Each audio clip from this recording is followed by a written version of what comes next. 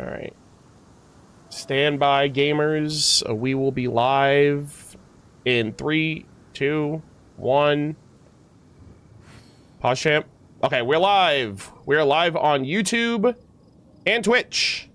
Gamers, we are going to be going through part 3 of Durin's Story Quest. Act 3, rather. And once we finish Act 3, we will also be starting the Lunar Arcana lore reading, which I'm kind of behind on by about 3 months or 2 patches.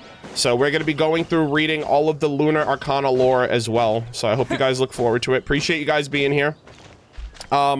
Really quick, I'm going to send out my links and notifications so people know that I'm live. And while I still remember, I also posted my final Saurian World Quest video on YouTube. The farewell video of our Tapetlosaur companion, Bibu. I posted that this morning. And with that, I believe 5.5 is finished.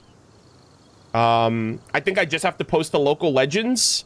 And next week is going to be paralogism. How apropos, given where we are right now with Durin and everything that's been developing in Nodcry. So next week is going to be 5.6.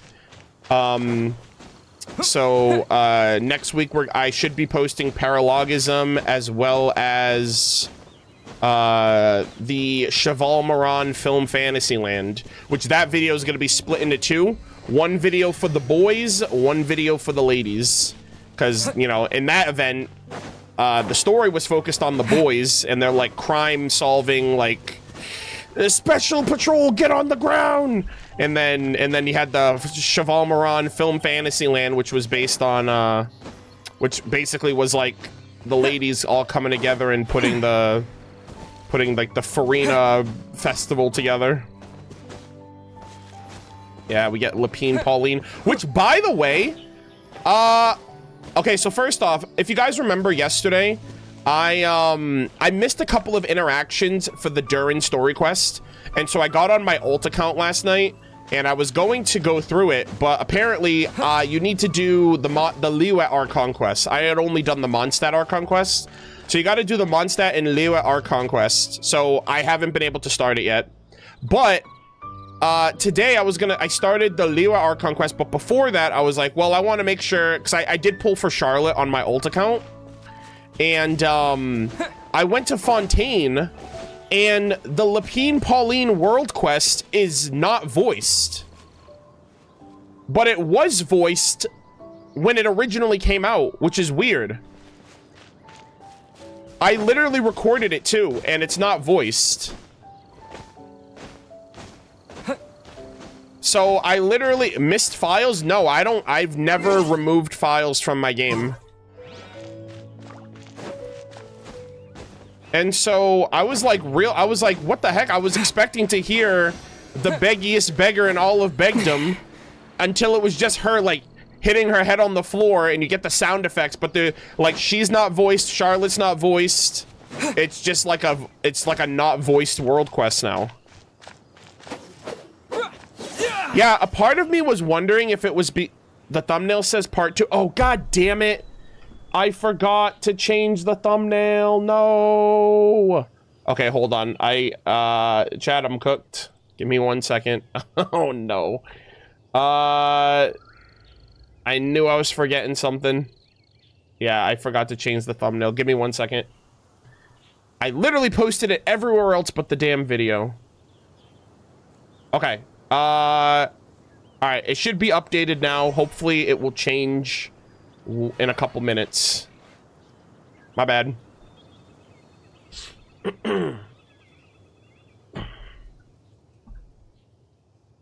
Thank you, YouTube, for reminding me. I literally, it's my first time streaming. I saw it unvoiced in other people's playthrough, also mine on my second account. I think when the event ends, it took out the VO. I thought that too, actually.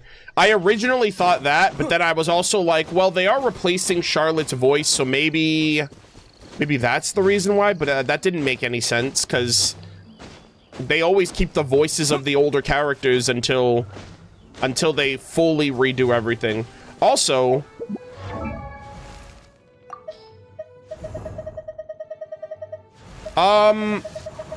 do you guys know if Hoyoverse mentioned if they're going to retroactively replace all of Sucrose's voice lines?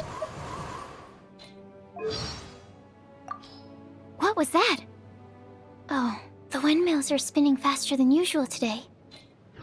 I know that they said they were going to do that for Paimon.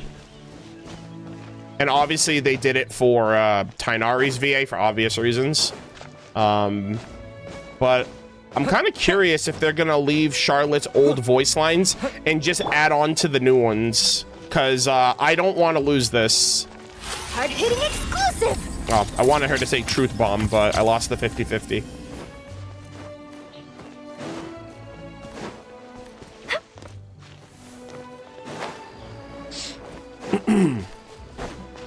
So, I wouldn't mind if they have like a hybrid thing going on, where it's the old voice and the new voice, like, shared among the character.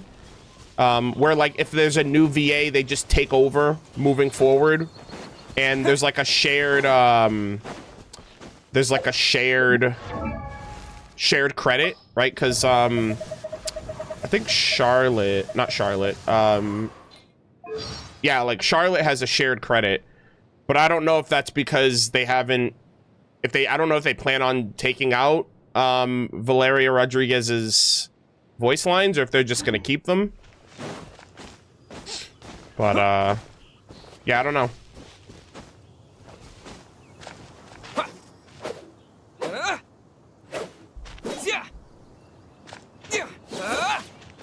We still don't have Pyro Traveler voice lines. Yeah, that's crazy, too. It's weird because, like, I'm wondering what the priority is for stuff like that. Because, like, Aether and Lumine, like, Zach and Sarah are voicing their characters again. So it's so weird how, like, unless they're just like, hey, we'll like, right now the priority is the current stuff, and when we have time, we'll do the older stuff. But they've been in the booth multiple times since then. So I'm just surprised that, like, and, like, obviously Koi is voiced in Nodcry, but he hasn't done voice lines yet for, or rather, the voice lines haven't been implemented retroactively for Paralogism. So it's just weird, because I figured, like, oh, if they get back in the booth, they're gonna clean up and pick up all the stuff that they haven't done yet. So, I don't know. That is also a little weird.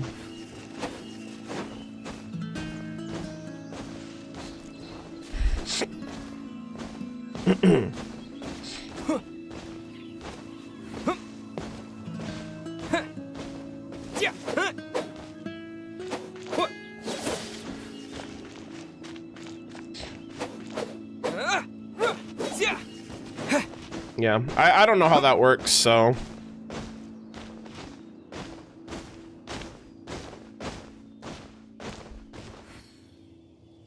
They also added voice lines in the Archon quest, but not the cutscene. I wonder how that works. Has there ever been a cutscene that wasn't voiced and then it was voiced? I'm trying to remember.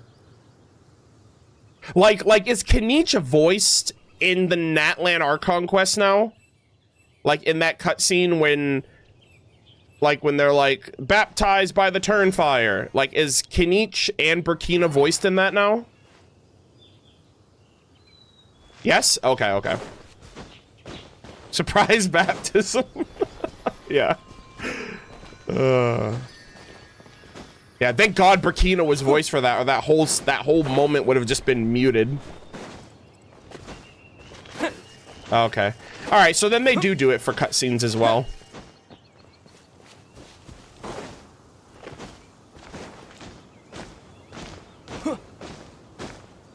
They are also recording stuff for at least 3 months ahead. Probably not, maybe not enough time. Yeah, I'm just curious about that, because I'm like, if they're, I mean, obviously they didn't voice before because they weren't present, but now that they're back in the studio doing recordings for present stuff, it kind of makes you wonder, like, oh, like, I'm surprised. Because I think of how quickly they replaced Tighnari. Granted, completely different situation with that guy. And so, They replaced all of Tainari's voice lines in like one patch, which was crazy. Like his quest, the Archon quest, his voice lines, they did it all in like a single patch, which is crazy. From the moment they announced the replacement to when it was implemented.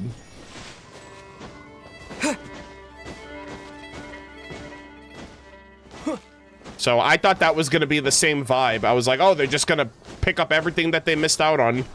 Because, I mean, Aether doesn't have that many voice lines. Like, he was voiced in the Natlan Archon quest briefly. Voiced in Paralogism. I don't know if he was voiced in Paralogism. Maybe he had, like, a sound, like efforts. Like, voice efforts. And then, obviously, his Pyro Traveler quotes.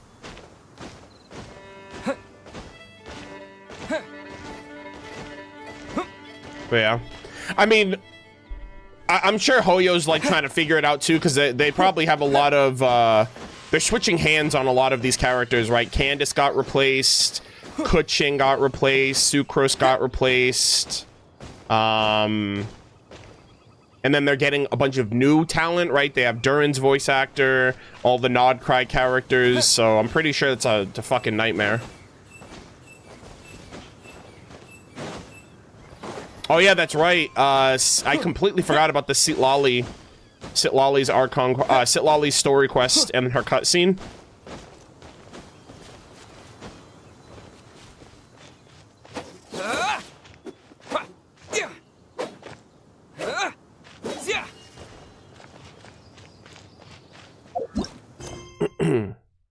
Fate Accursed Wiles. Rendezvous with Durin. I wonder if we're going to Dragonspine next. He's back in Mondstadt. Or, yeah, he's back in the city, so. So we went to the Church of Favonius. Well, not the church. We went to the Knights of Favonius library. And then we went to the Witches Hangout spot. And so I wonder, I'm assuming that one of these next three is going to be Dragonspine.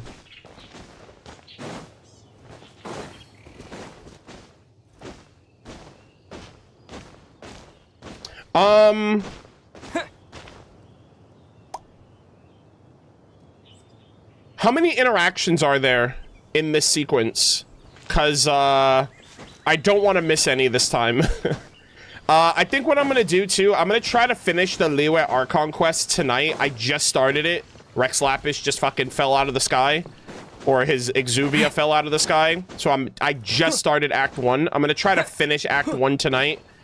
And, like, I'm basically going to try to binge all of it. And I'm taking pictures, too, so that's going to be fun. But, I'm going to binge all of it. And then I am going to try to start part 1 of... I really hope it's just the Archon quest I need to do and nothing else to quick start it. But I'm going to try to do that later. Are you skipping dialogue or reading it? I'm skipping, obviously. I already did it. I mean, there's some stuff that I'm looking at. Like one guy was like, oh, the Rex Lapis is the oldest among the 7 Archons. I was like, oh, that's interesting. I mean, I already knew that, but it's cool to just see certain things retroactively. Not my streamer. I already did it, though. What do you mean?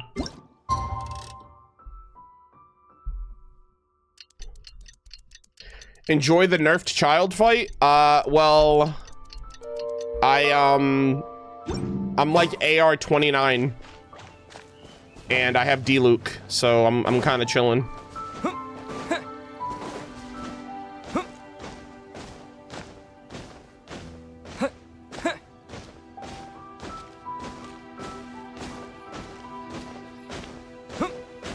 Yeah, I'm really annoyed too, actually, because they don't have the focus experience activated for earlier quests.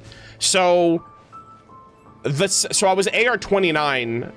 I was AR 29 when I started Liyue, And the second the Liyue Archon quest cutscene ended, like the starting sequence ended with Paimon and Aether walking into Liyue, the quest was immediately blocked by Sing Cho's quest.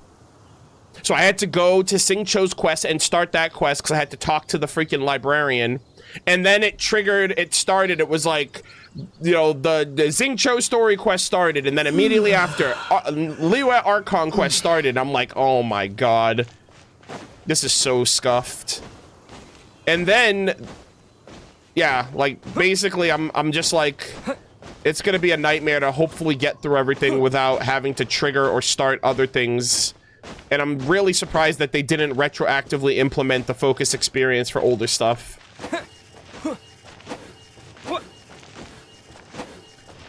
Do you think Dottori is trying to become the Heavenly Principles? I have no idea what Dottori's trying to be like a moon man. He's trying to, like, seize the control.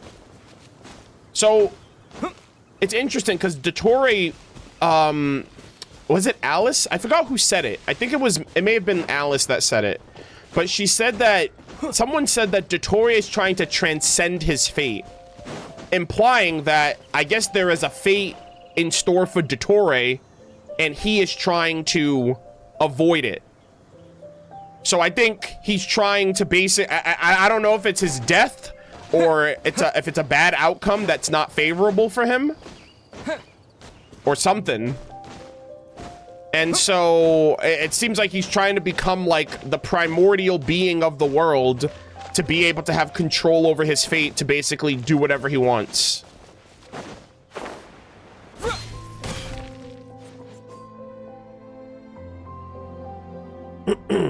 Kind of based. Yeah, so, and he was like, you know, stubborn world, don't try to control me, or whatever. So, he's like, I do not like being told what to do by anyone, even the forces that be. So much so that I am going to become the forces that be. So I wouldn't be surprised if that's what, if it's related to something like that.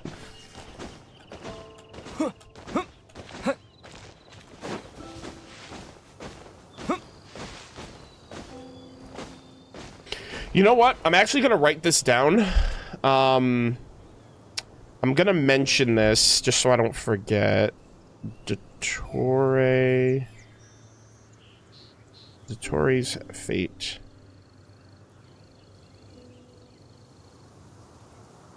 Hello again.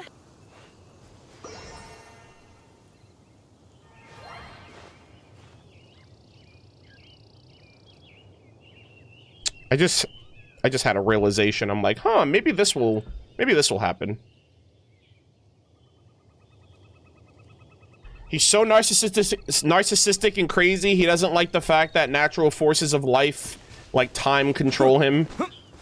Yeah. Oh, well, yeah, that's the thing, too. Like, his segments are defying time by perceiving all facets of it across his life. It's a very interesting, very interesting. All right.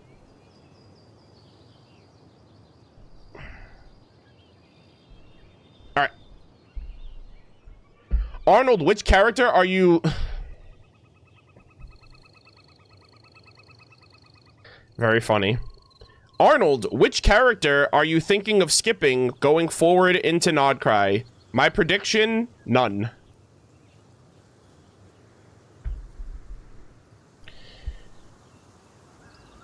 Yeah, maybe I should stop reading YouTube comments. How about that? How about I be funny for once, okay? How about that? I'm kidding. Yeah, I mean, it's, yeah, you know, the joke's on me. I'm gonna look at all of my past pre-Nodcry videos where I was like, yeah, guys, who are you pulling for? Who are you skipping? And I was like, I'm gonna probably pull for this one, and skip this one. I'm like, yeah. Previous Arnold thought he knew what he was talking about. But then Nodcry's just built different.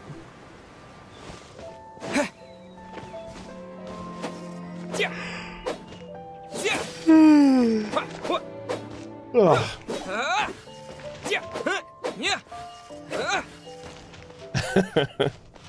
Yeah, actually, you know what's funny? I remember there was a tweet after the Nodcry trailer came out and we got all the characters. It was like one of those tweets like color in who you're pulling for, cross out who you're skipping. And I think I had Lauma, Nefer, and Yehoda as characters I was skipping. And I think I had like one or two as like a maybe, and then obviously I had like Flynn's as a definitive, and stuff like that. So, how the turntables.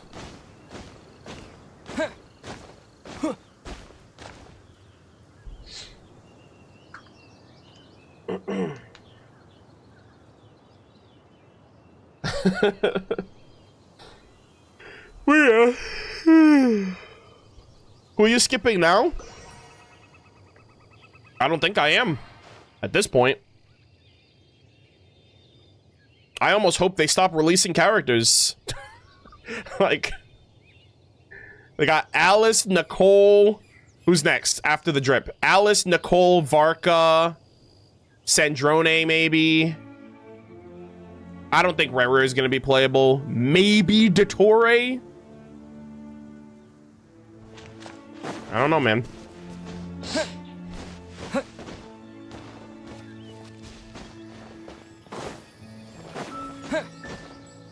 So I'm like, I don't see myself skipping any of them. You got two Harbingers, an Angel, the leader of the Hexenzirkel. Like, I'm cooked.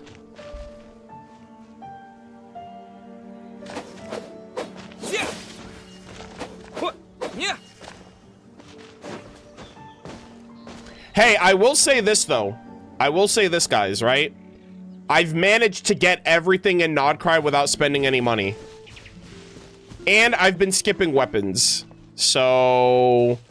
I've been chilling so far. I've basically made it, I think, as far as I can without spending money, and now I'm like, I'm probably gonna end up spending money now. So for everyone that's like... yeah, Java, I see you. You're like, our reformed, so much for our reformed whale. I haven't spent any money in Nodcry. I'm chilling. I already got Durin of Friendship 6. Thank God for double Friendship XP. I did use a little bit of my, fragile resin, though. I had to use a little bit of that. So I'm down to 302. I know. It's like only 302. Yes, only 302 compared to how much I used to have.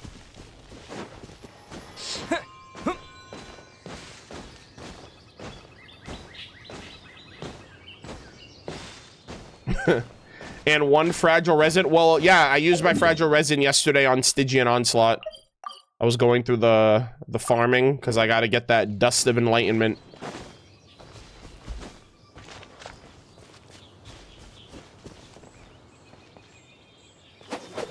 Oh, you said you have one fragile resin. Oh, I thought you said I had one condensed. I was talking about I have one condensed resin. So that's what I was confused about. Never mind.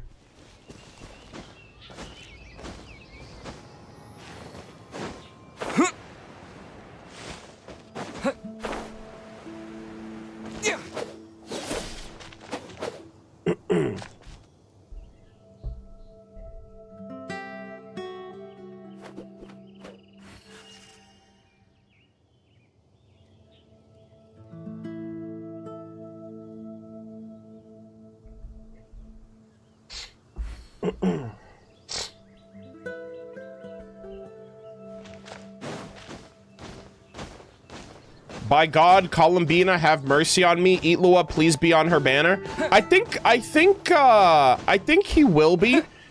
Because here's the thing. If we're getting Lunar Crystallize, I assume Bina is going to be able to interact with Eatlua. I mean, I know... So how does... Really quick. So does the Lunar reaction work if one of the characters has to have a moon wheel, right? So will Columbina be able to trigger Lunar Crystallize if she has a moon wheel and Eatlua has a vision? Is that how it works? Or does the Geo character have to have the vision? I'm sorry, or does the Geo character have to have the moon wheel? I think it's one of the two characters.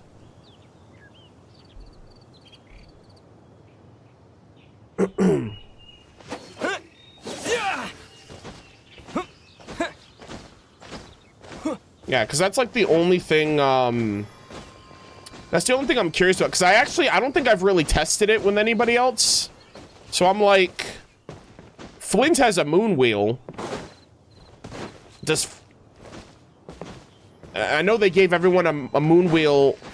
Oh, I guess they gave Ino for the, everyone got a free Ino, but she doesn't have a moon wheel. She has a vision. Oh, no, I guess that does work then, because Flint has the moon wheel, Ino has the vision, but he and her triggered the lunar reaction together.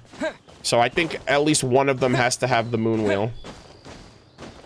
So that's basically what I'm getting at. I assume because she's Hydro, she can trigger, like, the Hydro Crystallize with Itlua for the whatever the lunar crystallize reaction might be, I assume.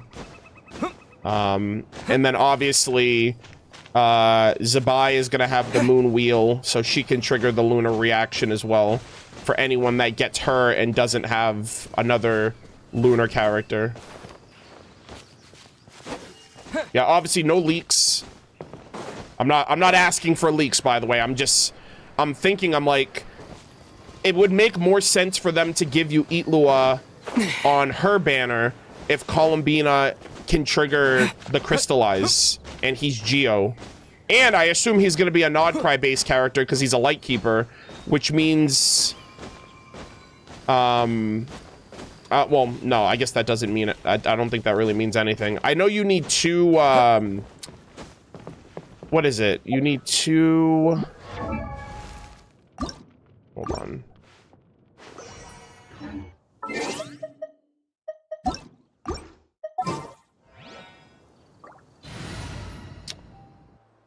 Team bonus.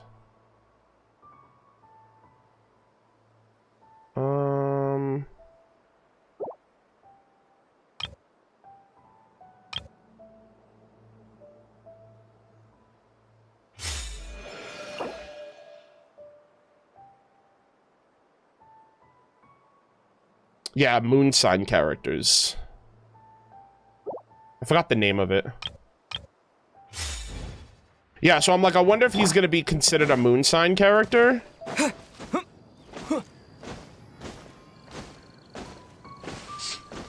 Because he's, you know, he's from Nodcry.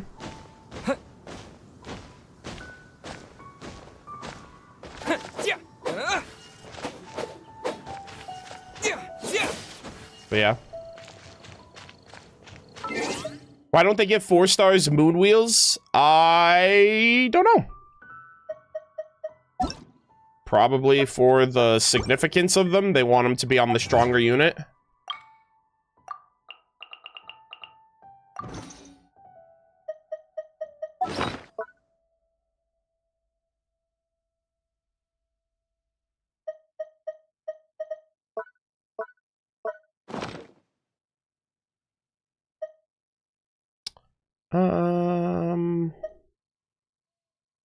Okay. All right, chat. We're gonna run the 3-minute ad, and then we are going to start. I just have to use the restroom really quick.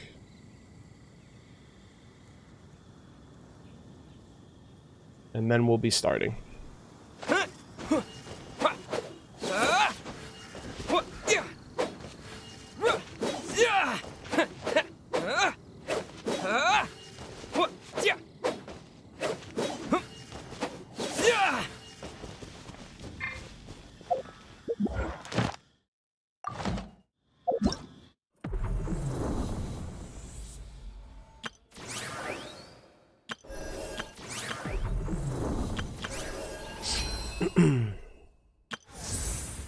Oh, really quick, who are you guys going for the next 5-star constellation?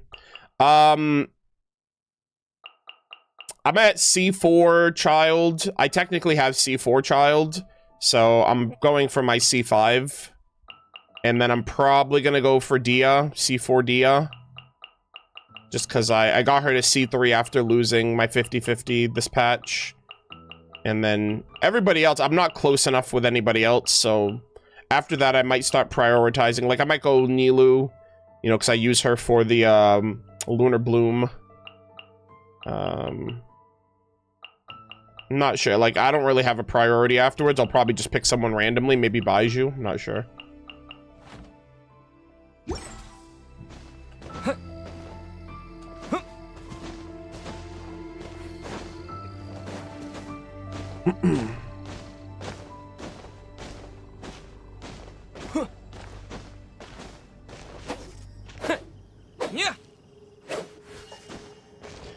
I'm waiting to see Lunar Arcana 2. The lore of those cards is pretty wild. Yeah, I'm excited. I haven't seen any of the lore on it, so we're gonna go through all of it. I'm gonna go through the 3 that I have in my game, and then we're gonna read the rest of them. Just because I'm not waiting 2 years to read all that lore. I'm already 3 months behind. So we're gonna read them as soon as possible.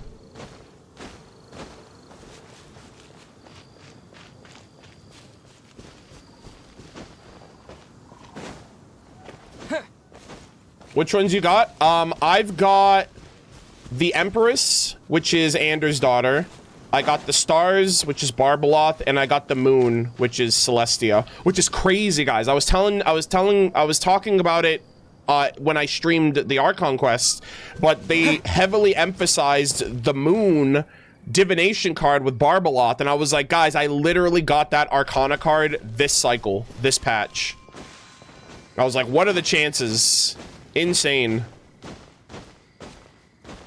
So, I thought that was pretty cool.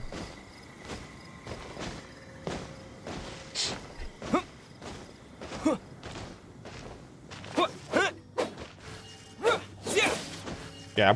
I think my first option, so the first card I got was Anders' daughter, which I thought was super appropriate. I was like, oh my god, what are the chances?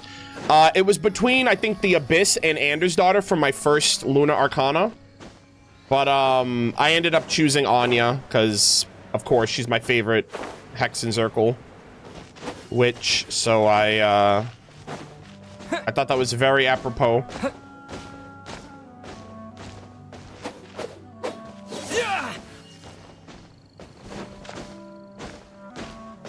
How do I get your Discord link, since I saw people talking about your Discord? My Discord is not public, it's private. It's for basically anyone that becomes a Twitch sub or a YouTube channel member. But my server is not public. No offense, I don't want thousands of people coming and going as they please. I wouldn't be able to keep up with it. So yeah, it's just a perk for people who are already intending to sub. Along with, like, the emotes and stuff like that.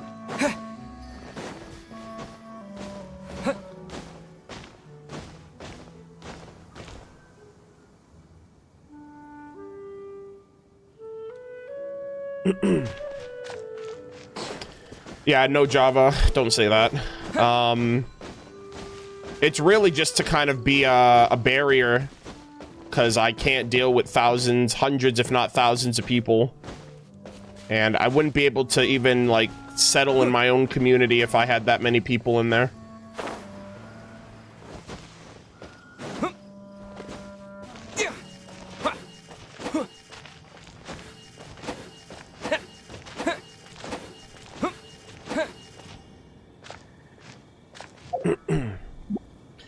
Alright, gamers. I still have to use the restroom, so give me a second, and I will be right back.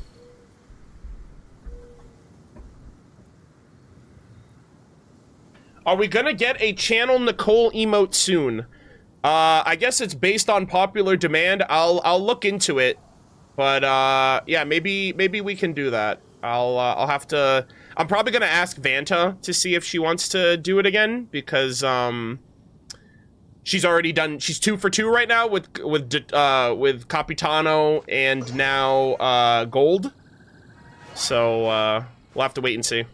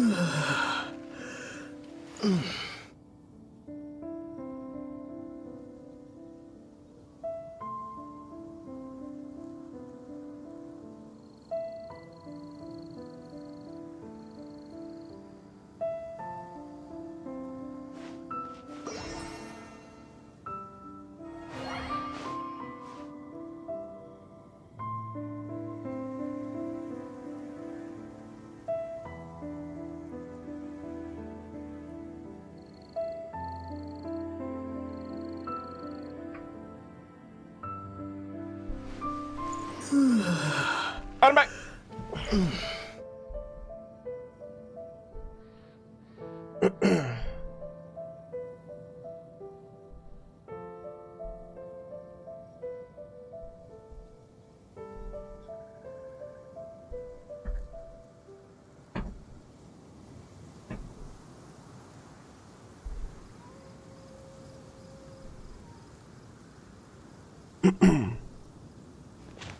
What Dotoko do you think is the cutest? I mean, that's like a completely biased take. It's like, which Hexenzirkel do you like the most? No, I really like Anya's. I think I like Anya's color scheme the most, actually. It's not, like, deep blue like Barbeloth. I love the green teal, like, almost Mondstadt-themed color for her. And it's just like a big, nice... It's like a nice big hat. It's not like a mage's hat like Alice's, so... I don't know. I also like the gradient of her tail, too. But, I like Nicole's as well, though. I don't know. I'd have to see all of them next to each other. Because I'm mixing and matching. I'm like, I mean, the Dotoko model itself looks the same, so you're pretty much like, okay, which Hexenzirkel aesthetic do you like with the Dotoko model? You know, because the Dotoko themselves are all similar.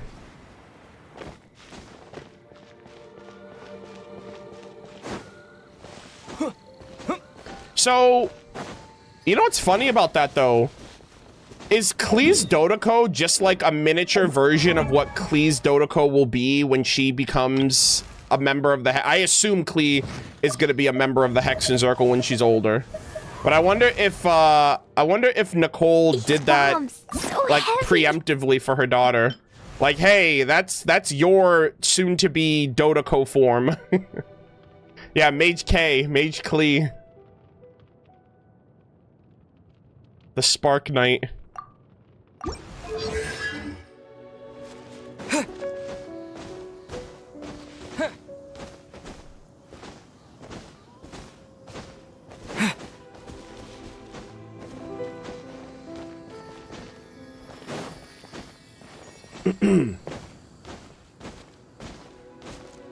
Yeah, the Spark Witch. Yeah, the Sparky Witch.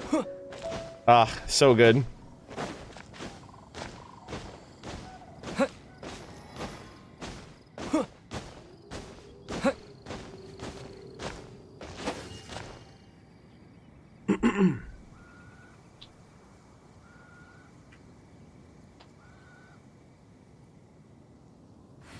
No, I haven't seen any cutscenes on YouTube yet. I was actually told not to go on YouTube because, I think they spoiled something for this quest, so I haven't seen anything on YouTube yet. But yeah, someone asked if I saw the Dottori cutscene on YouTube, and I'm like, nope. I'm trying to stay away from that.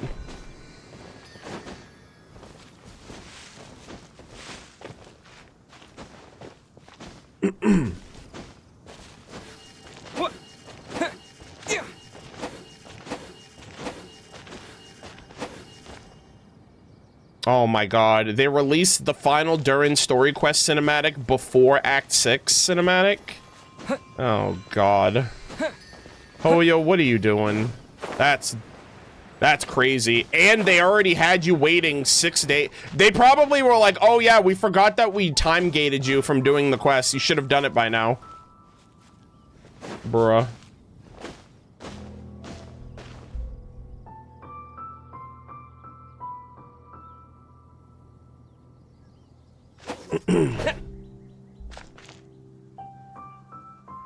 In the actual cutscene uploaded, they removed the model. Well, it was probably an inconsistency.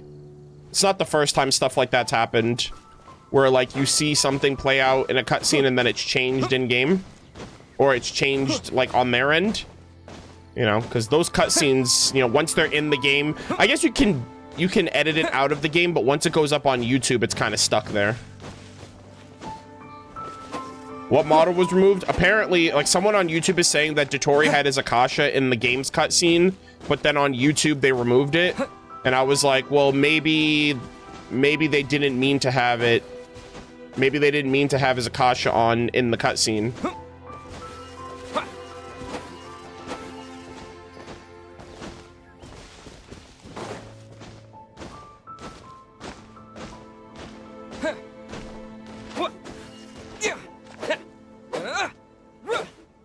Yeah, that's what they're saying. I don't know. I can't verify that. I wasn't... Last thing, I wasn't paying attention to it, and I've only seen that cutscene once, so I can't verify.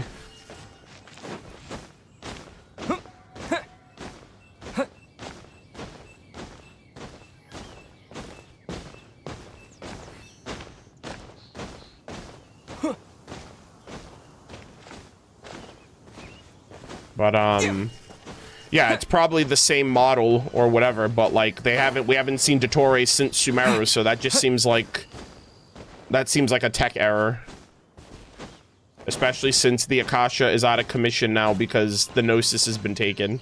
And he's also not even in Sumeru, so it also doesn't make sense.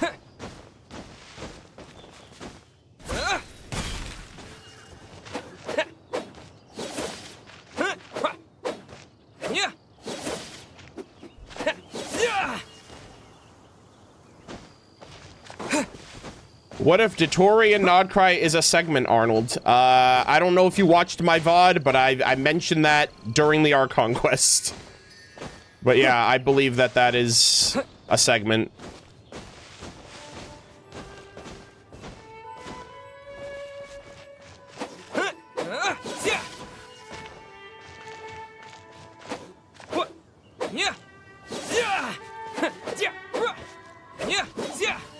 What's the true Dottori doing right now?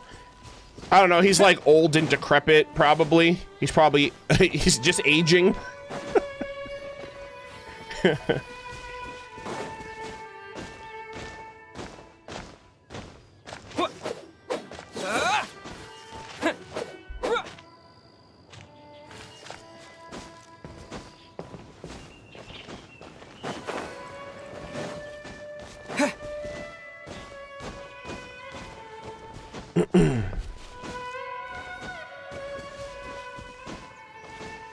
Yeah, I expect true Dottori to be like super old.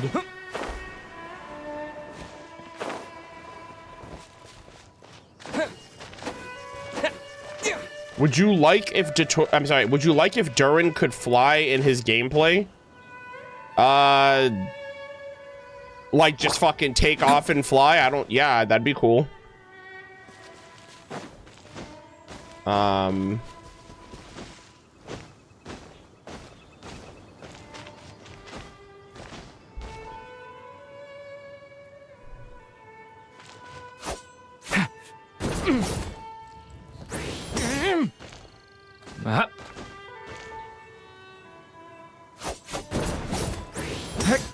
Is Rhine-Daughter evil?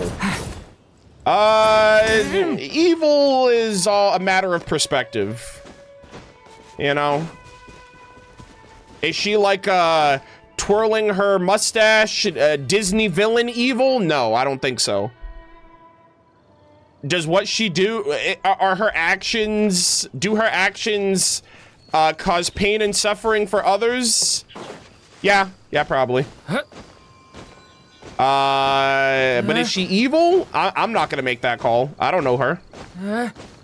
I just know the beings that she created. I don't really know Rhine-Daughter. So it's complicated.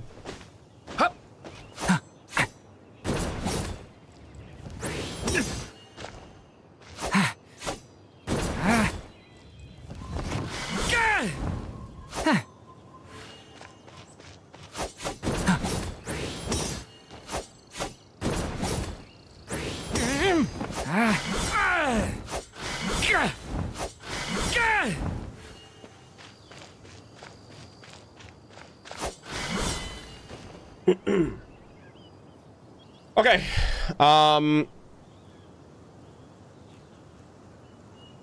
Okay.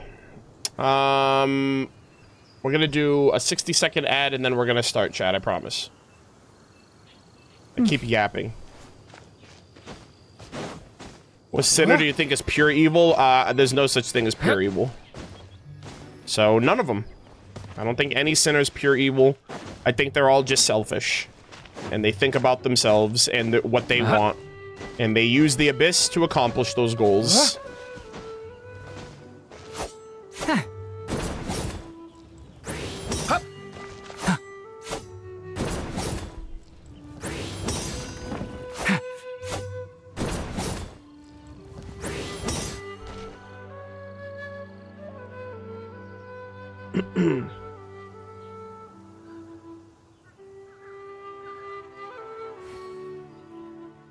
Yeah, I don't think the Abyss is evil either. It's like a force of...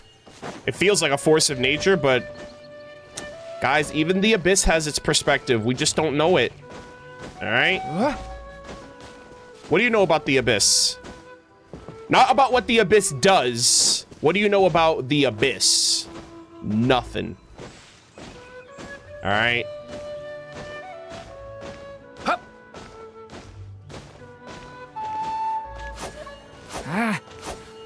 It's purple? True.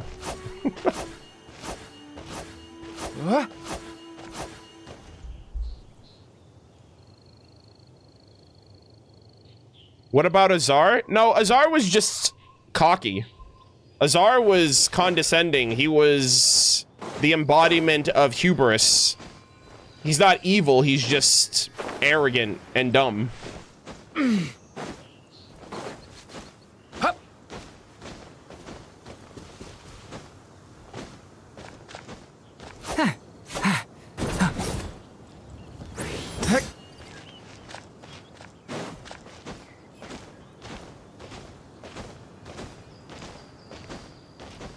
All right, gamers. How does everything look? How does everything sound? Let me know. I gotta record right now. All right, we are now recording. Damn, I've been live for an hour already. Jesus.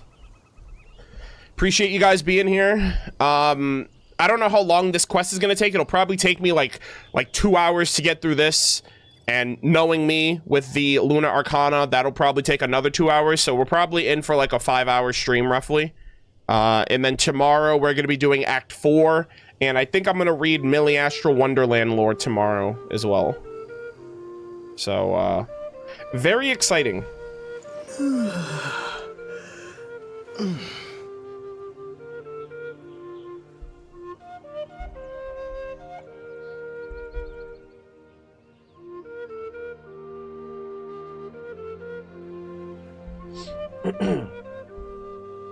Alright. Alright, say hi to the VOD Watchers chat. We're starting.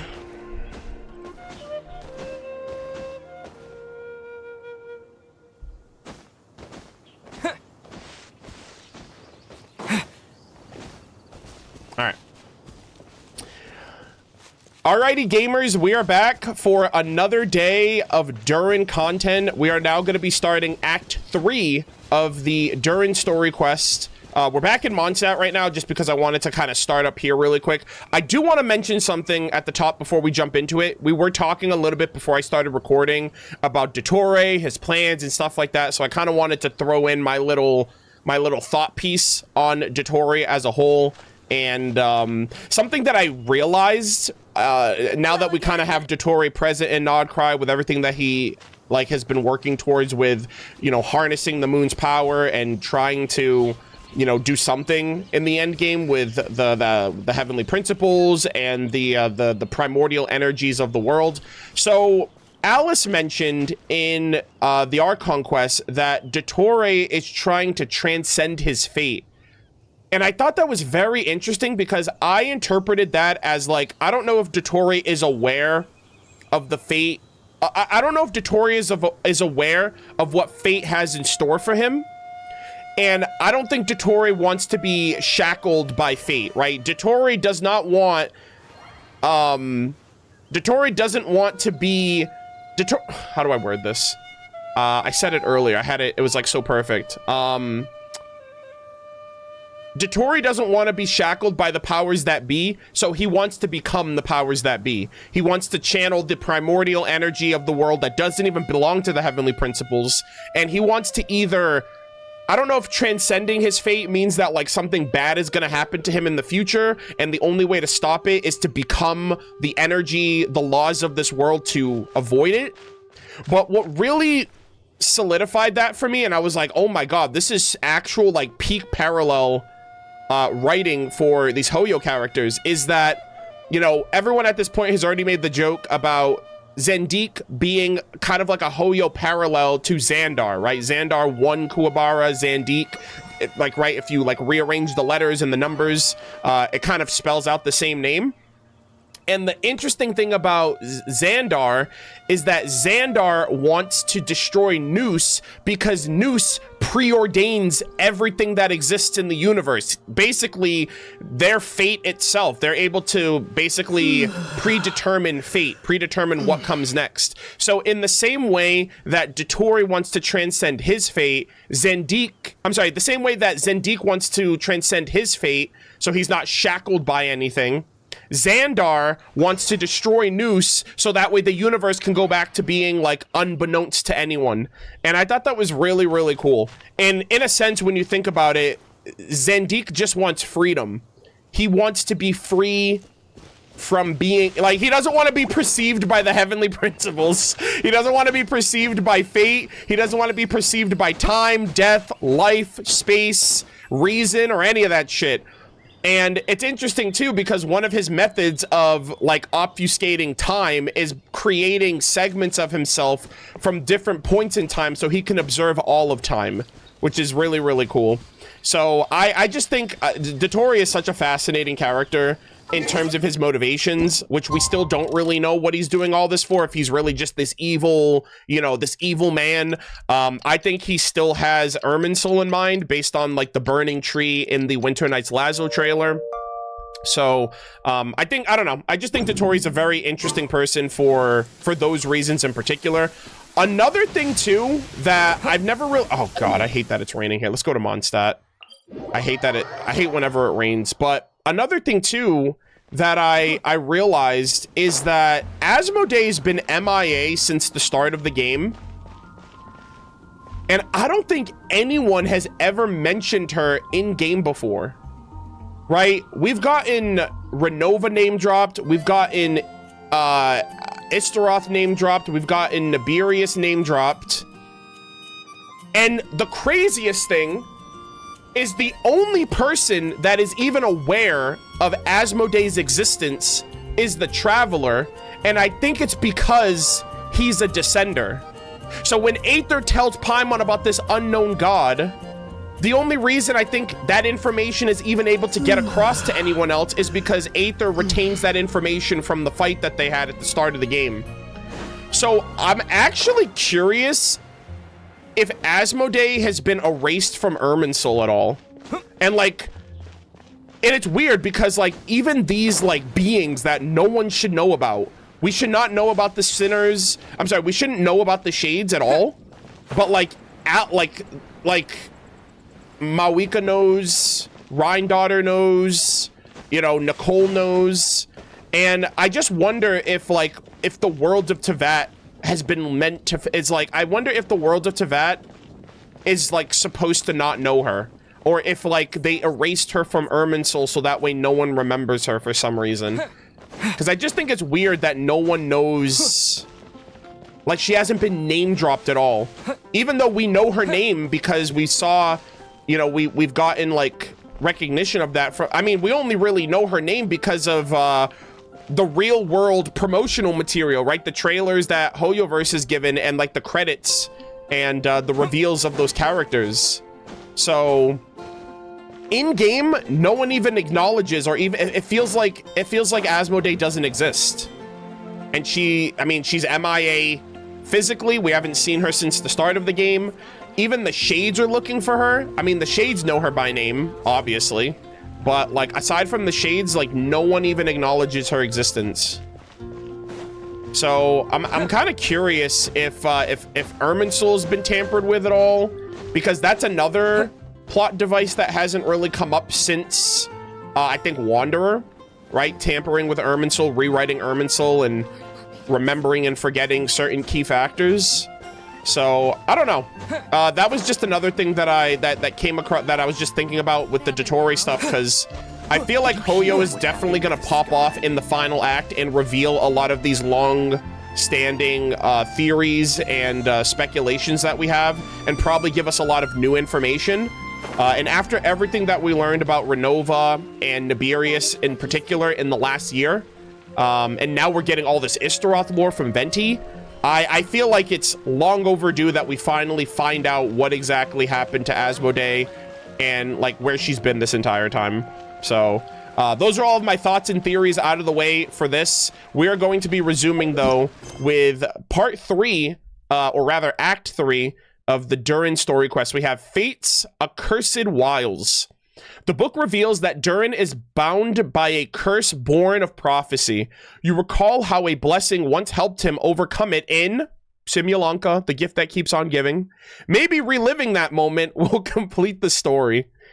Guys, I'm so glad that we just get to actively just talk about Simulanka now. Oh my god, Fischl!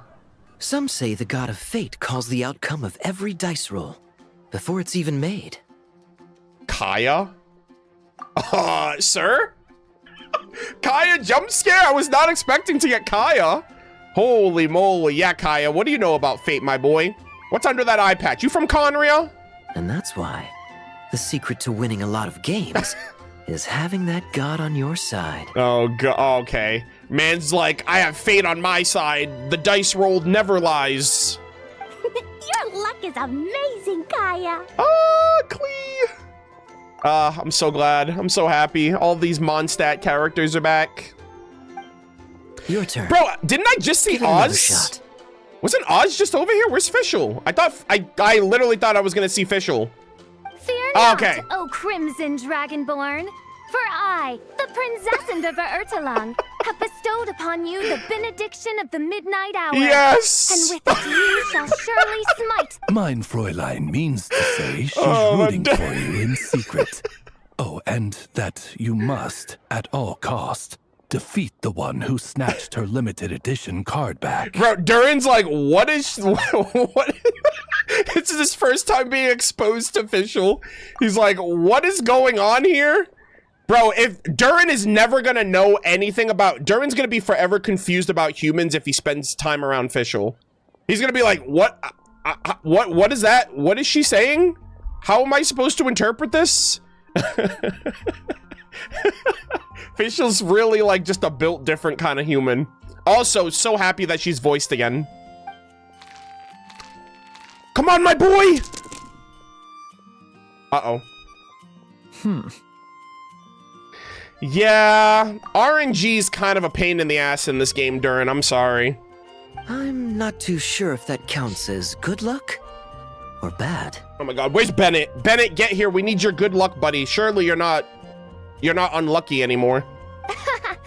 Tis not but the perfidious machinations of fate. Yeah, Fischl's like, this is bullshit. Fate's freaking working against you, my boy. Also, Fischl's just gonna low-key drop all... Diona! Hey, everyone! Diano! Guys, I saw Diano. Mr. Honorary Knight and Paimon! You back! Guys, this is literally Simulanka 2.0. Everyone who was in Simulanka is here. Kaya was there, Fischl was there, Klee was there. Obviously us, Durin. It's good to see you, Honorary Knight. Mein Fräulein is quite invested in the outcome of this match, so please allow me to extend greetings on her behalf. Yeah. One of the funniest moments that I remember from Genshin in the past, and it relates to this, is the TCG World Quest that we did. And Fischl's just yapping in the other room, and it's muffled. I feel like the muffled voice acting of that scene was so funny. It's just Fischl just yapping in a room by herself. Of course. But if you're out playing cards, how come you're not over at the Cat's Tail? Yeah, Diona's right there. Oh, the minions from his trailer. Oh my god. Yeah, he was like, man, even taking a nap can be dangerous. That black cat didn't like me sleeping in his chair, and his minions let me know about it. Yeah, I think he's afraid of the cats. Prince was not happy. There's something about our horned friend over there that seems to frighten off little animals. Aw. Could be because he used to be a dragon. Oh, are they scared of him, or is he scared of that? Maybe they're scared of each other. Normally, the animals just steer clear of him, but in the close confines of the cat's tail. Let's just say, the feline residents probably consider it their turf. Yeah. And we all know how dangerous a cornered cat can be. Yep, so Durin got scratched. Oh my god, guys. This is literally the events that he wrote about in his letter. I just wanted to borrow one of their nests for a nap. Aw. One of their nests? Wait, you mean a cat sofa? That is so cool. They literally talked about that. So, the letter... Oh my gosh, chat. I wonder if he writes the letter at the end of his story quest. Because I just realized, I was like, this was a moment that he wrote about in the letter, which means this already happened by the time he's writing that letter in the library. So I wonder if he writes this letter before or after his story quest. That's really cool. I didn't realize that was like a prequel of events. Yeah, it's more comfortable for me. I can stretch out just the way I like. But it turns out the black cat and his minions are quite territorial. Yeah. Luckily, Miss Diona helped smooth things over, and they finally agreed to let me use one. But, I only get to use it after dark. Damn, tough luck, huh? Oh, Diona stepped in! You know, underneath it all, she really does like helping people. Yeah, I love her. The more likely reason is because Durin won't touch a drop of alcohol. Yep. As far as Diona's concerned, that pretty much makes them two peas in a pod. It's a shame, really, considering everything Mondstadt has to offer in that regard. Yeah. He was like, yeah, that was also in his trailer. He was like, another thing is socializing, and alcohol is an important part of socializing. So it seems like did he already go through all of, he's already gone through all those moments. So I wonder if he wrote his letter already, or if he didn't write it yet. Huh. Hello, Diona. Mondstadt's alcoholic drinks are a bit too much for me to handle right now. Yeah. But maybe someday. God, I love this story quest. This is so cinema.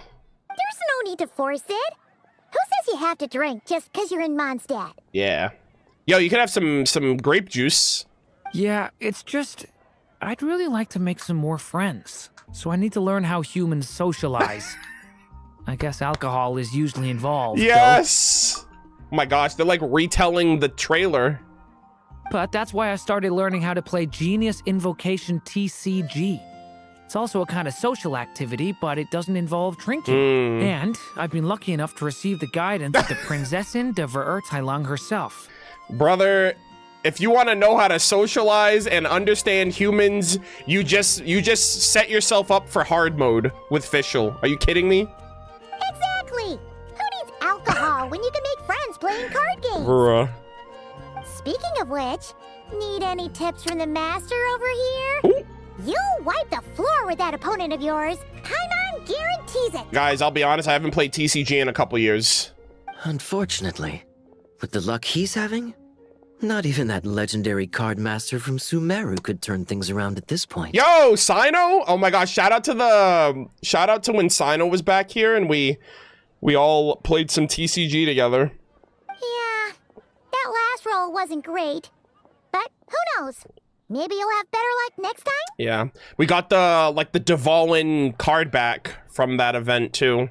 He keeps getting the exact same roll over and over. This is the third time already. Oh my god, that is scary. Seriously? That seems like a very unlikely coincidence.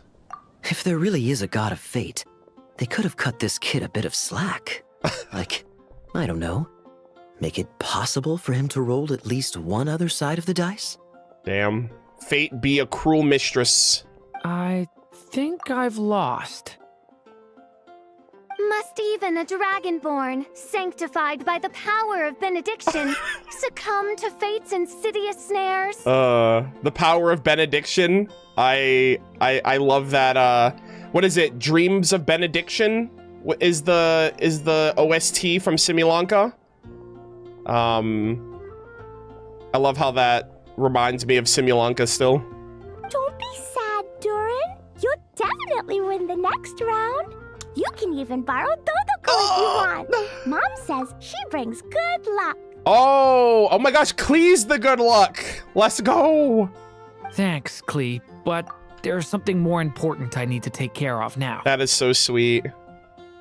Oh, okay. So, the book's given us another hint, right? Yep, and I think I've guessed where we're headed this time.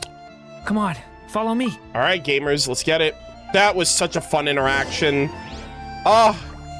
Everybody, you know what? I'm gonna cop a squat right here. I'm gonna get a picture with the gang. Oh, this is awesome. Oz is here too. You'll love to see it. Cinema. Not every day you're back in Mondstadt, huh? Care to grab a drink if you're free? Oh, okay, so I can talk to everybody. Mr. Honorary Knight and Durin, are you heading off in a big adventure? but Master Jean said I can't leave the city today. Promise me you'll tell me all about it when you get back, okay? Of course, always. Klee, you're so adorable, it hurts. So be it. Such are fate's accursed wiles. Chat, she said the thing. Guys, Fischl knows something. Fischl knows the story, man. Fischl knows the script. Fischl knows everything, bro. She's been spitting facts since day one, and we've all just been, like, writing her off as this over-eccentric, like, actor character. Brother, she said the thing. Fate's accursed wiles. She knows. Fischl is literally Elio. But in all seriousness, Fischl does, like, literally know everything. And you know what's crazy, too? If those stories that she read are from if those stories she's read is from Anders' daughter, and those stories are a reflection of, like, the real world or, like, real situations or real outcomes, then technically speaking, Fischl is basically being leaked information about the universe in a fairy tale form. Like, she's getting the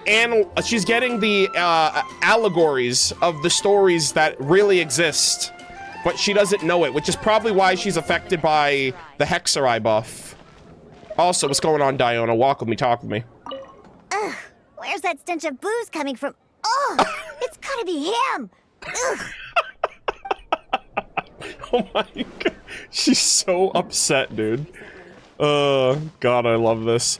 Alright, so is this the interaction, chat? Oh no, is there an interaction in the book? I assume there's an interaction in the book.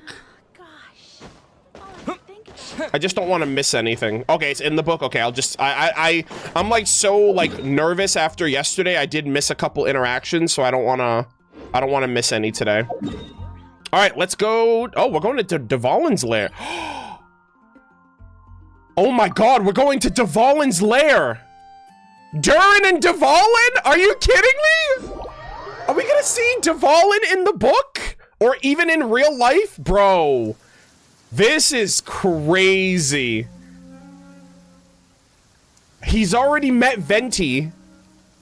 And bringing it back around to how it all started with Durin, Dvalin, and Venti fighting during the Cataclysm of Mondstadt.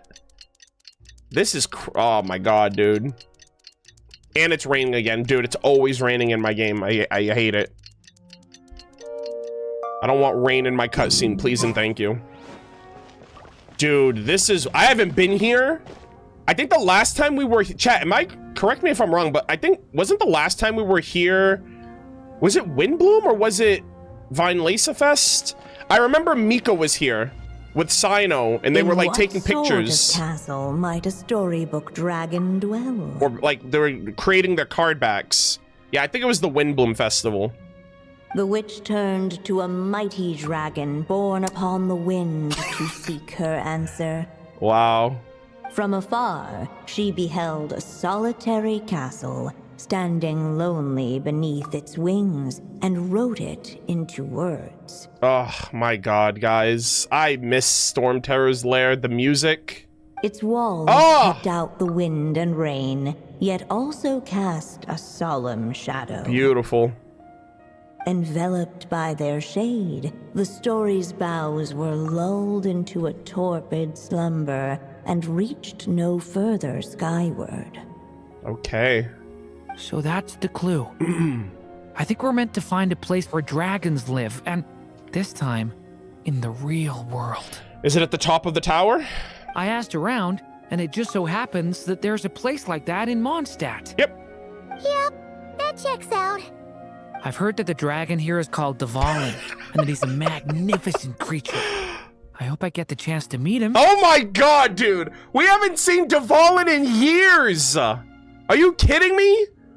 I think since the Golden Apple, when he's the one that sent us to the Golden Apple Archipelago?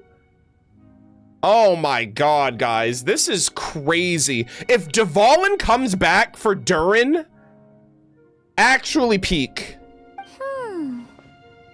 Wait a second. Do you think having the two of them meet is the best idea?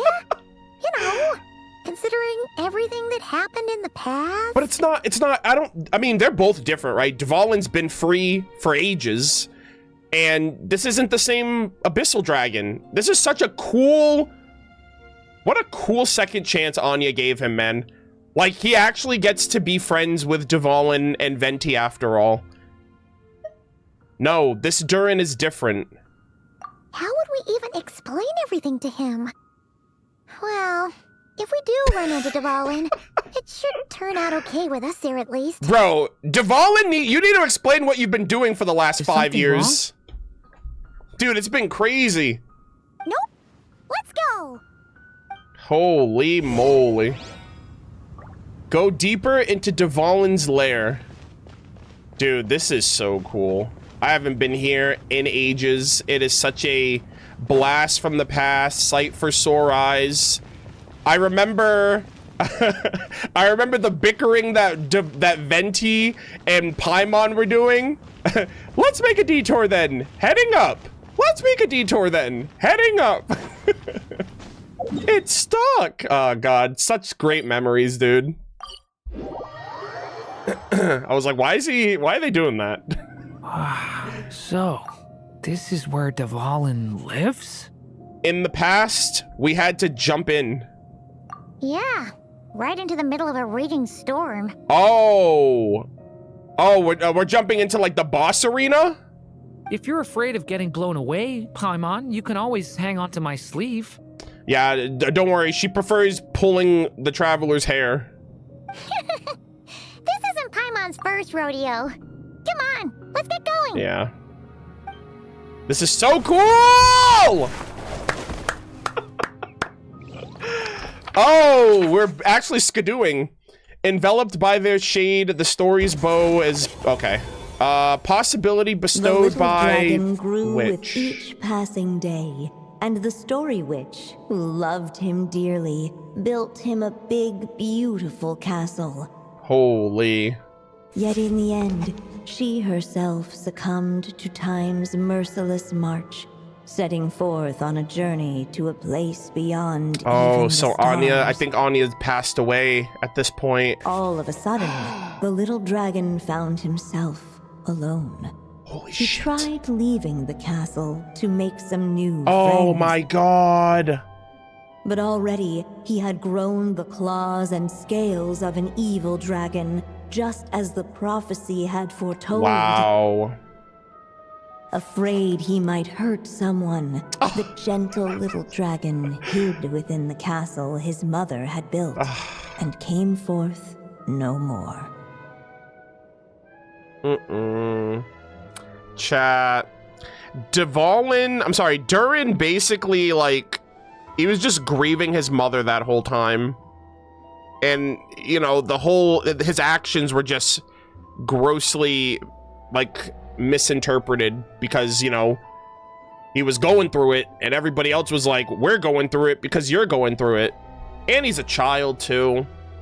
I love that illustration though, like the cute, wholesome mini Durin and the evil dragon.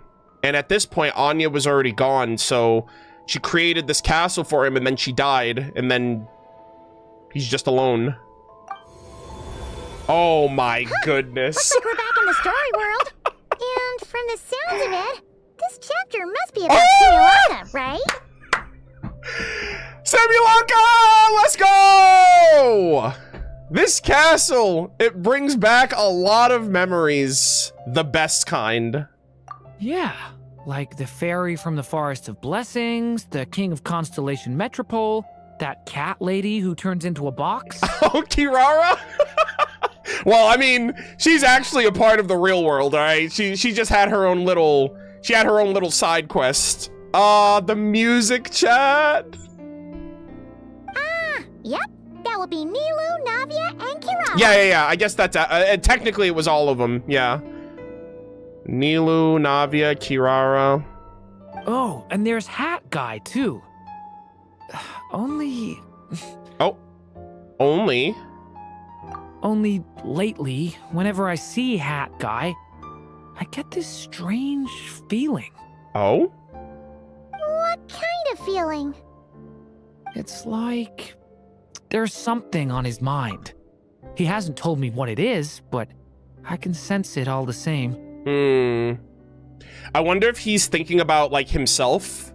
Like, all the things that Durin's going through, Wanderer has gone through, right? With his mother and his purpose and, you know, like the crazy transformation and growth that was for him, that was there for him, I assume? Well, he's always been kind of broody. I've noticed the same thing. Next time you get the chance, just ask him. I guess I should focus on fulfilling my mother's final wish for now, though. Yeah. He's also like, you know what I love about this, guys? You know what I really appreciate about this? I actually think this is an opportunity for Durin to help out Wanderer now. Because I think Dottori being around is like, it's like riling up Wanderer. Like it's making him anxious. It has the potential to like really set him off. And I feel like Durin going through this story will solidify himself as a character, and he'll be the friend that Wanderer needs if he like telescope pops I've seen off. magical tools like that before. We should get started It on should this come in chapter. handy. So, let's track My you gosh. down and free you from fate's curse once again. All right, that was a little weird. I guess I waited too long. I was like, what is that? I'm hearing other quotes. Hello? He said something about a telescope. But yeah, I think Wanderer might actually like go off the deep end and really just want to fucking kill Dottori so bad that he just has the potential to just go crazy. And I think this would be a cool opportunity for Durin to look out for and remind Wanderer of who he really is. In the same way that Wanderer did that for Durin. Like, hey, you're not the same evil dragon. You're your own person. Just, you know, keep marching towards the light and you'll be fine, you know? I like that Wanderer did that for Durin during the Archon quest, and I would love for Durin to return that back to him. But he has to obviously go through his own little journey with this story. So I really hope that's what happens. That day, a small band of adventurers suddenly arrived beneath the castle walls. They promised to help the little dragon cast off the curse of fate. Yet as they stood beneath the castle walls, it appeared they had no idea how to even begin. Thank you, Anya. I love Anya's narrations. This is so funny. Dude, this is so peak. Aesthetically, this place looks amazing. And again, it reminds me of Constellation Metropole, like the little castle. Hey, instead of making fun of us, how about giving us a hint? The little dragon had shut himself inside the tall tower at the castle's center. Anyone who wished to reach him must traverse the barriers that wall off his heart. For there is no other way. Yes. Looks like we're in for another long one. Oh, man. What's crazy, too, is that Wanderer was the key to reaching Durin in Simulanka. Like, he was the one that called out his name. Wanderer was the one that went into that memory of Anya and Barbeloth. So I'm like, I'm surprised that we're continuing this on without him. Or maybe we'll get a memory of that moment where he was like, call out your name, Durin. And like Durin came to realize, like he came to like his senses. Let me try something. Oh, do you have an idea? Oh. If that little dragon in the tower used to be me, then surely I'd know how he shuts people out better than anyone. Oh my gosh, I love this. It's the older Durin reaching out to his younger childhood self. Come on, follow me. I love stories like this, man. This is like I'm like such a sucker for stories like this. Where like you basically reconcile with your inner childhood. Ah, such a journey. Oh, look at this. Look at the skybox. All the blocks and toy blocks and all of that. God, I love this, man. I'm so glad that there's a permanent essence of Simulanka. It does not compare at all to the real deal, but I'm still glad that they did this at the very least. I appreciate that at least. A set of magical building blocks from Simulanka, said to change in mysterious ways when used with the magical telescope. Approach them to pick up these blocks, though you cannot carry them far. After picking up the blocks, hold the splice button to enter splicing mode. At that time, you can move the toy blocks to glowing connecting points. Is this similar to how it was in Simulanka? I feel like it might be. After placing the blocks onto the base in front of the magical telescope, you can observe them through the telescope to compare its relative size and positioning in space. Oh, interesting. Giant building blocks from Simulanka, also known as soaring toys for their remarkably bouncy tops. Jumping from the top launches you high in the air, making it perfect to reaching obstacles of high places. All right, guys, they really want me to say Simulanka. Oh, okay, damn. I went off the script. All right. Yeah, I remember this. This is cool. And then I think I put it there. Oh, hold on. Yeah, we'll snap that. And then we'll operate. Oh, that is cool. That block just got bigger. We can get past the obstacles ahead by using these blocks to jump upwards. I'm surprised they didn't have something like this in... I remember those blocks too, because you had to jump on them to get to like the other islands in the Broken Sea area. This is a really cool like afterthought puzzle mechanic. I'm surprised they didn't have this in Simulanka itself. Let's go. Oh my gosh, we're like in a toy maze. Oh, the blocks. The toy blocks, chat. Oh my god. Oh my god, it's getting dark. Ooh. Haley Charles. In my Simulanka rendition, not today, buddy. Leave it to me. God, this is so cool.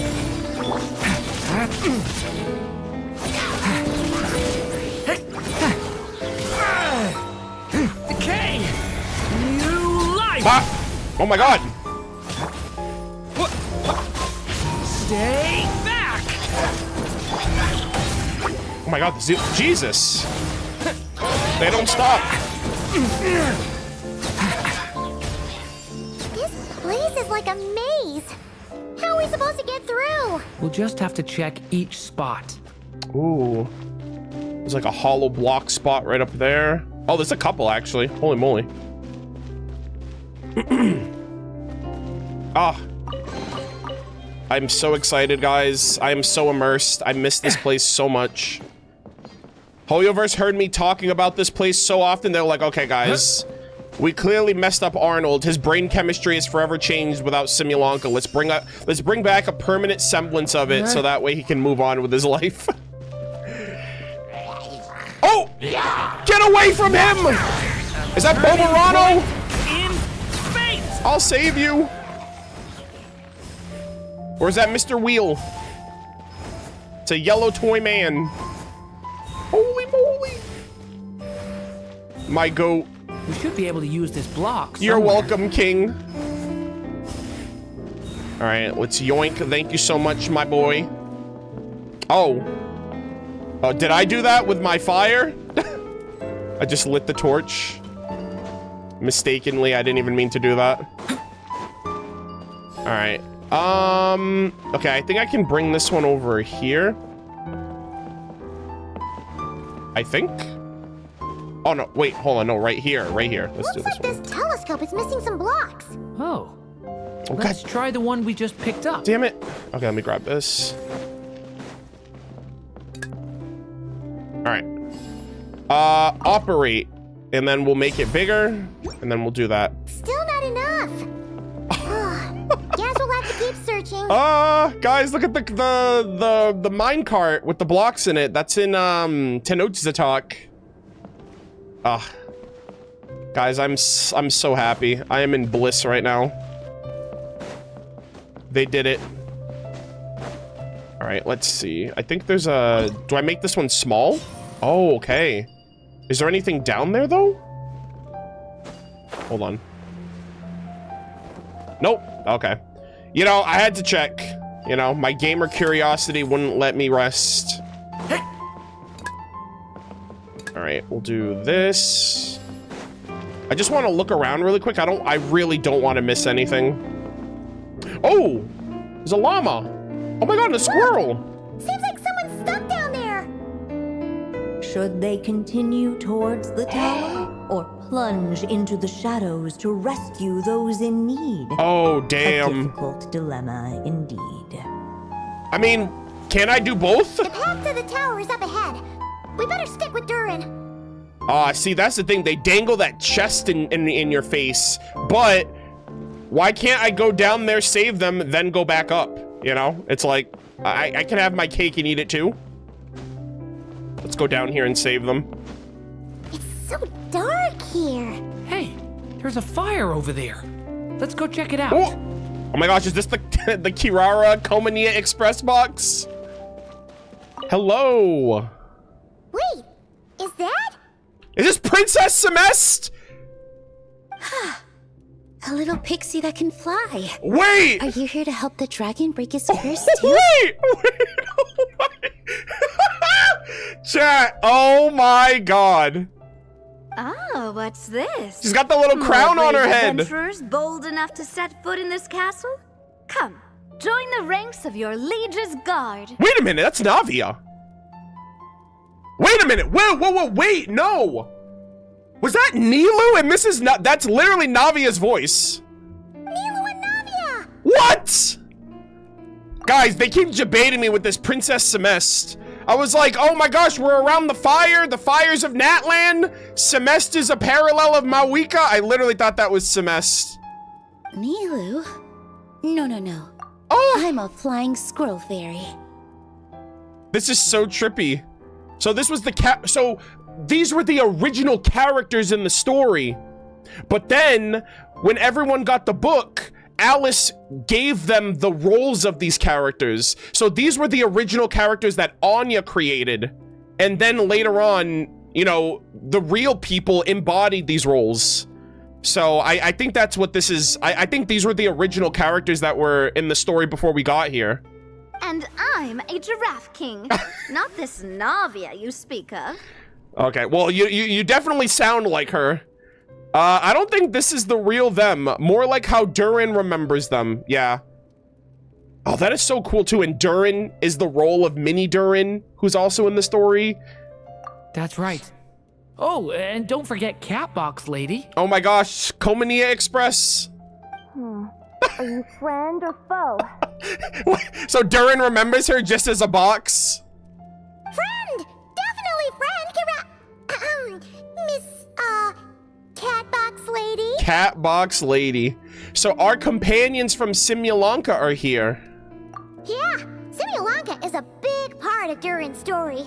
So, guess it's no surprise the people we were with there would make an appearance. Yeah. Simulanka was goated, guys.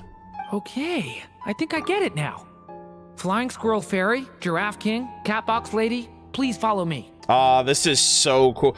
Is this the missable interaction? I cannot believe this is missable. The shadows cast from the high walls of the tower were manifestations of the dragon's loneliness, barring the path of any visitor who wished to be his friend. Wow.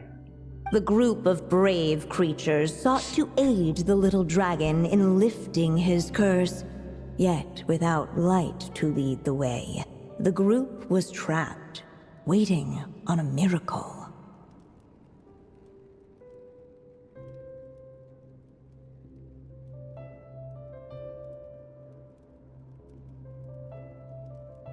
To mute.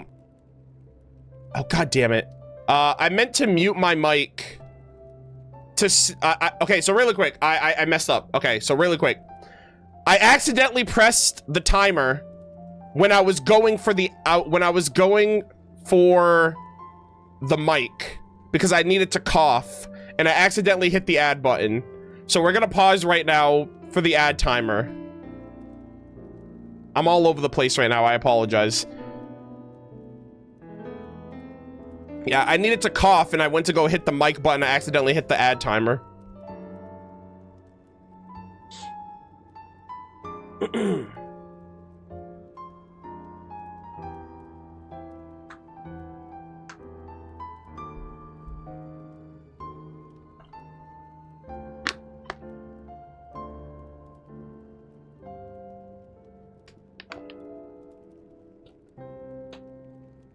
Hello again.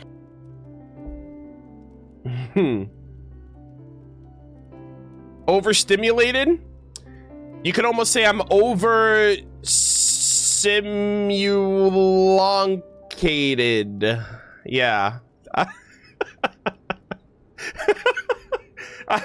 was like, I could do this. I can make this work. Also, I just want to say shout out to the editor. You guys haven't seen the edits that they've done yet for Notes to Talk, but there is they've implemented an on-screen reset every time I mention Simulanka. They're going to be going through it in this video. Like, when they get to the Durin Story Quest, they're cooked. And rightfully so. This is literally Simulanka incarnate. I said it like 3 times in this last sentence alone. So, I'm thinking about that too. I'm like, oh my god, I've been spreading it out here and there. Every so often I'll mention it during Nodcry, but like, this is egregious. This is next level ridiculous how often it's mentioned. Even the characters mention it. It's in the text, so I have to say it. So, yeah. The Simulanka compilation video, when it goes on YouTube, is gonna be crazy.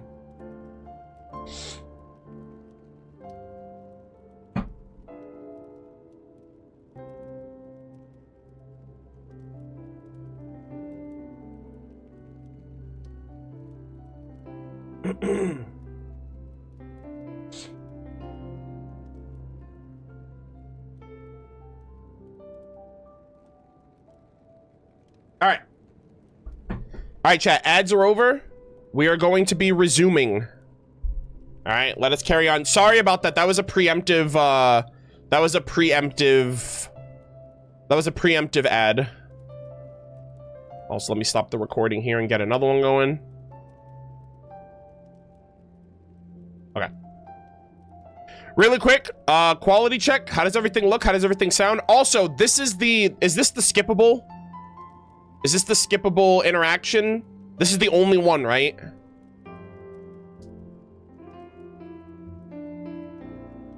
Or missable interaction, technically. Yes? Okay, okay.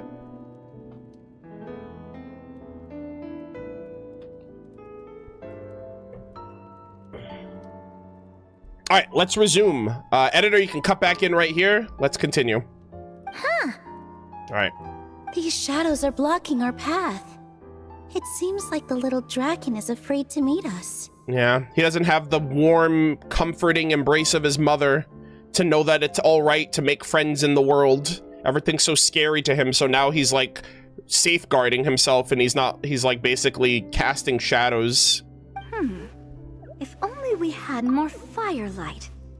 But you 3 don't seem to fear these shadows. Why? Because I carry more than enough firelight for all of us. My heart. Durin, guys, I love stories like this where it's like your older self reinforcing to your younger self that everything is gonna be okay. Like, he is the walking, breathing, living proof that everything is gonna be okay for Mini Durin, and I'm so happy that he's like helping himself. Besides, even though we're here to complete the story, who says it can't look a little different this time? Yeah. Before I met you all, I was so sure I'd never make a single friend. I pushed away anyone who tried to get close until some kind of miracle brought you to me. Yep. This time, allow me to return the favor. Guys, I love everything they're doing for Durin. I'm not sure I followed all that, but you want to help the little dragon break his curse too, right? Oh yeah, he's like breaking the fourth wall a little. He's like, that is me, by the way. Yes, so please, come with me. I love this so much. Hoyo, thank you so much. You guys did Durin a crazy amount of justice, man. I'm so happy for him. Okay, so this is the other path we're gonna do. Yeah, I don't need that chest. You can keep it. Actually, you know what? Maybe I'll save my friends and I'll get the chest. I guess this kind of separates the people that did it for the friendship and people that did it for the rewards. Like, if you miss that interaction, the greed won this day. That's what happened. The greed won. You were just like, yeah, I'll let my friends die. All for the primo gems. Oh, Hoyo, no. How come it didn't jump me off? Okay, anyways, you know what? We're gonna try that again. It's all good, guys. I just really want to save my friends. I need to make sure I make that jump the second time. I miss Simulanka so much. I just need an excuse to be here just a little bit longer. Yeah, see, I literally jumped and nothing happened that time. Shout out to the toy blocks. Okay. Let's go! Oh, actually, you know what, guys? I do remember. I think this was the domain where Wanderer, like where we first run in and we're like chasing Durin throughout that entire like castle building. I recognize it now from the carpet. I was like, oh, we were in a portion of this. Also, is this the Durin? The little paper boat? SS the Durin. Oh, that's so cool. I remember these from the Broken Sea area. That is so awesome. Not quite the same. Yeah. I figured this is just what it reminds me of. Also, I didn't see what that said there. I have to use ink here, though. Oh! Come on, Durin, or little story dragon, just calm down. Yeah, see, now he's like an abyssal block dragon. Stay back. I don't want to hurt you.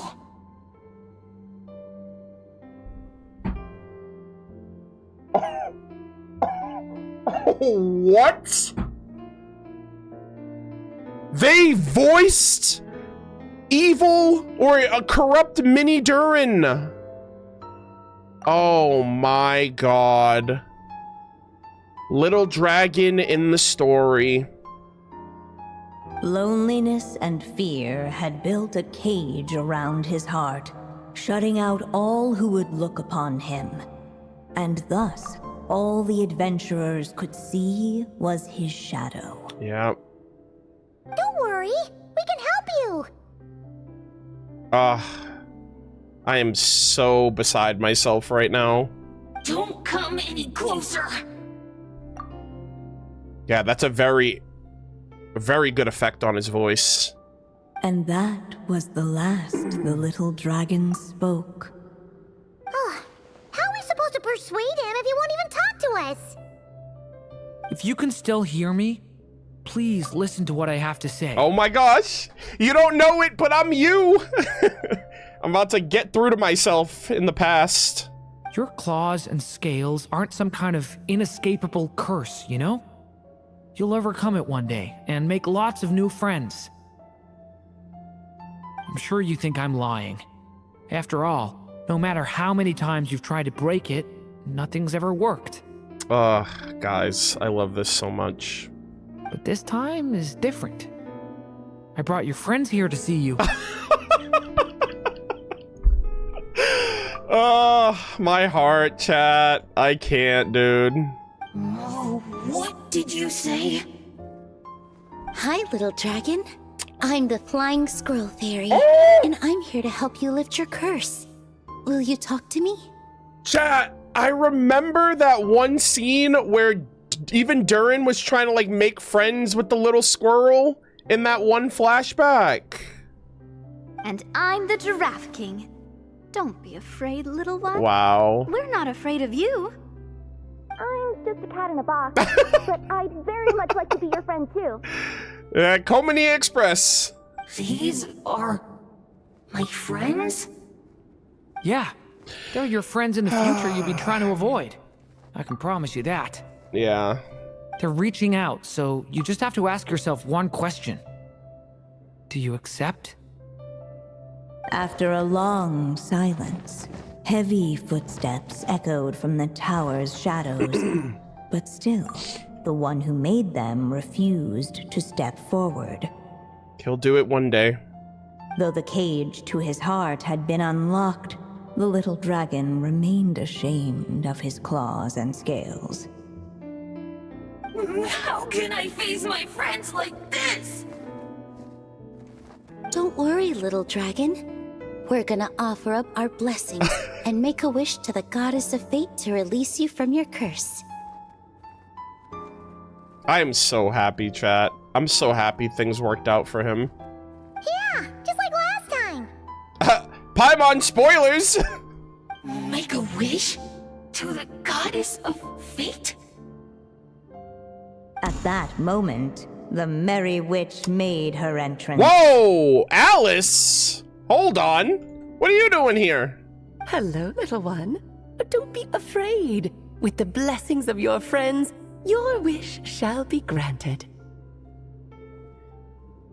Guys. God bless Alice. She kept her promise even after Anya passed away. Alice? Wait, you're the merry witch from the story? Pretends to be shocked, Paimon.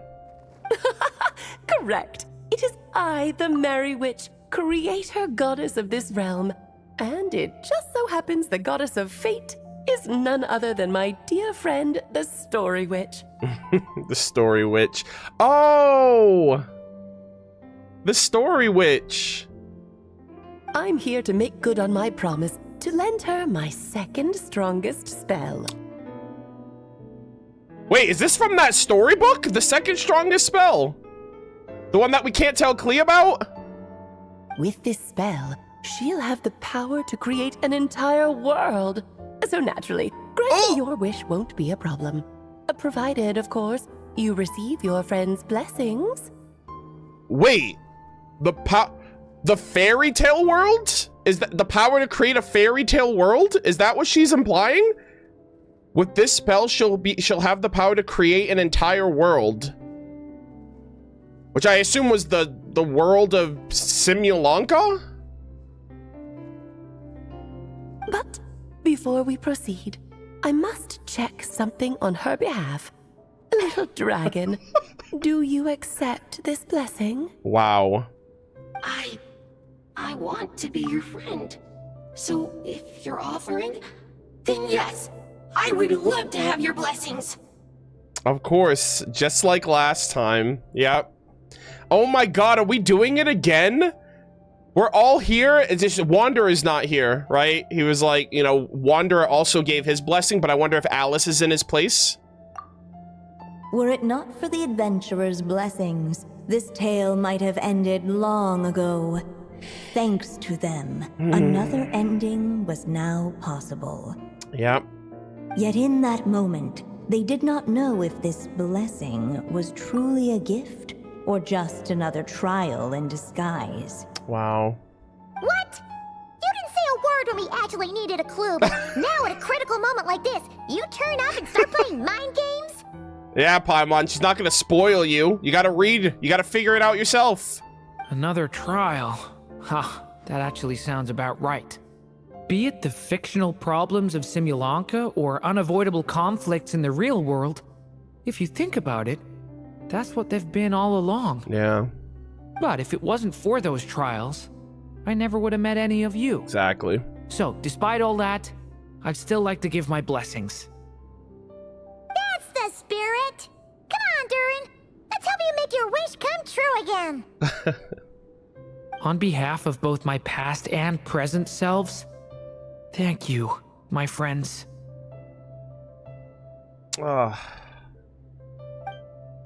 Fortunately, a brave band of adventurers heard tell of the little dragon That was so wholesome. Determined to lift his curse, they fought their way through countless trials. Gosh, Paimon's a Dodoko too. To help him, they offered up their blessings and made a wish to the goddess of fate. Yep. At last, their wish was granted. Shaking off his scales, the little dragon stepped out of the tower's gloom. We got mini Durin now. But his time in the world beyond the castle would soon teach him this gift would bring blessings and trials of its own.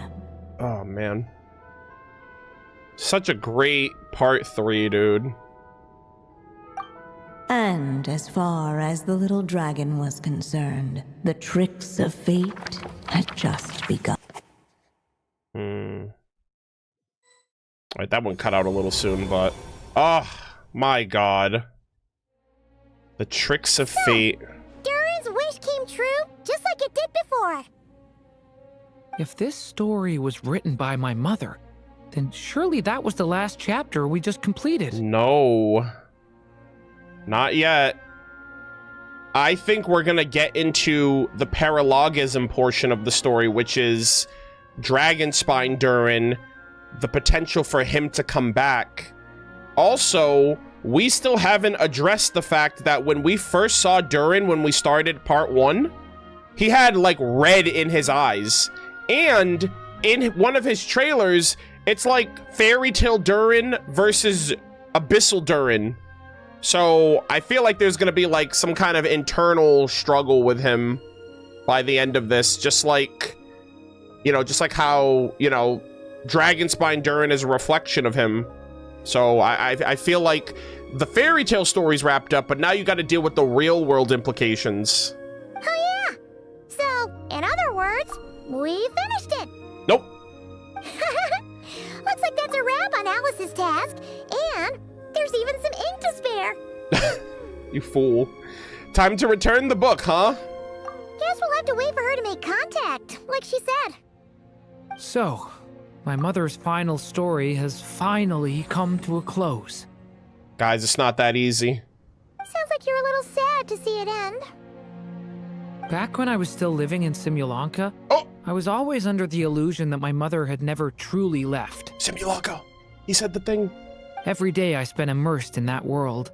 It felt like she was right there by my side, still reading me bedtime stories. But now... Now it's like she's really gone.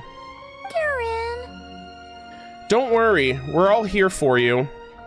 That's right! And you've got so many other friends waiting for you back in Mondstadt! Yeah. Speaking of which, after all that flying around, Paimon's starting to feel hungry again. So, why don't we head back to Mondstadt? Perfect excuse for a big meal with the rest of the gang. I thought we were gonna damn, man, I guess we didn't end up seeing Dvalin. I'm still glad that we got to come back here.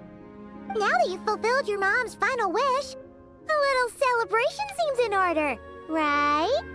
Okay, Paimon. Sounds like you just want the benefits of that celebration. It's just a pity we never got to see that big, That's what I'm saying! Dragon. Unless he pulls up. You were really looking forward to meeting him, huh? He might not be here all the time, but Paimon's sure you'll get a chance at some point.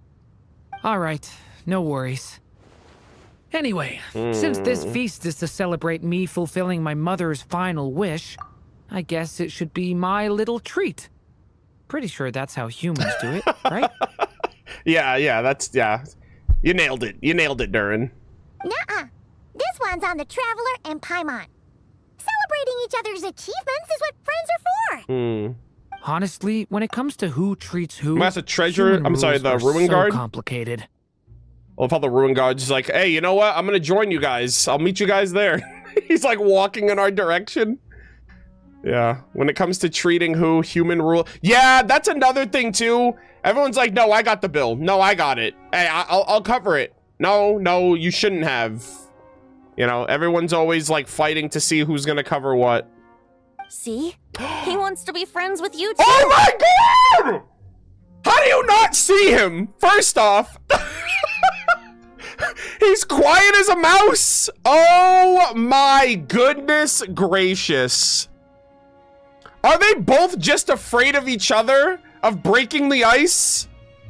Oh my god. He wants to be friends with you too. Celestia in the background. I'm scared.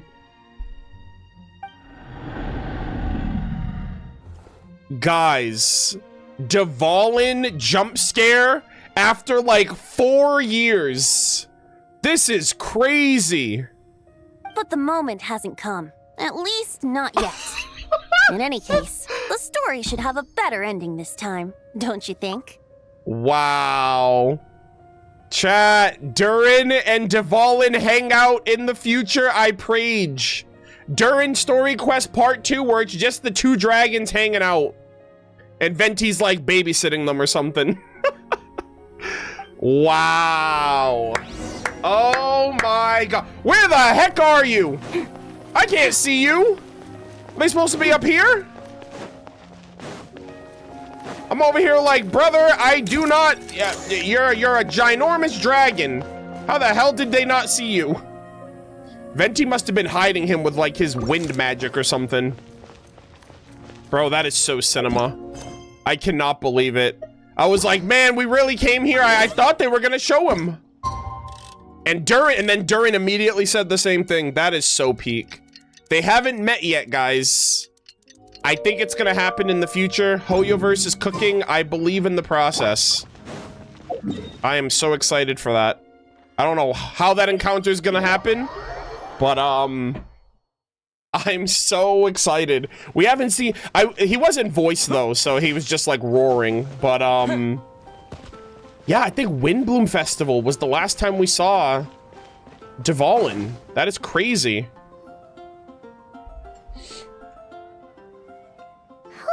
Feels like we were gone for ages. Hopefully, everyone's still here. Well, Klee and Kaya. So, your adventure was a success, huh? Want to grab a drink to celebrate? Oh yeah, we gotta tell Klee all about it. Absolutely not. No booze allowed. Ma'am? Also, I love seeing all the usual Mondstadters. Beatrice, I think that's Margaret behind Durin. Damn. Mr. Honorary Knight, Durin, I want to hear all about your big adventure. Yeah. Kaya, we could also just go to the Angel Share Tavern. Oh, are they looking at Durin? We're gonna order a big meal for everybody first. We'll talk while we eat. Is everyone gonna be nice to him? Yippee! Excuse me. Did I hear you call him Durin just now? Oh. But wasn't Durin the evil dragon that fell on Dragonspine? Oh, how do we explain this? How do we explain this? It's like, no. I'm a Durin. The spelling's different, all right? Come on, miss. This Durin isn't that evil dragon from Dragonspine. Albedo said, well, it was kind of confusing. But anyway, it's super cool. Yeah, Klee's like, you dum-dum. This isn't the... Does he look like a giant evil dragon? Anyways, it's cool. Oh, is this your first time meeting him, Marjorie? No wonder you're getting him confused. Also, yeah, Marjorie in the plot. This is crazy. Still, Even if you hadn't met him yet, shouldn't you have heard about him at the very least? At this point, pretty much the whole city has. That's kind of sus. Oh my god, what the fuck? Is everyone just... What the heck? Why is everyone...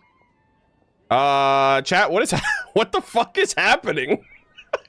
I was like, please don't tell me this is another game of Among Us and they're all like abyssal freaking husks. So, what exactly is his connection with the evil dragon? Oh my god, they even have the duelist from the angel share? Wait, but those horns on his head. Surely he's not a... No, don't do this to him, guys. They are not going to recreate this anxiety for him after everything that's happened. See, this is why the story isn't done yet. Did everyone just forget about Durin? Oh! What the hell did we just do? No, that can't be. I mean, we haven't seen anyone interacting, so I was like, oh, maybe there is a one or two people that don't remember him. Did we just like rewrite the world because of what happened in the book? Because if the book is if Simulanka is a reflection of Tevat, the same would be in reverse.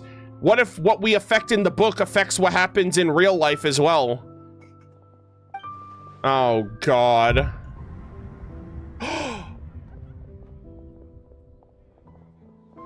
No! Oh. The tricks of fate had just begun.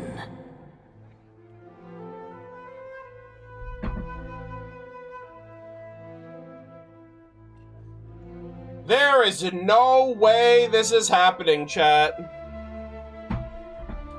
They really set us up for that too. I was like, yeah, the tricks of fate. What? How bad could it be?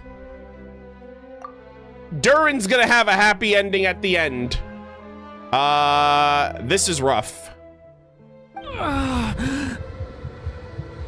Oh my god. It's his abyssal side. Watch out! Oh no. Stay calm. His eyes, I think. Oh! Aether! Holy shit. No one got hurt. Did they?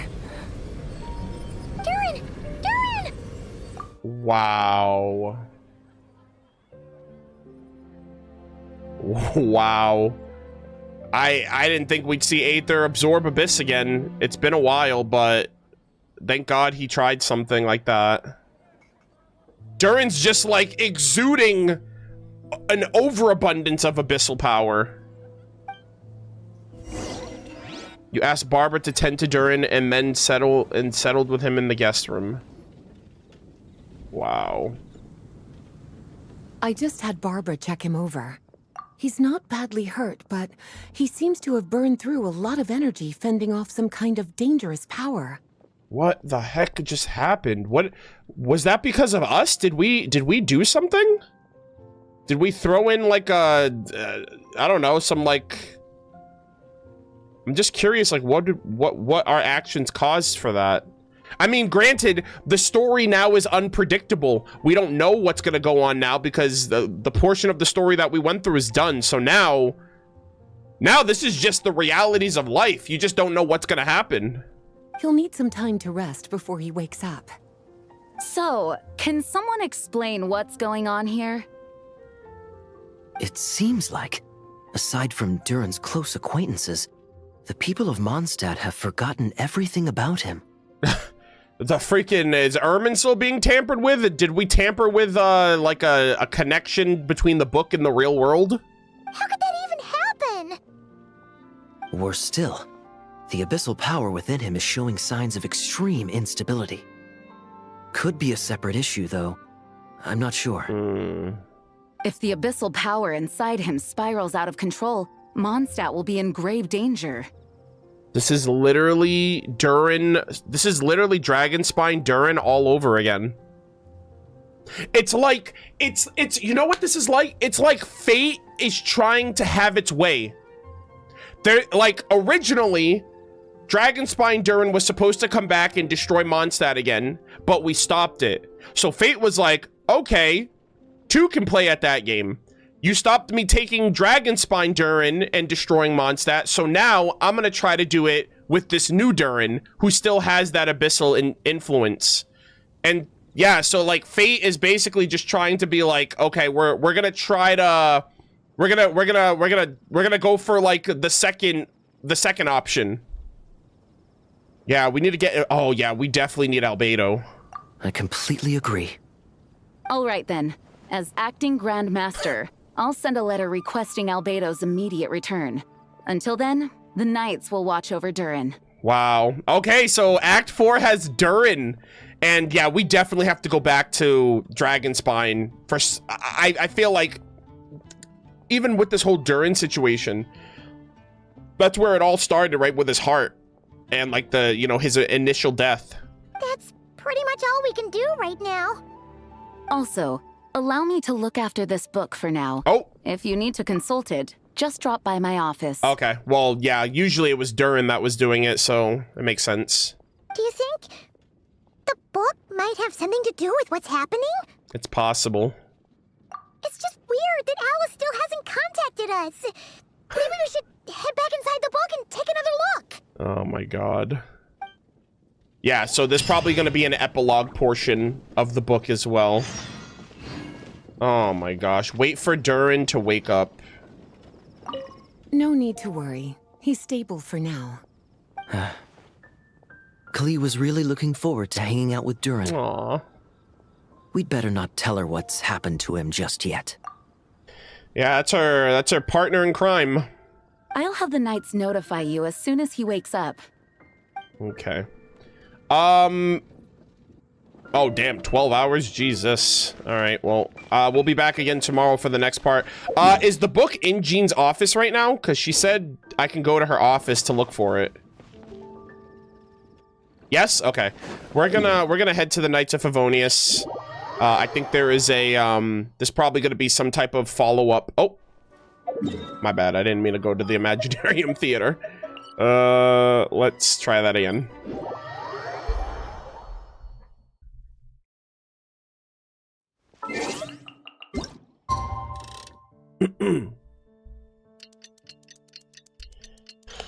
Oh, man. You know what? As much as I hate to admit it, Barbeloth was kind of right. She's like, my prophecies are never wrong. Fate is never left to chance. And she was like, one way or another, this shit is gonna happen. And, it seems like now we just have to pray that we are good enough to stop it. Oh! Oh, the book is, it's in here. Okay, let's, I want to take another picture of it. It's literally on the couch, just chilling out on the couch.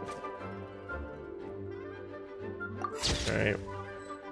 Yeah, and it's like what Mona mentioned too. She was like, fate is called as such, for it cannot be changed, it cannot be reversed, it can only but be accepted. And I'm like, no. All right, if there's one thing in this storytelling book version of fate, is it can be rewritten as we've written. Shout out to Honkai Star Rail. Possibility bestowed by the Merry Witch. Damn, man. Crazy. I'll tell you. Oh! Nice, we get to come back to this dome. Dude, this is so cinema. Ugh. I gotta get all the screenshots that I can while I'm here, because this is a one-time deal. Alright, I assume that I gotta just look through and... Maybe I gotta make it back to Durin's room. Maybe there's an interaction there, either with Durin or with Alice. I'm not sure.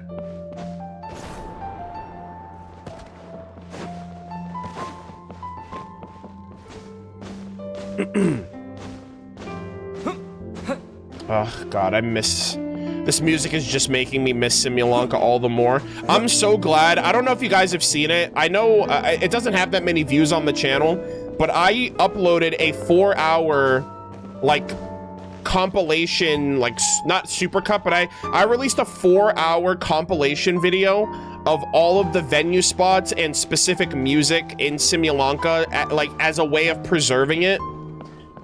Because I was like, man, this summer event hit different, and I didn't want to, like, not have some type of preservation of it. And so this is actually reminding me a lot of that. Oh, the gang's all here. Oh my gosh. The story's witnesses arrived at a hidden nook tucked inside the towering walls. A place tied to one of the little dragon's most cherished memories. Aww. Within those memories lived the friends he made in the castle. Yep. Hey, you're all still here!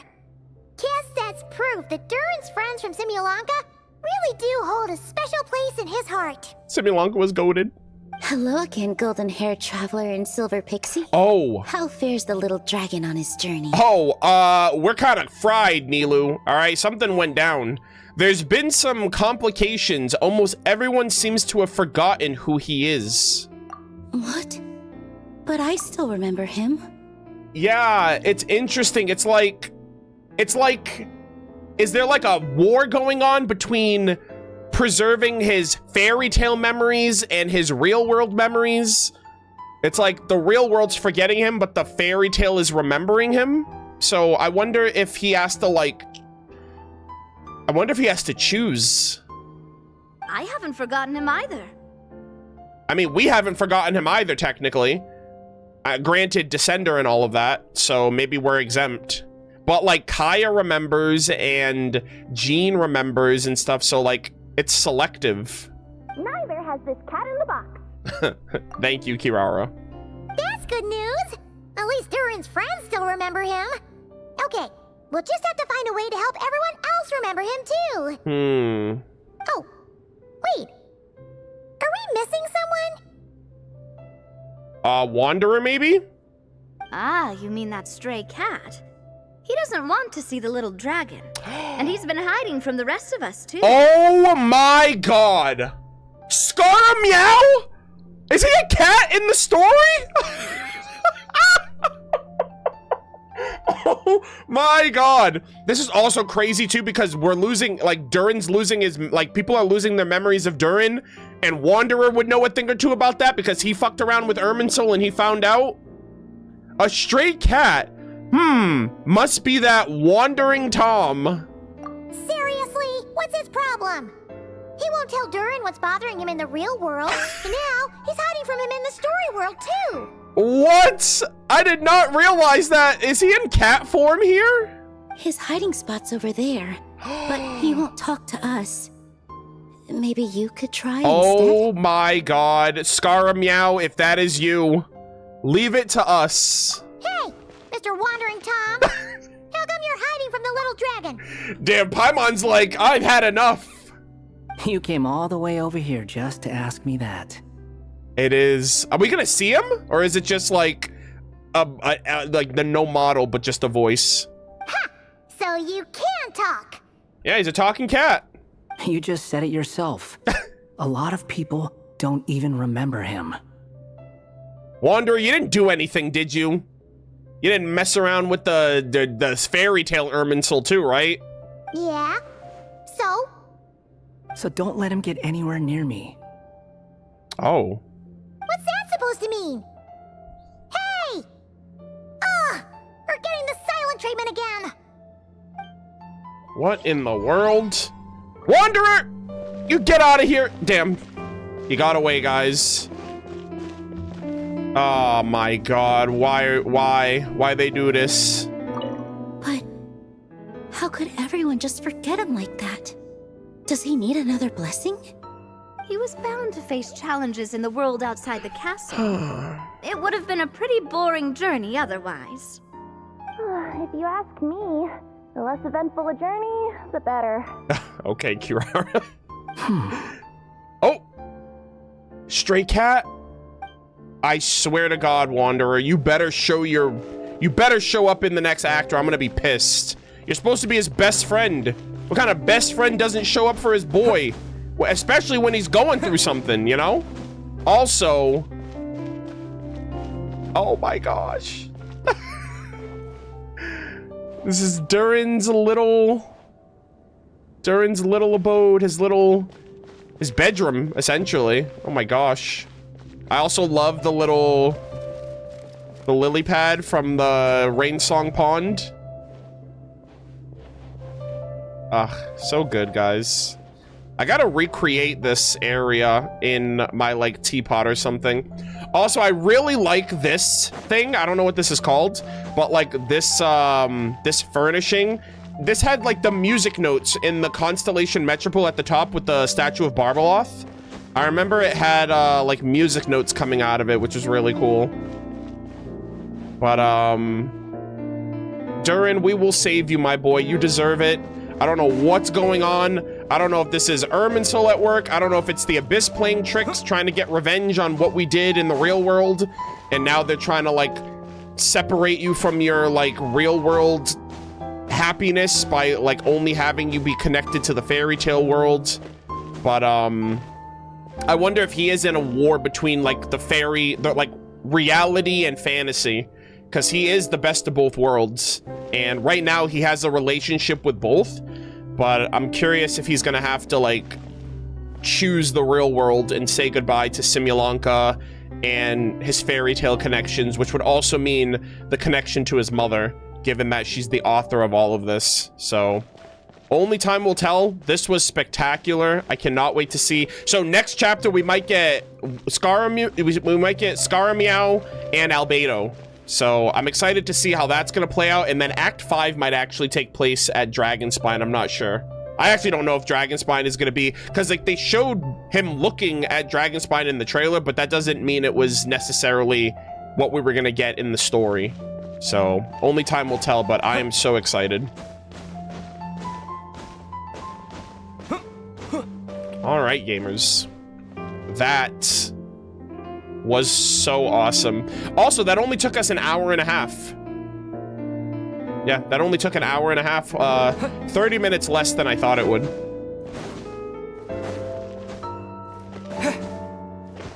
Yeah. Oh, man. I love... This might be my favorite story quest, actually. They did, like, they're handling Durin's story so delicately. And with such care and tenderness, it's like, that's literally what he needs. And, yeah, I don't know. I like the childhood whimsy, right? The imagination of it all, the creativity of it all. So good.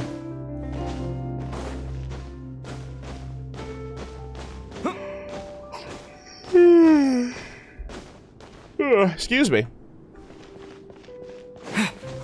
My favorite part too? Yeah.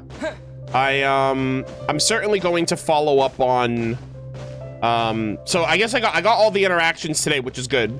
So tomorrow, I assume there's interactions like missables in part 4 and 5 as well.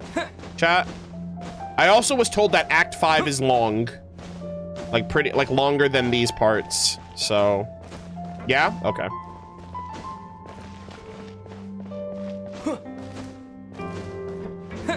All right, yeah. So thankfully I won't miss out on anything.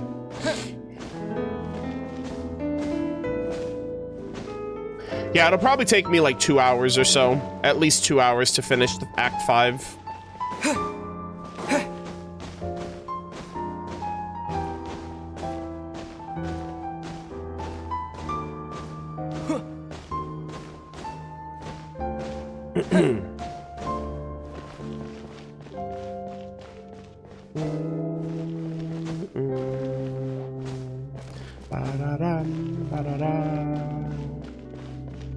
Oh, by the way, where does Act 4 start? Do you guys know? Does it start in Jean's office, maybe?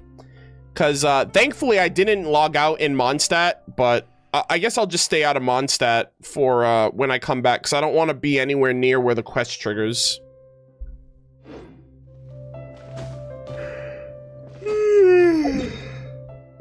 Excuse me. Fountain near the knight's office. Oh, you mean over here on the in the back? Wait, fountain.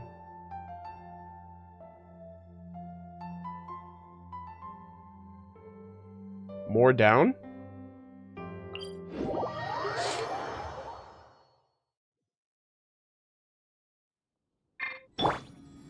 Oh, you mean over here? Oh, I see, I see. Okay.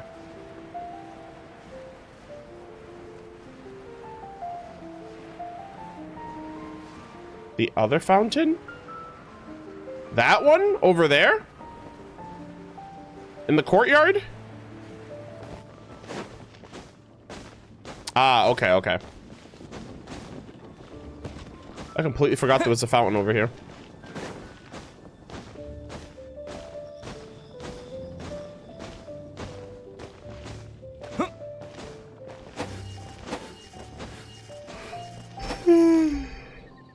Oh, excuse me. I'm a little exhausted. I've been streaming every day this week. I'm streaming again tomorrow and Sunday. What I'm probably gonna do, actually, because people were asking like what my plans are for next week. Next week, so tomorrow we're doing Durin Act 4, and I'm probably gonna do the Millie Astra Wonderland lore tomorrow after we finish Act 4. Sunday is going to be Act 5. I'm probably going to go live early Sunday so I can do Act 5 and the Hexenzirkel quests. I heard the Hexenzirkel quests are pretty short, so we'll probably get through that afterwards. Monday and Tuesday, I'm taking off. Wednesday, we're actually going to do Genshin. Wednesday, I'm going to read Durin and Yehoda lore, as well as Durin's weapon and Venti's weapon. Thursday is going to be Honkai Star Rail. Friday, and then Friday I'm not streaming, and then Saturday I leave for Canada. And then anything else I have planned, I will do it once I'm there. Which might not be much because the following week is Christmas. So I'm basically trying to finish everything before I leave, and then I'll plan out my streams once I'm there.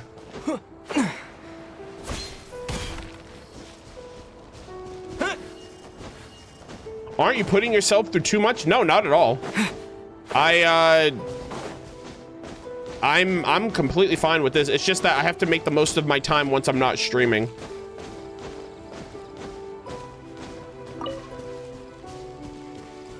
Yeah, Lunar Arcana is today. Yeah, we're doing that. We're doing that right now. I'm just giving myself a couple minutes because we just finished the quests.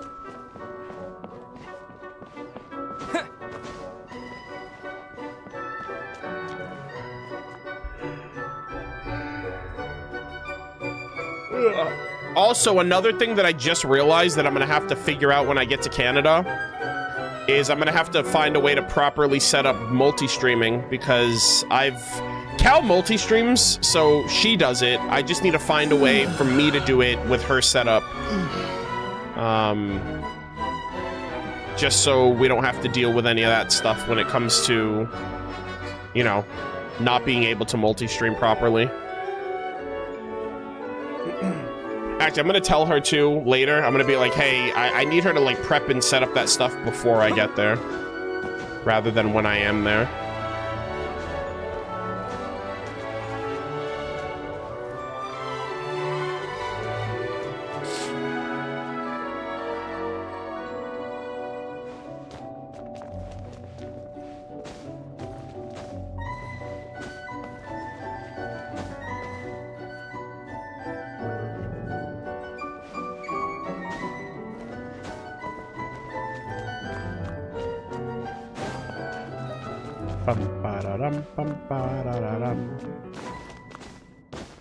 Oh yeah, Cal is streaming Act 5 of Fontaine. Yeah.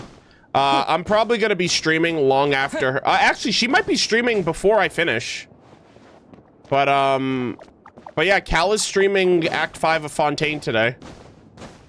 She's probably already live. I don't know when she went live. I think I went live before her.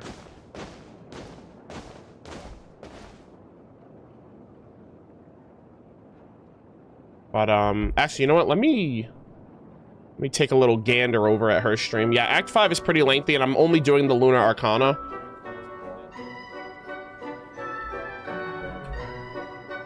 Oh my god.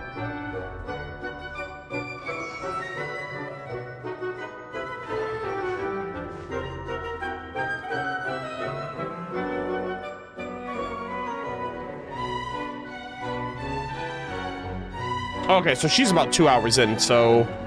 Actually, she went live like half an hour after I did. Yeah. She's currently at the point where Navia is about to fall into the primordial water.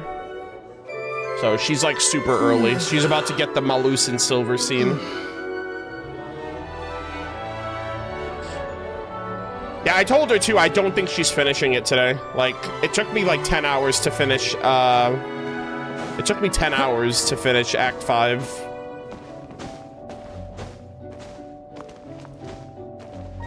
Did I say Malus? I'm sorry, I meant Melus in Silver. I have the freaking Kuhenki on the brain. Yeah, my bad. Yeah, I meant Melus in Silver.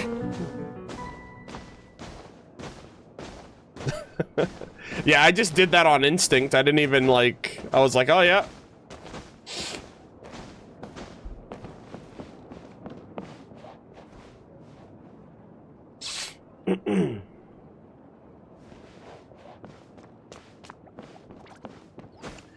If she stops before they send Farina to trial, she won't be able to stop at all. I mean, technically she will. She'll just have to like redo a lot of that other stuff, but... I don't know. I don't know how long she plans on streaming or how long she thinks it's gonna be. But it's 4 o'clock right now. And if it takes as long as it took me, that means she's gonna be streaming until like 11 p.m.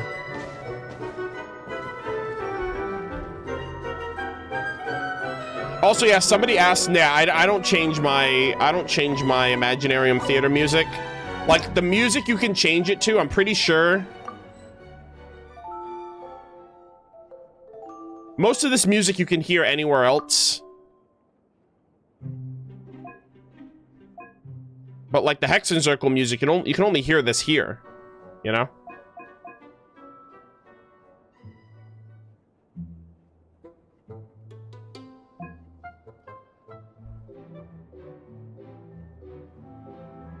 Oh my gosh. Magic without tears.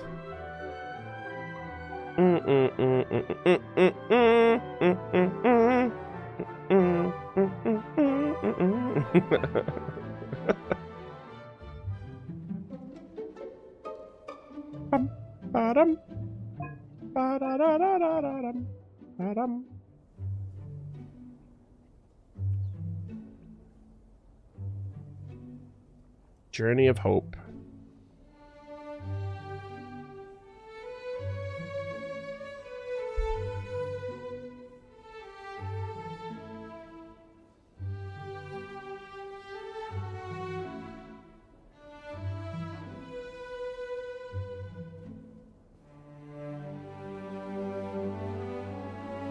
Wait, what is that Hexenzirkel theme? You're joking, right?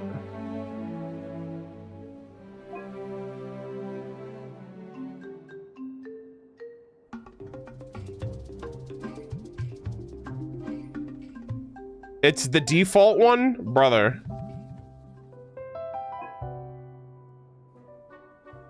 Tell me you don't do Imaginarium Theater without telling me you don't do Imaginarium Theater.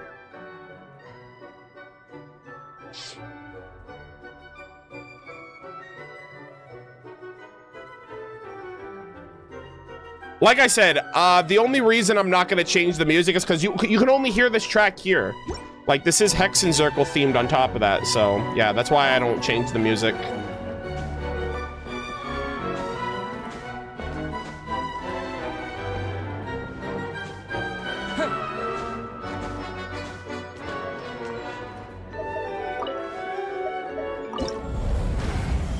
What's crazy about it too is you can't hear any music when you go into this. So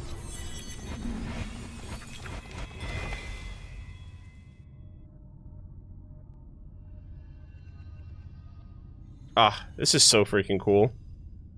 The Magician, the Fool, the Emperor, the High Priestess, the Hierophant, the Lover, the Chariot, Strength, the Hermit. Also, all of these, like, planets in the distance, those are all the worlds that Octavia's been to.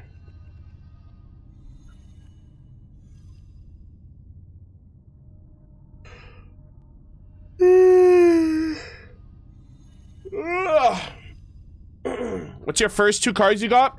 My first card that I got was the Empress, so it was this card, which is based on Anya. And then my second card was the Stars, which is Barbeloth, and then my third card was the Moon, which was this patch that I got on the first.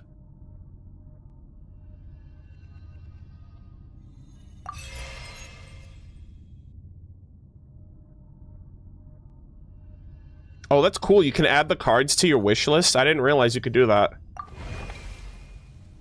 I've never clicked on any of these, so that's why it still says new. I haven't even checked them yet.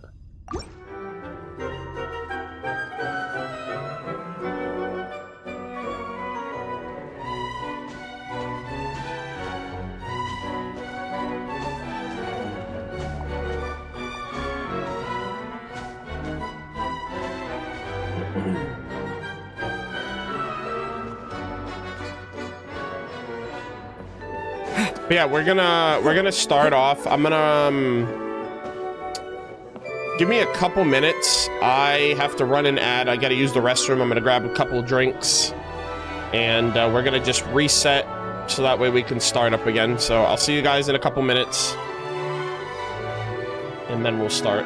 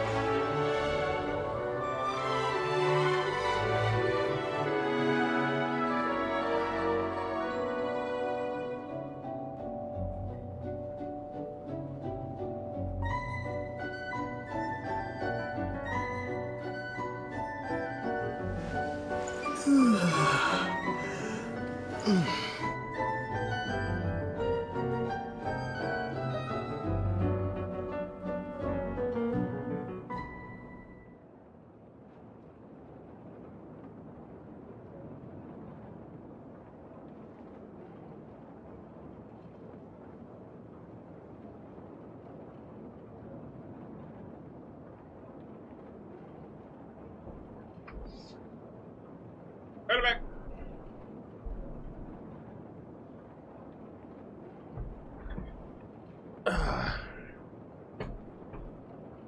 Alrighty.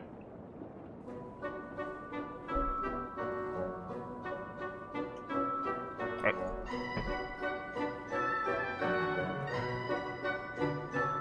I am kind of cold.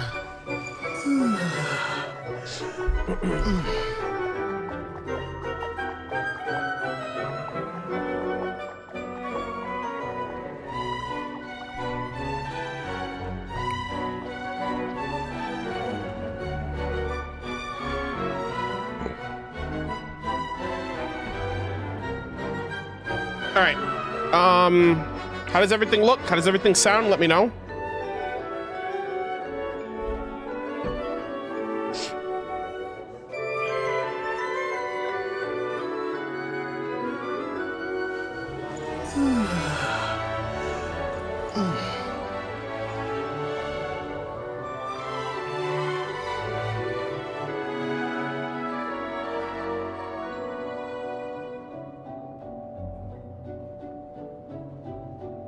Everything's good? Okay, cool.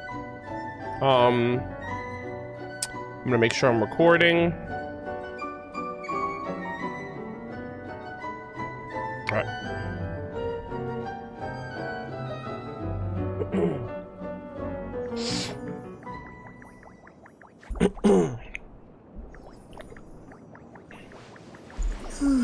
Okay. All right, say hi to the VOD Watchers chat. We are starting.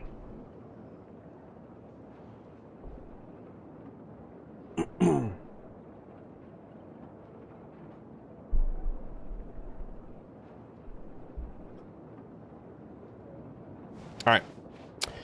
Alrighty, ladies and gentlemen, boys and girls, welcome back to another Genshin Impact playthrough session. I am in the Imaginarium Theater for some lore reading content that I've unfortunately been putting on the back burner with us being in Nodcry, going through the Luna version updates between doing quests, Archon quests, world quests, and reading all of the lore that is available to us. We're going to be checking out and reading all 22 of the newly implemented Lunar Arcana cards.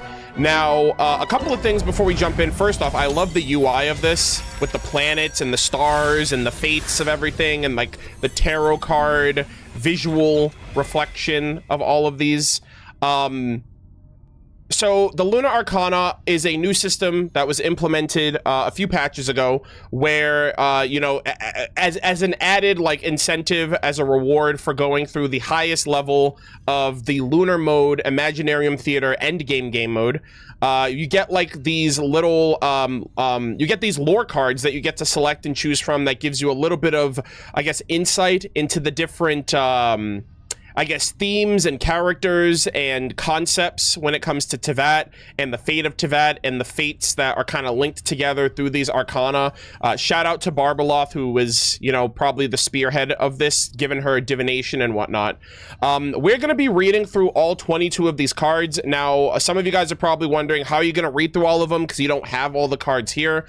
I know a lot of people recommended that I just read off the wiki because it's all there instead of me waiting 22 weeks or rather 22 months or 2 years roughly to get all of them on my own account.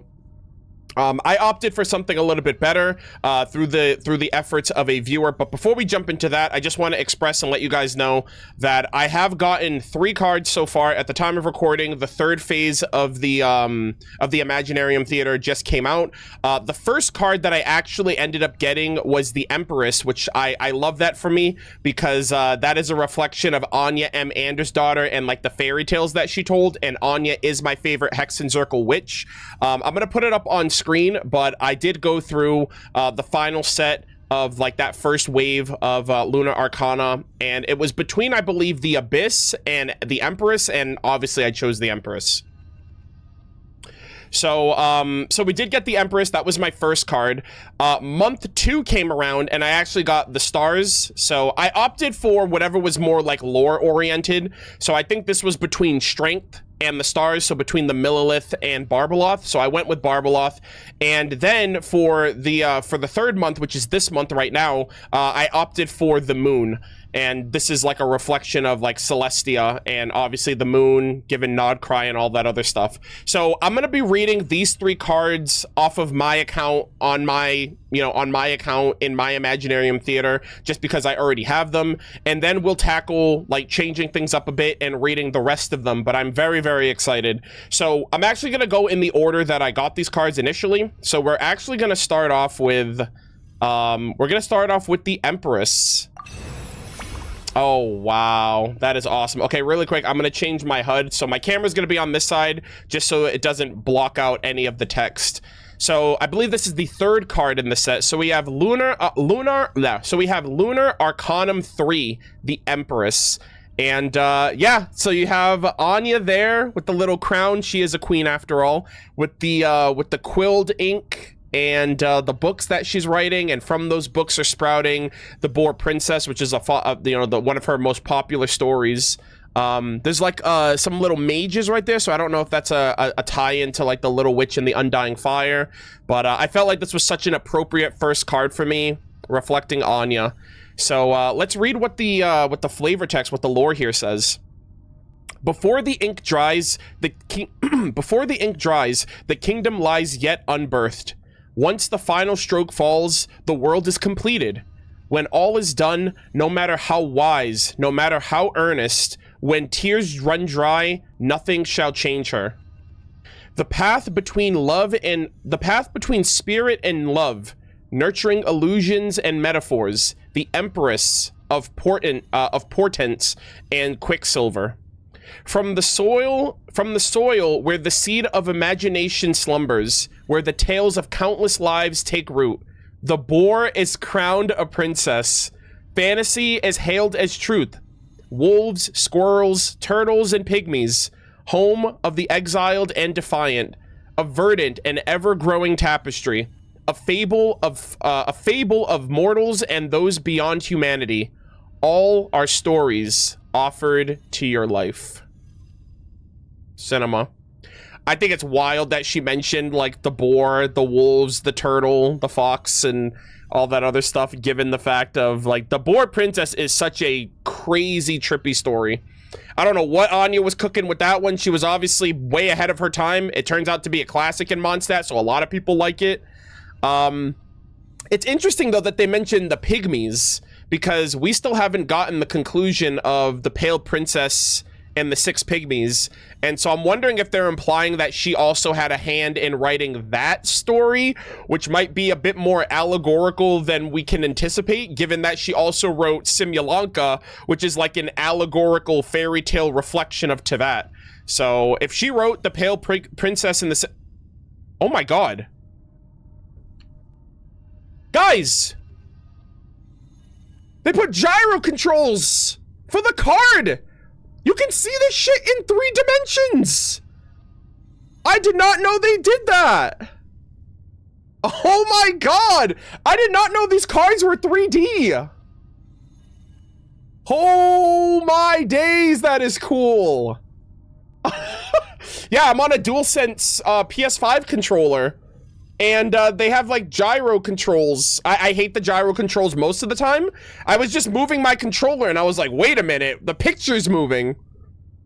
I did not realize that. It's like there's a foreground and a background. So, like, the princess and the foxes and all of that are in the foreground, and then Anya is in the background. That is so cool, it kind of pops. That's really dope. I don't know if that's available on keyboard and mouse as well. But, yeah, that is really cool. And then if you hide the... Oh, that's cool. You can hide the HUD, too. And just get a picture of the cards. That is so sick. Yeah, so if you hide HUD... Looking at it like this, it doesn't look 3D, but then once you start messing around with it, it actually comes to life. That's really cool. Yeah, it's like a layered, like a diorama, like a picture, like a storybook, like a pop-up storybook. Nice, nice, nice. All right, so that was really cool. That was the first one.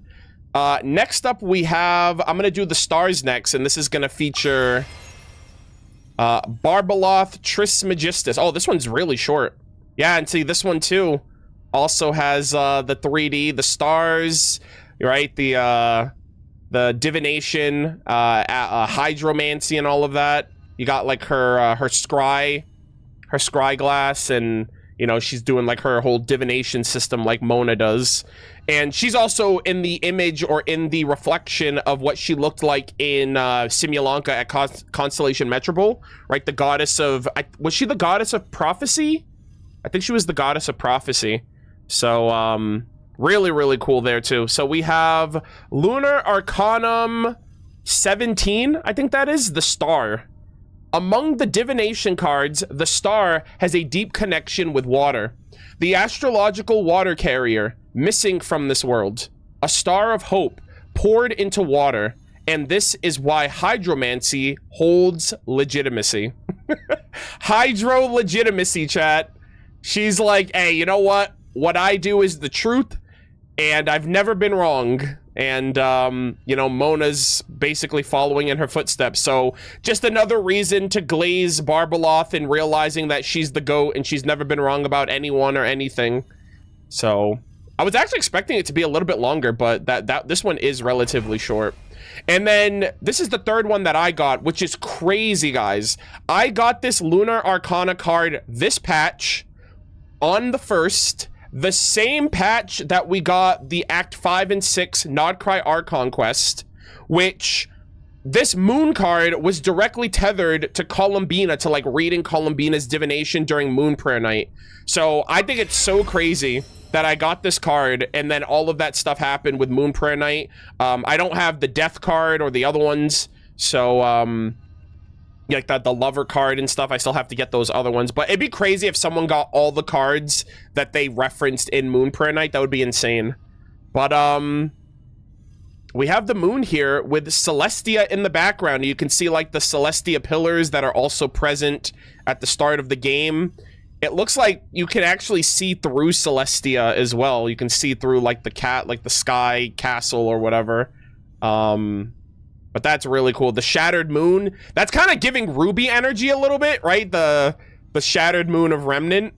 I don't know if anyone else if anyone else gets the reference, but if you're a Ruby fan, you probably know. But obviously that's a reflection of the destroyed moons, right? The eternal moon, the iridescent moon were shattered and destroyed and utilized by Dragon King Nibelung. But all right, let's see what this one entails. When we speak of the moon, when we speak of the moon in astrology, we must understand that the phases of the moon are symbols and metaphors. False tranquility, shattered destruction, and in both, the power to transform the world. When we speak of the moon in the divination cards, we must know that it is an abstraction. Wait. I'm sorry. We must know that it is an abstraction of old world it is an abstraction of the old world and the spiritual one. The ruler of the moon, the lord of the world of night, the medium between the surface and the universe of the spiritual world, the tides, the axis of life, the calendar of sun and moon, the master of water, night, and the underworld. Now, only ruin remains. Wordlessly gazing at the homeworld to which mundane matters has not returned. Interesting. Am I tripping, or is that last passage, the passage where it says the ruler of the spiritual world all the way to the underworld? I feel like that's in The Little Witch and the Undying Fire. I feel like I read that from somewhere before. I was like, oh, this sounds familiar.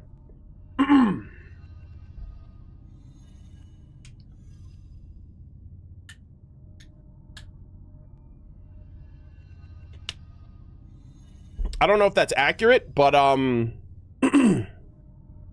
but yeah.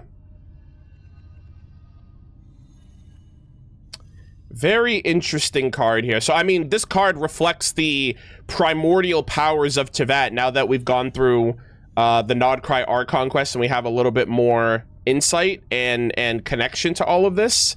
But, I mean, in the divination sense versus the astrology sense, they have two different meanings. But, in the divination sense, like the moons and the phases and stuff.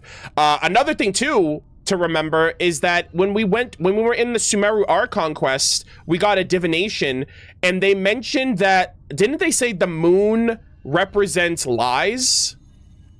I think that's what they said. They were like, oh yeah, the moon reflects lies or something like that. And they're also saying here that the moon phases represents false tranquility and shattered destruction. So like lies and falsehoods.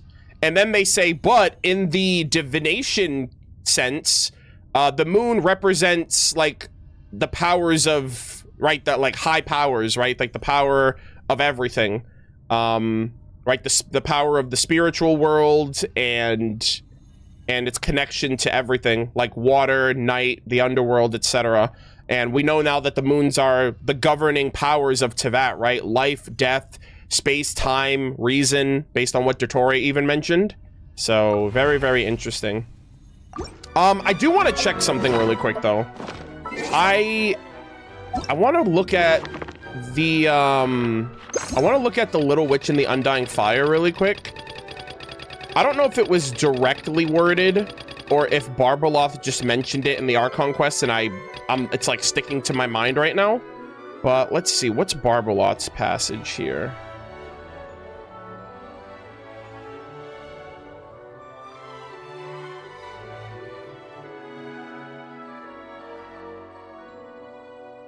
Oh my gosh, Barbaloth is a fucking yapper.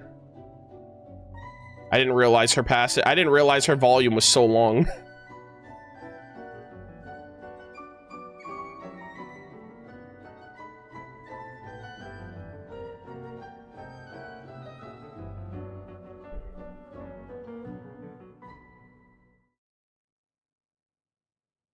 I mean, she mentions the moonlight and the green, the blood green moon of the Nephilim. Okay, I may have gotten my wires crossed there, but that's okay.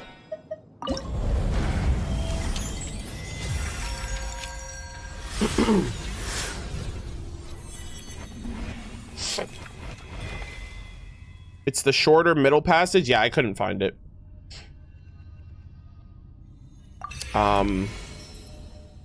Yeah, so these were the 3 cards that I ended up getting on my account, so I wanted to at least read them on my account. I'm still going to be working towards getting all of these Lunar Arcana. I'm 3 down. I think I need 19 more to go, and it's going to take roughly a year and some change to get through that. A year, almost roughly 2 years to get all of them.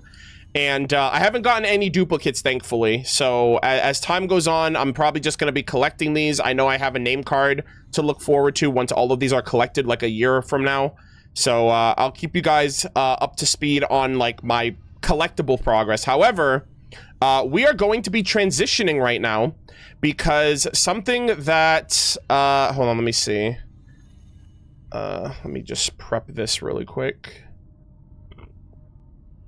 So for those of you who were here yesterday, you guys might be out of the loop, but we're going to be transitioning right now because I need to read the rest of the cards, and obviously I don't have the cards. Now, I am someone that cares a great deal about the visual presentation of my videos whenever I'm streaming or when these go up on YouTube. I want there to be like a visual appeal to what you guys are seeing. I don't want to go to the Wikipedia and like blow up the text so you guys can read it, and I'm reading the text off of the screen of a Wikipedia page when there's ads running and it just looks visually unappealing.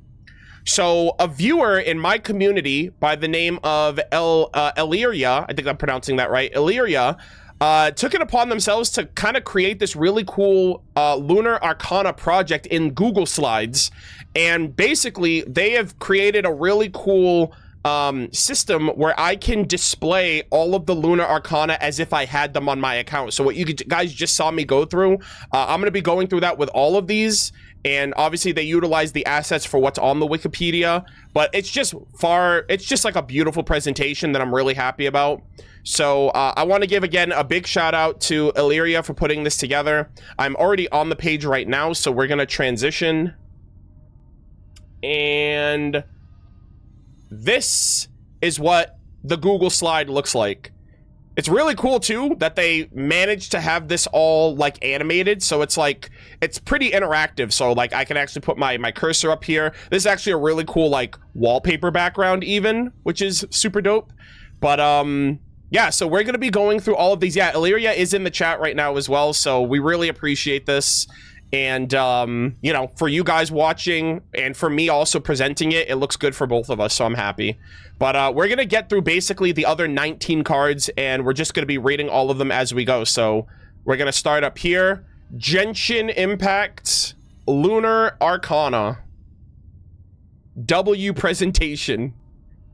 So and then yeah, you click on the deck, and it brings you to. These are all of the currently available Arcana cards. Don't know if they're going to end up adding more. There's already a lot here to begin with. But we have all of the Lunar Arcana. And what's really cool about this is I can literally point and click to any one of these, and it'll immediately snap me to the card. Now, we got the Empress, which is number 3. we got Barbaloth, which is 17, and we got the Moon, which is 18. So I'm actually just going to start from the beginning. We're going to start with the Magician, and we're going to work our way to the Fool as the last card, and we'll just skip the ones that we've already read here. So, yeah, I think this is really beautiful, really awesome presentation. Again, Illyria, really appreciate it.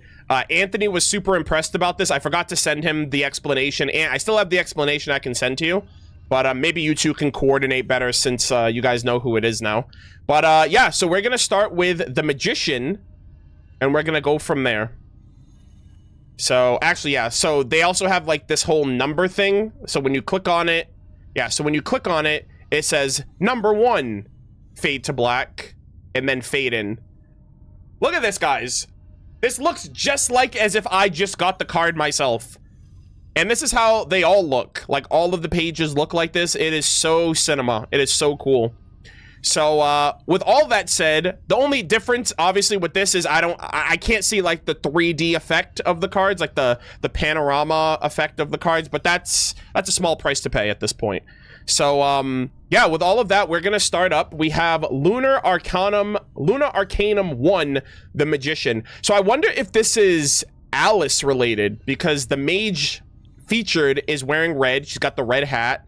This is you know, there's the lantern in the middle. All of the I mean the Hexenzirkel table as well. So this either reflects the Hexenzirkel as a whole or Alice, or both of them.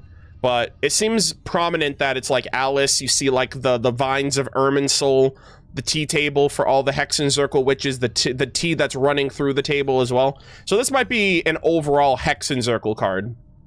But let us see. Resolve flows like fragrant tea, reality shaped by whims and leisure. A cup, a pen, a knife, and a plate of desserts.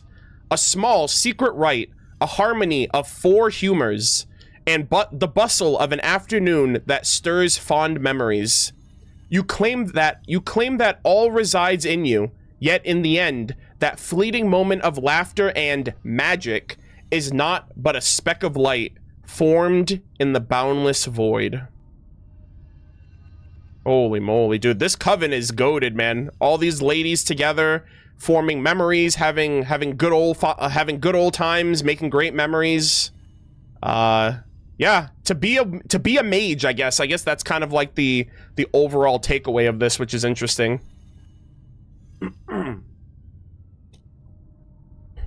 How do you have all of the Arcana? Damn. They don't know, chat. Anyways, let us continue. Next up, we have Lunar Arcanum 2, the High Priestess. So this is absolutely Rhine-Daughter focus. Oh my god, that's Albedo! Is that Albedo right there? The mist coming out of the beakers and the test tubes and forming the life. This is the cat. I haven't seen the cat yet. I assume the cat is in the it's probably Albedo's Hexerai homework quest, maybe. But oh my god, that is so cool. So we have is that the solar isotoma right there? You got all of these different, like, I guess, specimens, if you will, that Rhine-Daughter's looking into. So we have the cat. I haven't met the cat yet. It's like it looked like an abyssal cat that was in the Lunar 3 trailer.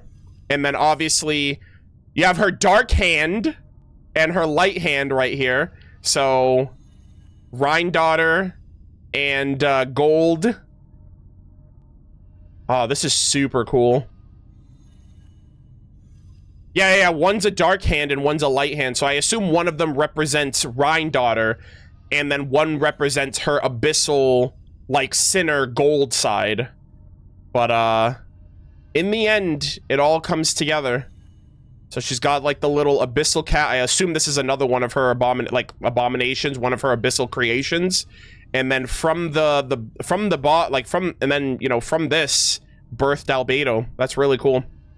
All right, let us check it out. The High Priestess. Flowers, bearing fruit, new life born from crystal. The truths people yearn for, forever hidden within form. A high priestess seated behind a veil of mystery, a crowned beauty lost in false deeds, walking the transcendent path, through the pillars amidst. In the end, where does your heart seek? I'm sorry. In the end, what does your heart seek? Very interesting. I'm so fascinated by Rhine-Daughter. I'm so interested to know her motivations for the life that she creates, the abyss that she tampers with, and like even her life within Conria. Like what happened with her before what happened to her before the cataclysm? Why was she like, why did the abyss call to her? Why did she answer that call? And you know, and especially since the king was driving further and further towards abyssal research and all of that. So yeah, I don't know, I'm just so fascinated by her. Obviously I have a special place in my heart for Rhine-Daughter because she created my two favorite characters. I think my two favorite 5 stars at this point in the game being Albedo, who I've been in love with ever since his release in 1.2, and now Durin in the current patch, and having his whole story. We wouldn't have had that story without Rhine-Daughter, regardless of what you think of her as a character. We wouldn't have Albedo without her. We wouldn't have a lot of the conflict in the game without Rhine-Daughter, for better or for worse. You know, and all of the things that we've experienced in the game. Now, obviously, you know, she has her motivation, she has her reasonings for it, and we do enjoy being a little trolly around these parts. Rhine-Daughter did nothing wrong, by the way. And shout out to Ivy Dupler as well. She's awesome, and I really am excited to just see her flourish and do a lot more really cool, awesome stuff in the game. So, I really hope we get to see Rhine-Daughter. They've been constantly teasing us with hearing her voice. The only time we've actually seen her in the game has been, you know, the chess piece from the Archon quest, and obviously the God's Limit trailer, which she's also the thumbnail of, so put respect on her name. But yeah, she's just out here creating life, and she wants that life to kind of have a better life than she did, or than the Abyss will. And I don't know, I feel like she's cooking. You know, I might sound crazy for saying that, but I think Rhine-Daughter, beyond the morality of her actions, beyond the you're a bad person for what you do, I feel like there's always an answer beyond that. And that goes for everything. That goes for the primordial one in Celestia, that goes for the dragons, that goes for the Abyss, that goes for the sinners, that goes for the Archons. That goes for like everything. I feel like there is no evil, there is no good and bad. It's a matter. Genshin Impact is truly a matter of gray perspective, and you know, we could have our emotional reactions. That's completely valid. But I'm regardless of the things Rhine-Daughter has done, I'm still yearning to see her. I'm still yearning to learn more about her character and to get her side of the story, her side of things. You know. This card's so cool. I have not seen this card yet, but if I get the opportunity, I'm definitely going to be getting this card. So that is number 2. Number 3, we have, okay, so we got the Empress. Shout out again, Anya M. Anders' daughter. We did wrap this one up. So I do have that one. Oh, shit. Oh, damn, the Tsaritsa. Holy guys, we just got the Anastasia name drop from Columbina's drip marketing, which could be the name of the Tsaritsa. Which, by the way, I was having a talk with Cal about this, because Cal obviously isn't caught up, but she told me that the Anastasia name, and I remembered the movie Anastasia. We actually watched it together, about like the Romanov family and their missing daughter, and how there was a bunch of like fake Anastasias while they were looking for the real Anastasia. So I thought it was very interesting how we got this Anastasia name, and if that is the Tsaritsa, chat, what you guys have to remember, I'm gonna say something right now. I wonder if the Tsaritsa is real, or if that's the real Cryo Archon. And the reason I say this is because there's an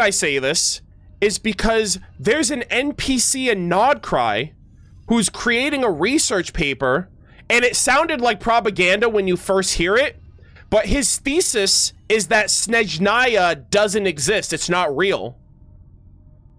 And I was like, wait a minute. Snezhnaya's not real? Anastasia? Not the real one? I wonder if Hoyo is cooking? And so I'll put the clip in this point of the video if you guys haven't seen it when this is on YouTube. But I started thinking about that, and I was like, either Hoyoverse is foreshadowing some type of Snezhnaya. There is no Snezhnaya in Ba Sing Se. Or like they're like either that or I'm coping, and I'm just trying to like cook, and I'm burning the kitchen in the process. But I remembered that, and then I was also thinking of the god of darkness, Chernobog. I was like, oh, well, the Abyss is already mimicking a bunch of stuff in the game. They're mimicking the mobs, they're mimicking the bosses, they're mimicking the sovereigns. What if a god could mimic an Archon? Or what if the god of darkness could mimic an Archon? What if the god of darkness can mimic a nation? Like, what if Snezhnaya was destroyed in the past, and then it was and then the Abyss just recreated it as the Abyss, but you can't tell because it looks exactly the same. I don't know. I just think something like that would be very interesting. And me and Cal talking about Anastasia and about how, like, oh, it's interesting that that's her name. So I wonder if they're going to tie in the possibility of, you know, they were trying to find the real Anastasia, and there were all these, like, quote unquote, like, fakes that weren't the real one. Now, to me, that seems like a little similar to the Focalors plot twist, which it was like, oh, Farina was never the real Archon, it was Focalors all along. But I'm not too sure. I'm also not incredibly well versed in the Anastasia plot. I just took what I felt would make sense with the whole Snezhnaya isn't real thing that we learned about as well. But I don't know. That name drop really changed some stuff, and I still have to look into it, so this is like a crack theory, if anything. But yeah, so we have the Tsaritsa. Is that her Gnosis, by the way? That's on her seat there. It's a chess piece, so it seems appropriate.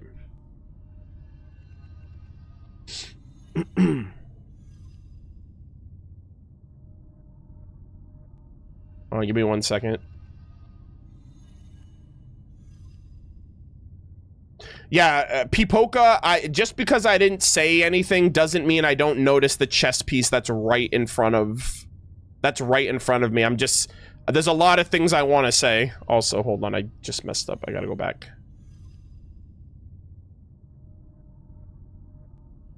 Ah! Alright, let's go back. Yeah.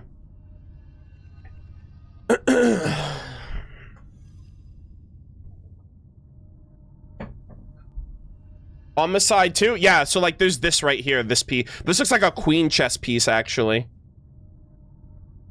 But I mean, this piece right here and this piece on the seat don't look the same. Like, they have a different symbol at the top. Like, this one has a different symbol than this one, so I don't know if there's like a similar nature here.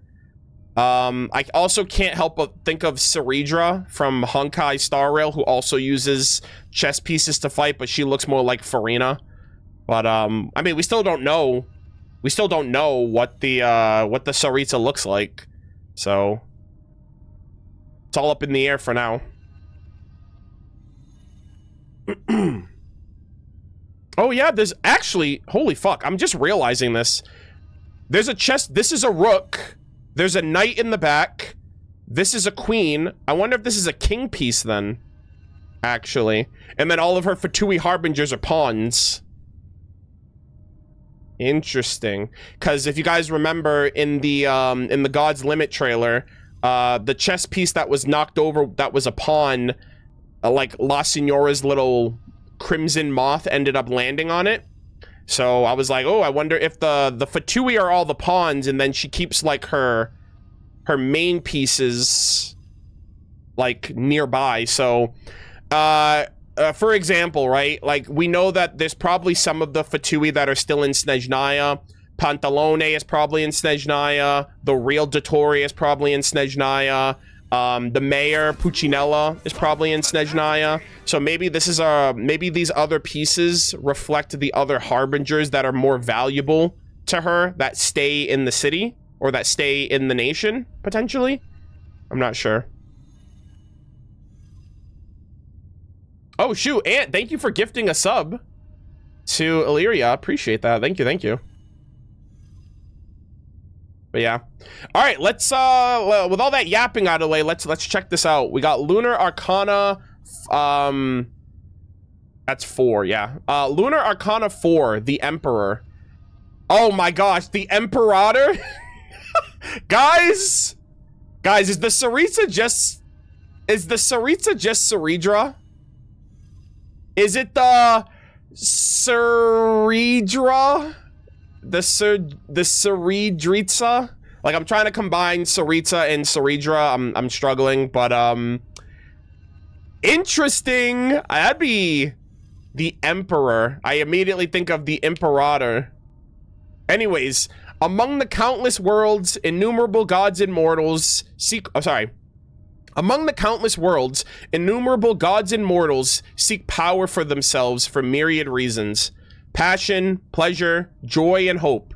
Sin, blood, beneficence, and duty. Burning love and rising desire. In the end, beneath the unyielding absolute will of the self, all serve to conceal, to crystallize, and to reshape that which is soft and mutable. Such symbolism cannot be found in the divination cards of this world. For since the very beginning, only one ruler has controlled the countless kingdoms that have arisen.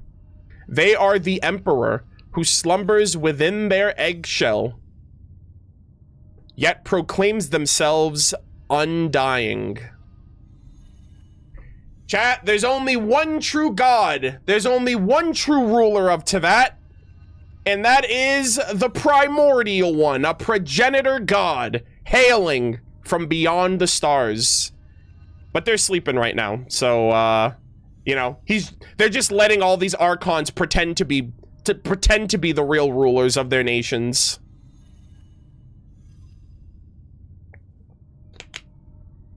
But, interesting. Very interesting. She's going after all the Gnosis. We now have an understanding of, Saralainen? Saralainen, right? That's the name of the third Descender. Saralainen, the third Descender, chopped up into 7 pieces, and could have been the lover of the Saritsa, so maybe that's why she's trying to get the Gnosis back to revive them or resurrect them or something.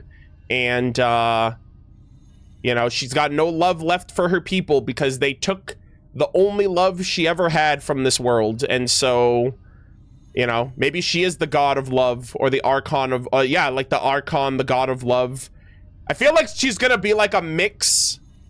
She's gonna be like a mix of like Bronya meets Cyrene meets Saridra for some strange reason. You got love, you got leadership, you got the chess pieces. I'm like, Hoyo is definitely cooking something. I just don't know what it is.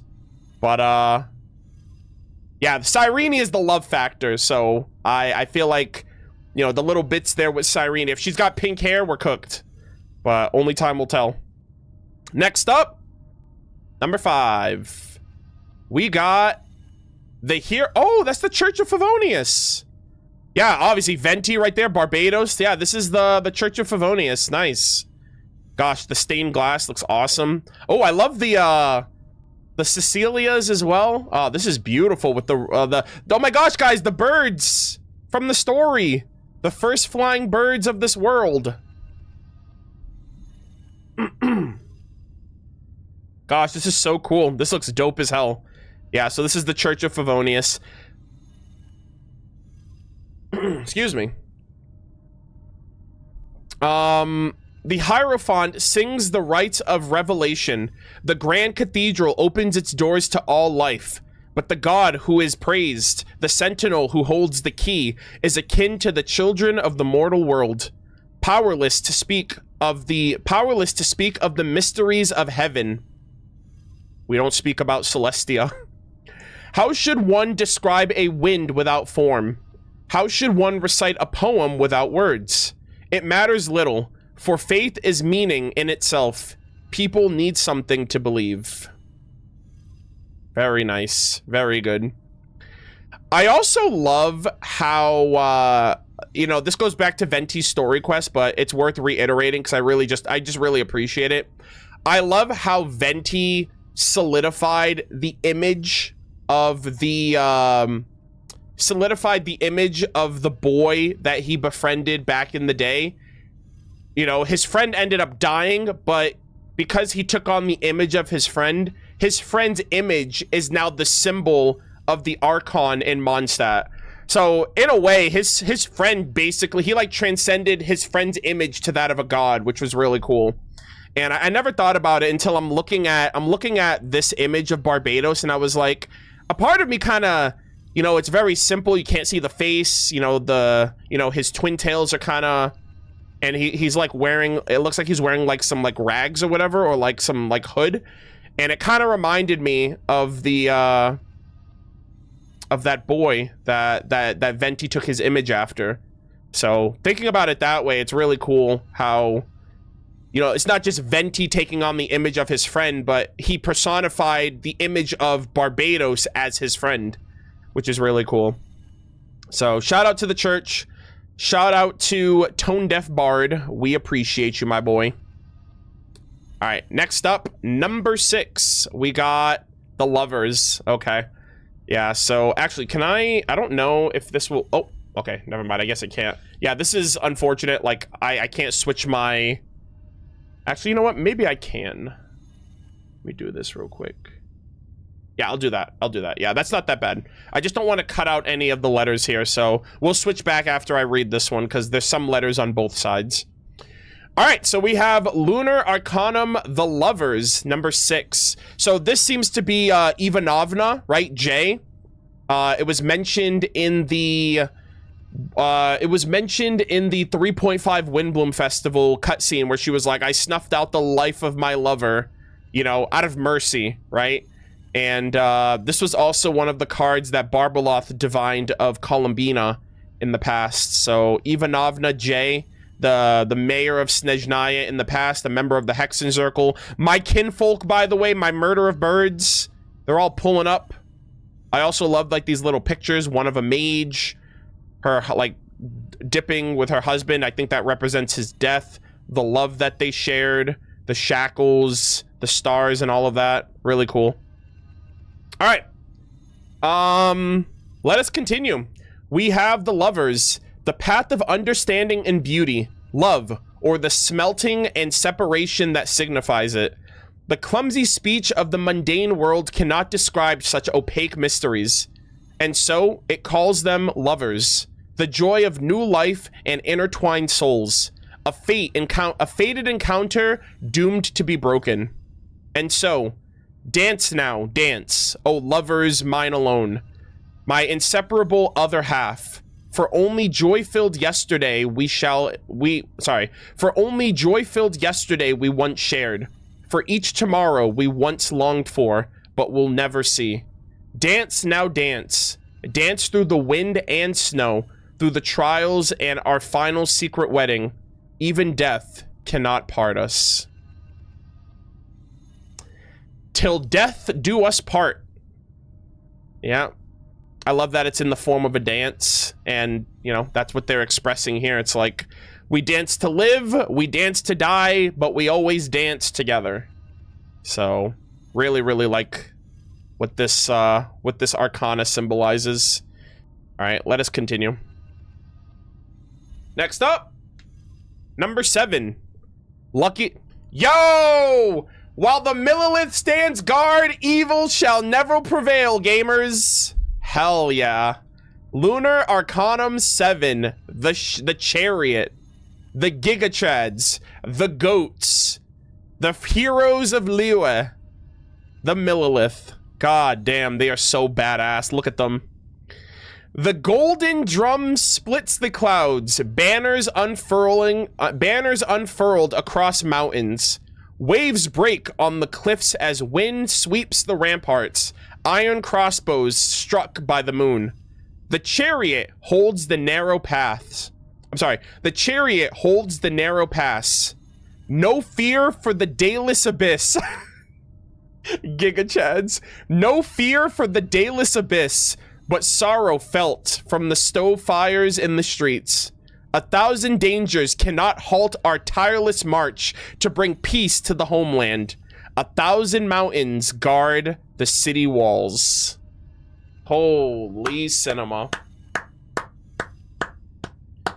While the Millilith stands guard, evil shall never prevail, gamers.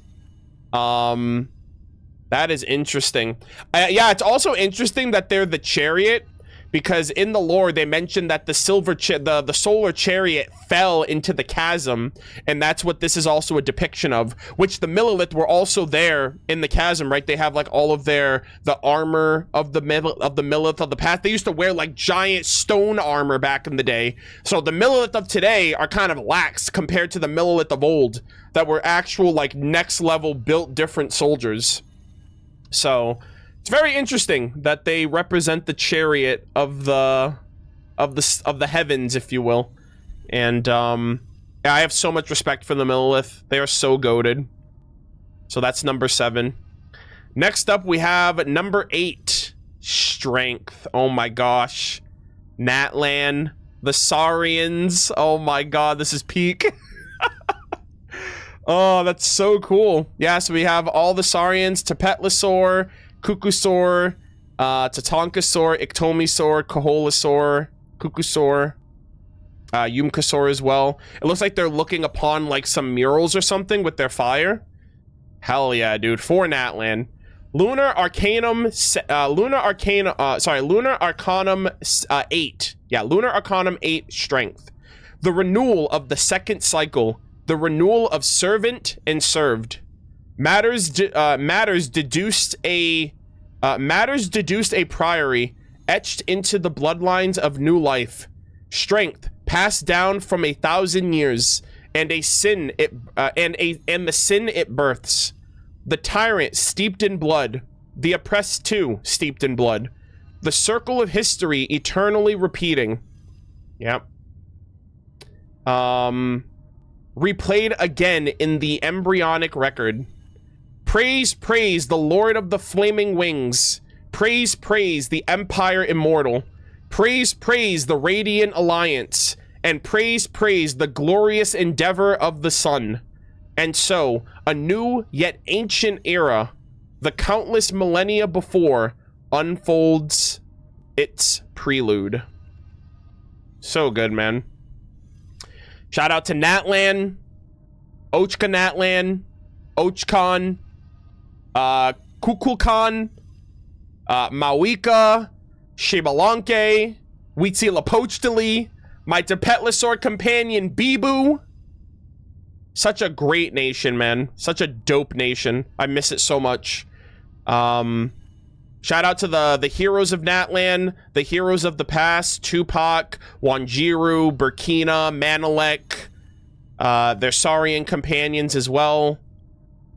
So good. Tenoch Zatok as well. Freaking the Maraudins, right? Enjo, all the goated lore we learned from him. Vanessa.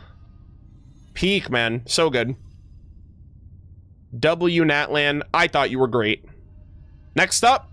Oh, Sumeru.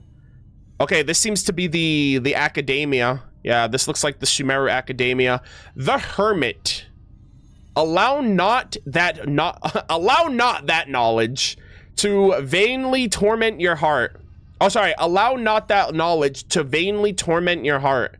All the world's magnificence and perfection will eventually fade like sand slipping through cracks in your fingers.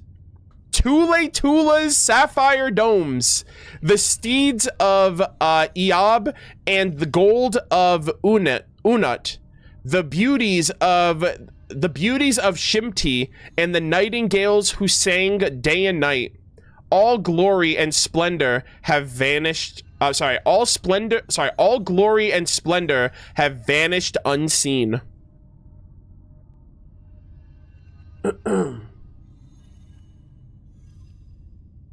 Oh, it's pronounced Unut? Okay, well, I mean, it's the first time I'm seeing it. Seek not the secrets of the world for the sake of empty renown. For those who can... yeah, let me read that again. Seek not the secrets of the world for the sake of empty renown. For who can unravel the marvels wrought by the Lord of the sky? Only is the path from love to beauty. Only the hermit's lantern burns ever brightly. Do you remember the ancient words? Where love and lamplight meant the same thing. Give your love to someone while the years still allow it. Interesting. This seems like they're trying to warn the people. Don't go asking questions about the heavenly principles. Do not seek answers from the sky. You will regret it. All right? You're young. Instead of looking for knowledge, maybe you should go look for love. All right? And do away with all that nonsense and forbidden knowledge. Don't be like the academias of the past. Be better than that.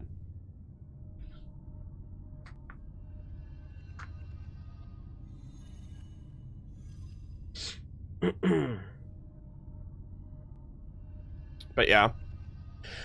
Oh, do we have to... Oh yeah, we're gonna run an ad after this. Yeah. So here's the interesting thing about this, guys. This is Sumeru focused, academia focused, and it's basically saying, don't go asking too many questions. Don't go looking for too many answers. And I feel like Dottori is the hermit. Dottori has no chill. He's got no filter. He does not take no for an answer. And he is curious to a fault, where curiosity is going to get him killed or many others killed in his place. And he'll get you killed if you slow him down as well, especially from the Sumeru event that was mentioned. I feel like this is basically like meant for Dottori. Seek not the secrets of this world for the sake of empty renown. Basically, don't just try to find out the truth of things for the sake of showing off. And don't go asking questions about the heavenly principles. But, I mean, Nahida may have... You know what the thing is, though? Dottori's doing all of this shit now. I wonder if Nahida spurred on his curiosity when she bluffed about waking up the heavenly principles. It's like Nahida said, hey, do you want to challenge me waking up the heavenly principles if I destroy this Gnosis? And he was like, you know what? That's not a bad idea. Let me go wrangle up the moon powers in Nodcry and try to do the same thing.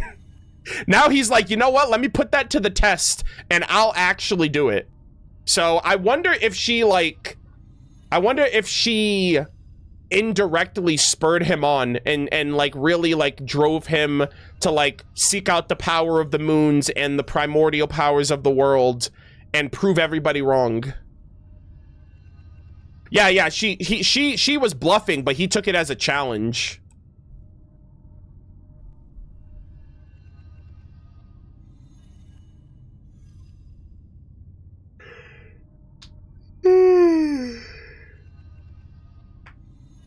Oh, man. Yeah. All right, really quick chat. We're going to run a 3-minute ad so we don't get any ads during the content. And then we're going to resume after that. So we're almost halfway through. Oh, we got Istaroth next, I think, the Wheel of Fate. Holy moly.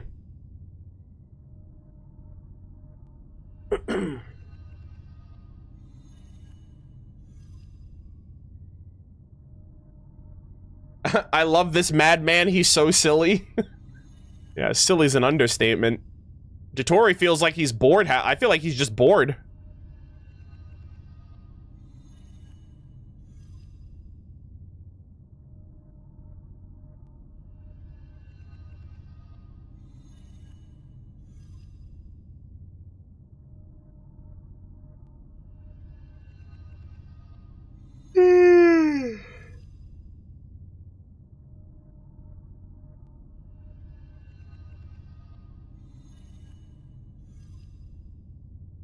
Have you read The Pale Flame? No, I haven't.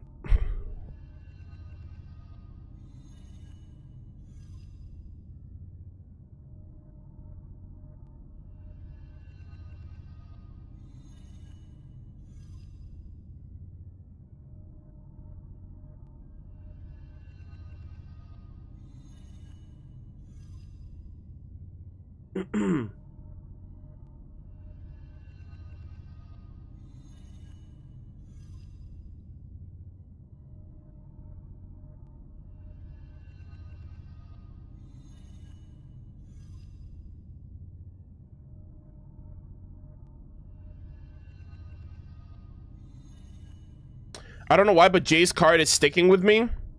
I feel like aside from being the mayor, she may be connected to more of the present Snezhnaya somehow.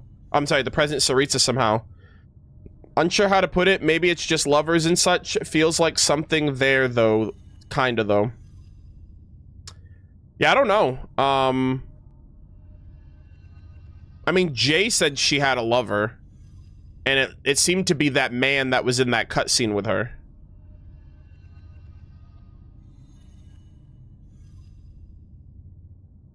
But the Saritsa may have been in love with the third Descender, based on the hymns of the far north.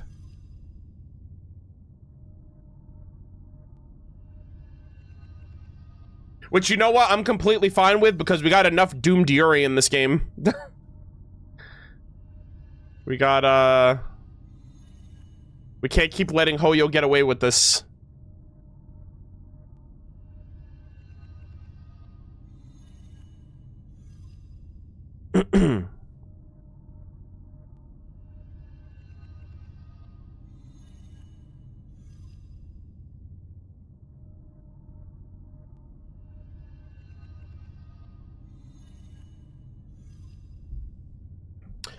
All right.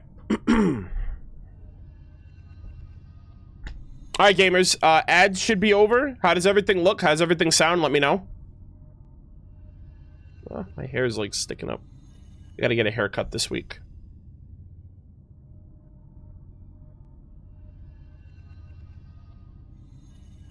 Everything's good? All right, let's continue.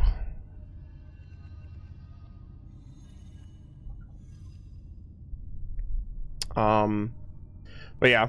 Another thing too is this was the card that so it was the lover card, it was the hermit card but inverted, and then it was the death card that Columbina got during Moon Prayer Night, and it was all like facilitated through the foundation of the moon card. So this was another card that was basically talking about, you know, this is talking about like the knowledge and, you know, not asking too many questions and all that stuff. So interesting. Let me see. Allow not that knowledge to vainly torment your heart. And then it also says here, give your love to everyone while the years still have it. I feel like that in some way reflects Columbina, like, actually making a lot of friends in Nodcry in a like during her time before she went to the moon, and then all that crazy shit happened with Dottori, which is wild. So and when you think about the hermit here too with Dottori, he's trying to transcend his fate. He doesn't want to be controlled by fate. I feel like there's something there as well in regards to, you know, how, like, Dottori, like, this is saying don't go looking for answers, but Dottori needs to go looking for those answers in order to obfuscate his fate. But that in and of itself could be that fate. It could just be the fact that his curiosity might never be able to be satiated. Despite the fact that he said that this whole moon plan is his final experiment. So if he's able to, like, become a god, maybe then he'll never have to worry about fate having plans for him. He can be the master of his own fate, potentially. But yeah. I don't know. Let's see. Next up, number 10. Oh my god. Guys, you know what's crazy? It's so wild that Istaroth was leaving a quote for her daughter, right, Zabai, in Zabai's drip marketing. And we got to see Istaroth in the God's Limit trailer, and we've gotten teases of Istaroth in Mondstadt and Enkanomiya. She's got a Lunar Arcana card as well. I cannot wait to see her in-game. This is also crazy, too. She's, like, cradled right here, like, in the fetal position. You got, like, the moons and... no, actually, I don't know if those are moons. Those might be, like, planets, actually. But, like... It's just, like, the energies of time. She literally affects anything and everything that exists. You got the pocket watch, you got the wrist watch, you got the clocks being bent, like the time is being bent. Oh, you got the alarm clock right here too. That's crazy. Actually, yeah, there's this one, 2, 3, 4, 5. Is this like a moon? I don't know if this is like the phases of the moon, right? It's like it's going from a full moon to like an eclipse or whatever. There's 1, 2, 3, 4, 5. I don't know if this looks like a planet actually, like with like a ring on it. Not sure. Yeah, this is such a sick illustration for Istaroth. All right, let's break this down. Let's check this out. Lunar Arcana 10, the Wheel of Fate. The Wheel of Fate is turning. Rebel 1. If you know, you know. Though there is no meaning in this world without... Oh, wow. Though there is no meaning in this world within the eggshell, the fortune we speak of is not some false metaphor. In 14 billion years of darkness, it is the sum of all that is destined to happen and all that never will. Oh my god, what the heck? Partings, encounters, and partings once more. Birth, destruction, and birth yet again. In the darkness of 93 billion years of light, all existence holds meaning unknown to any, without which this universe would seem too solitary. This is the fortune that divination cards speak of, or that which cannot be spoken. The wheel of fortune turns even onward. The wheel of fortune turns ever onward, but there are things which are never forgotten, things that can never be destroyed. At least I am willing to believe so, just as you believe in reunions with her. I wonder who these cards are from the perspective of, actually. Because it's like, it almost seems like this is being narrated or told to us from someone. I think the reunion with her is implying Aether's reunion with Lumine. Potentially, that's all I could think of. Unless there's something else here. Or this could be referring to Asmodee.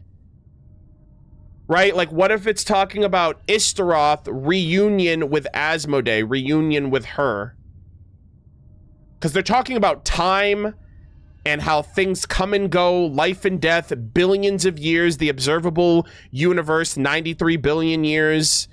There are some things that will never change. There are some things that can never be forgotten. Some things can never be destroyed. Yeah, see, oh, yeah, so chat's saying the her doesn't change. So it's not from the perspective of Aether. I think this might actually be referring to... And Istaroth is also crying here, too. So I wonder if Asmodee... I think this reunion with her might actually be Asmodee. And maybe Istaroth is sad that Asmodee is gone. And for however long time exists, I don't know if Asmodee will ever be back. Because you gotta remember, too, space and time are parallel, right? Space and time are connected the same way life and death. So I assume, actually, guys, in before there's actual, like, canon ships of these shades, right?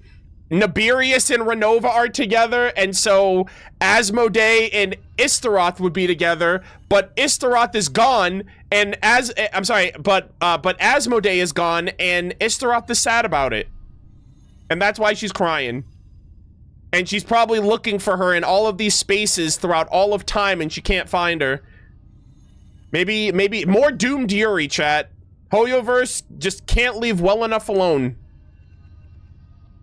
They are sisters? Maybe. Maybe.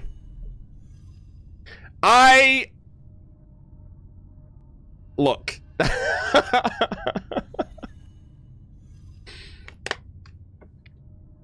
Stop. I didn't say that. Chat did.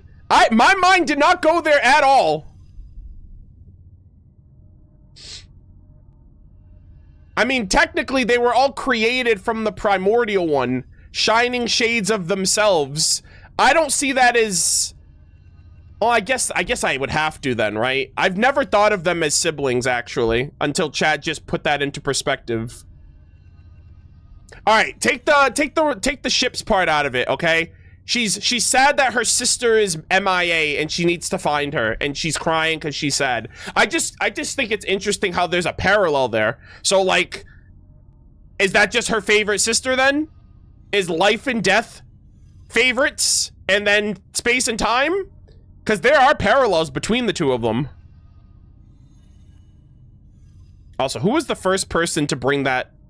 Yeah, Cyberina is the first one to mention that. I was like, huh, streamer is saved?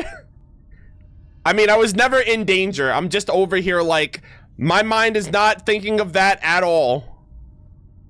But yes, I guess you could say streamer was saved from the Twitter mob.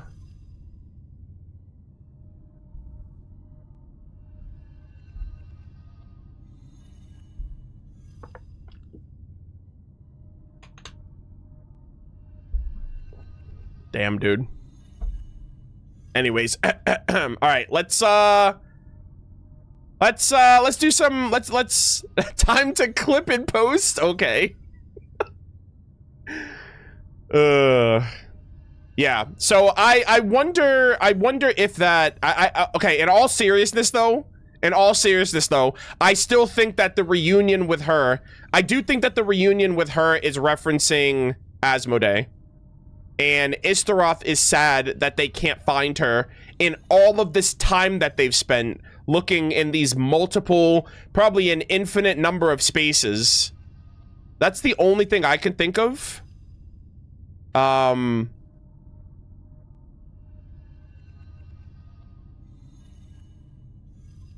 also wondering from whose perspective this is, unless it's... No, it can't be Barbeloth. I'm curious whose divination this is from, because clearly someone says, at least I am willing to believe so. I'm like, who's this I? Who is this that's talking?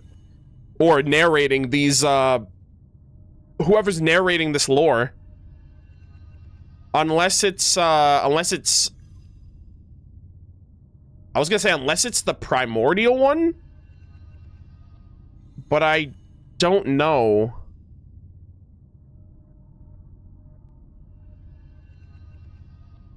Because, like, I feel like the only person that would be able to have, like, arcane knowledge of all of these concepts would be, like, the creator. So... But I have no idea. Maybe I'm looking too much into it.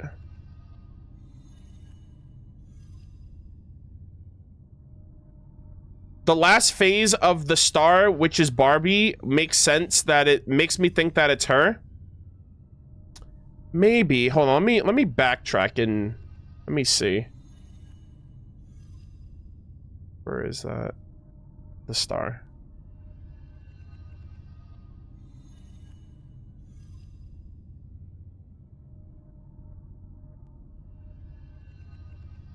This doesn't seem like it's from like her perspective though. It just seems like someone's talking about her.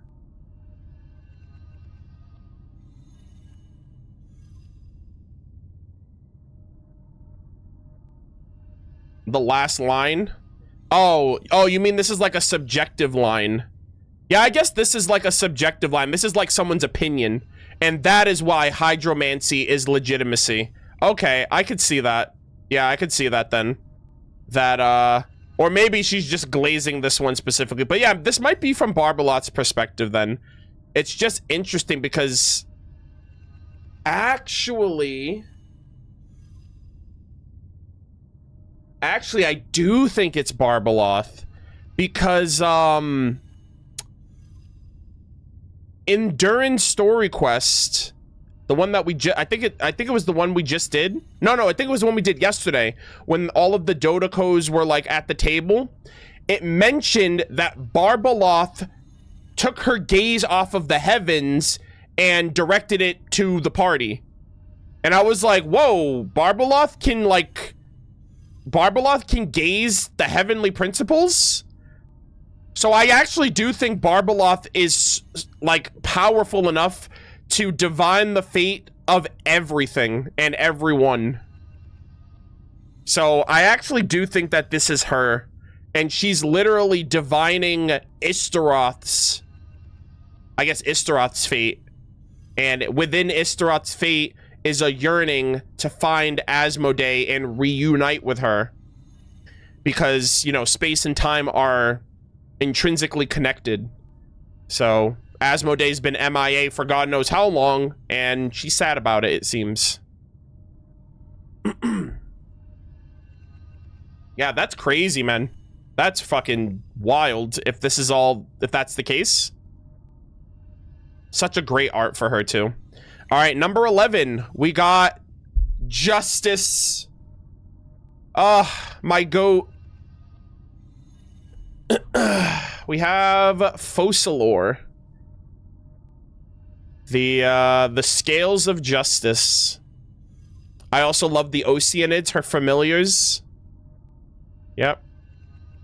Well, actually, no, these would be Egeria's familiars. And Focalor would be amongst one of them. God, this is such a beautiful scale. Like the scale referencing the Oratrice Mécanique d'Annalise Cardinal. Another one bites the dust. And the Sword of Indemnitium. Good God, this is peak. This is such a cool looking art. And this is also kind of a reflection of her Statue of the Seven as well. So, and then the waters of the primordial seawater falling into the scales, falling into the ruins over here too. Really beautiful. All right, let's see. Lunar Arcanum 11, Justice.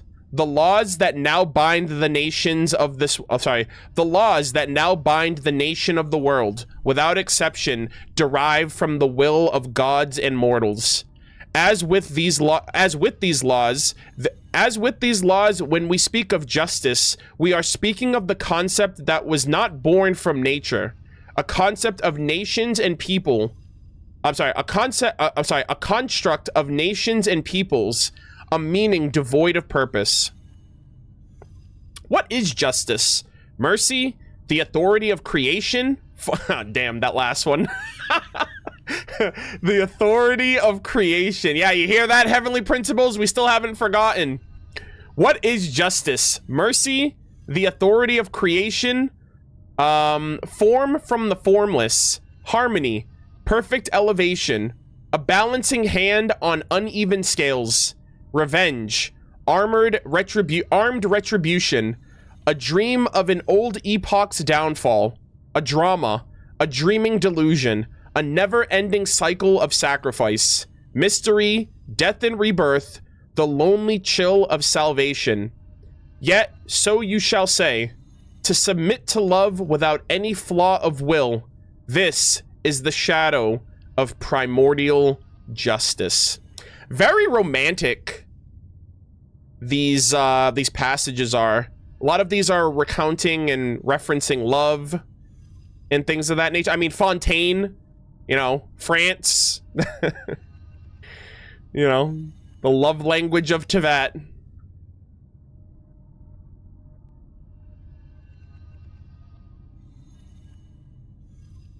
But yeah, I love this. This is very thematic to the Fontaine Archon quests. The ultimate justice for the Fontainians, based on the fact that they are basically, you know, that they're basically being punished for the same crime that Tevat themselves posed on the dragons. And so if you want to punish the Fontanians, then objectively speaking, the Heavenly Principles deserve to be punished as well. And I'm sure their uppins is coming, right? Between the Fatui and the dragons and the Aether and all these other, and the Abyss even too, like, it's gonna all come crashing down in the end. But Focalors did a phenomenal job at setting all this stuff up, which is awesome. All right, number 12.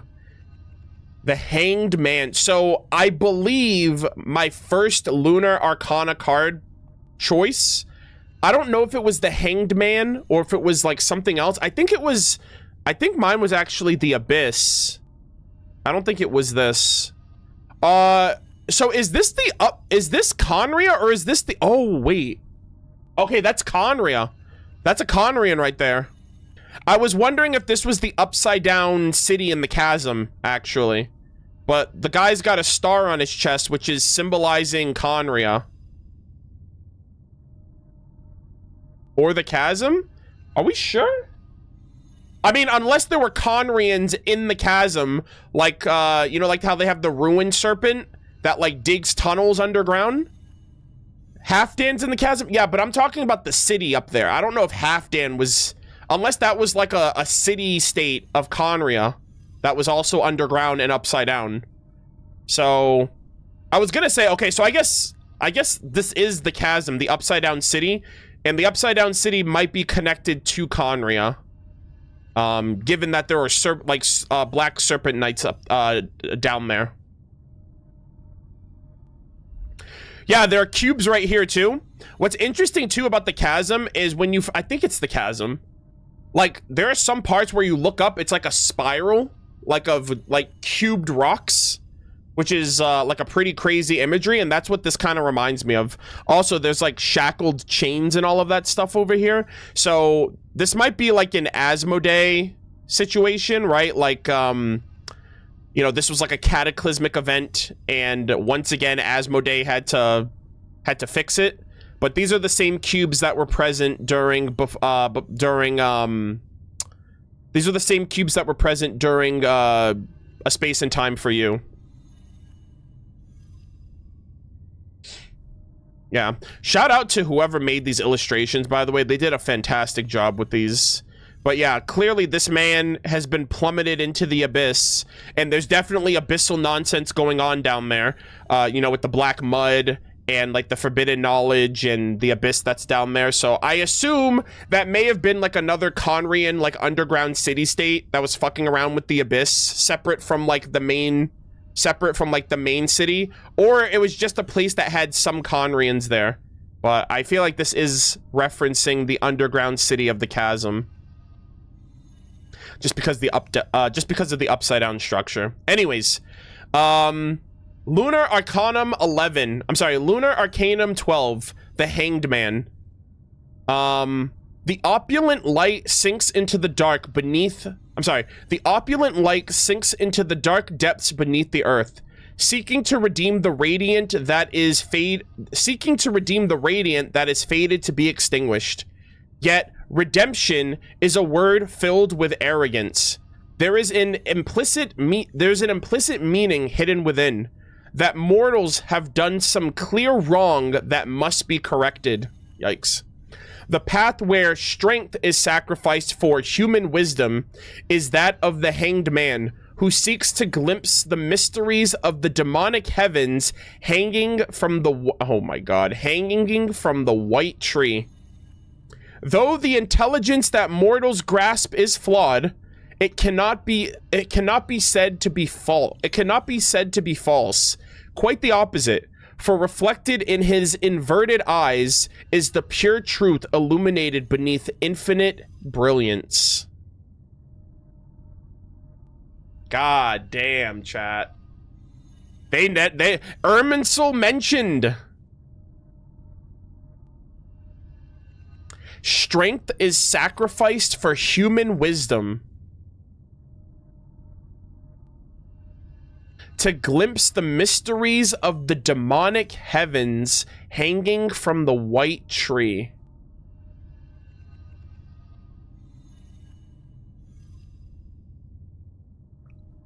Huh. Yeah, so that's definitely a Conria Odin reference. But,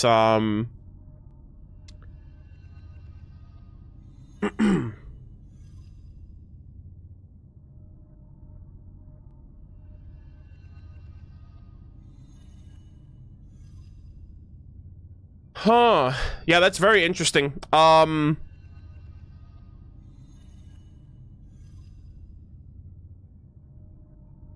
the intelligence that mortals grasp is flawed, it cannot be said to be false. Quite the opposite. Huh. So, I don't really know how to interpret this, actually. Because, like, I'm thinking of, like, the Abyss. Are they saying, like, you know, they use the Abyss to seek the truth, but, like, in the knowledge of the Abyss, that's, you know, that's flawed, that's fake, but they also say here that they glimpsing the mysteries of the demonic heavens hanging from the white tree. Are they also implying that Irminsul is false? I mean, Irminsul isn't infallible. Irminsul can be tampered with. So I wonder if this is basically just saying don't trust anything. You can't trust Irminsul because it's potential to be tampered with. You can't trust the Abyss because that shit is literally like, you can't comprehend it, right? The forbidden knowledge cannot be comprehended.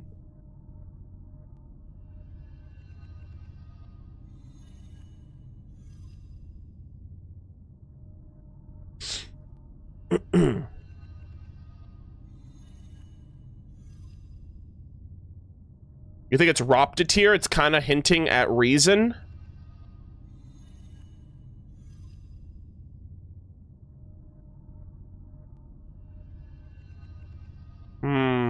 Yeah.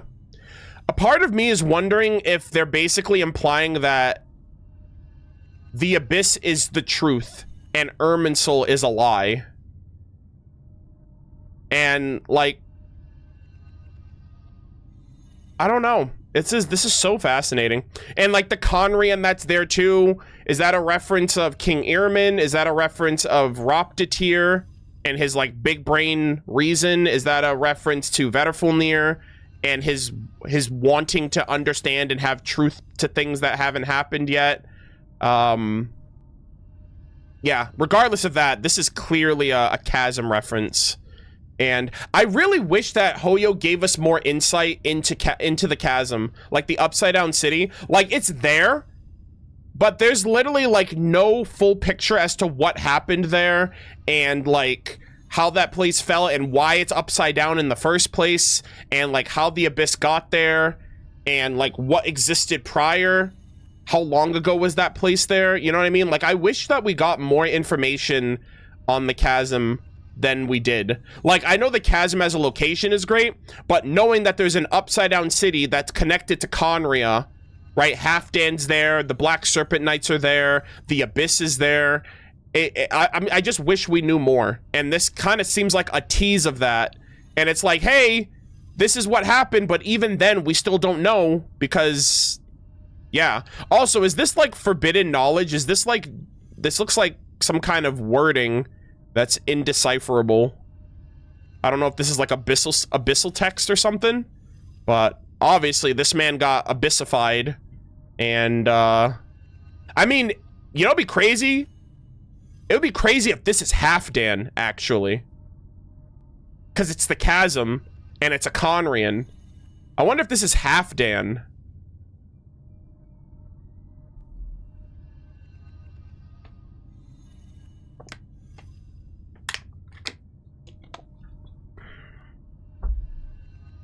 Because we obviously knew, we saw him down there. We saw what happened to him.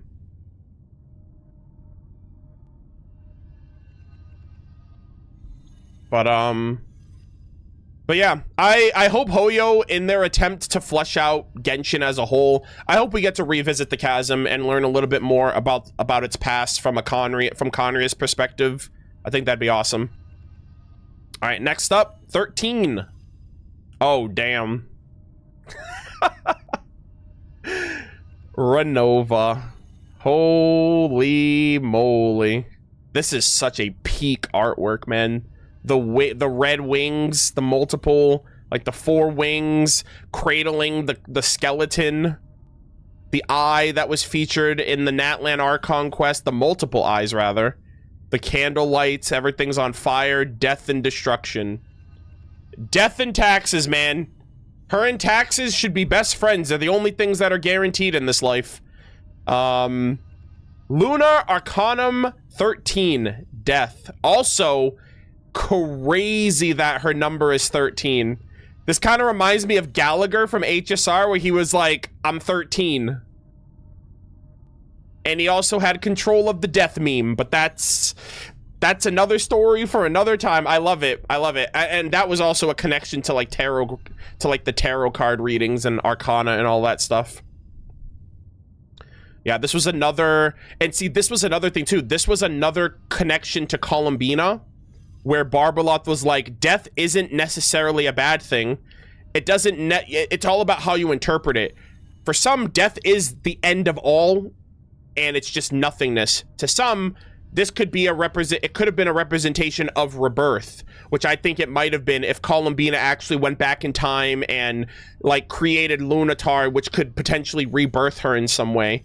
If my theory is to, you know, if my theory holds any weight.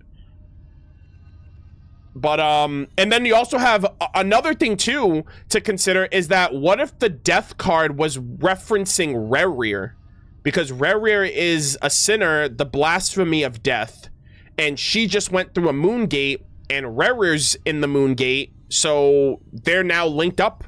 So that could have also not just been mentioning Columbina's death, but it could have been also referencing, like, you're gonna come in contact with someone who's associated with death, the blasphemy of death.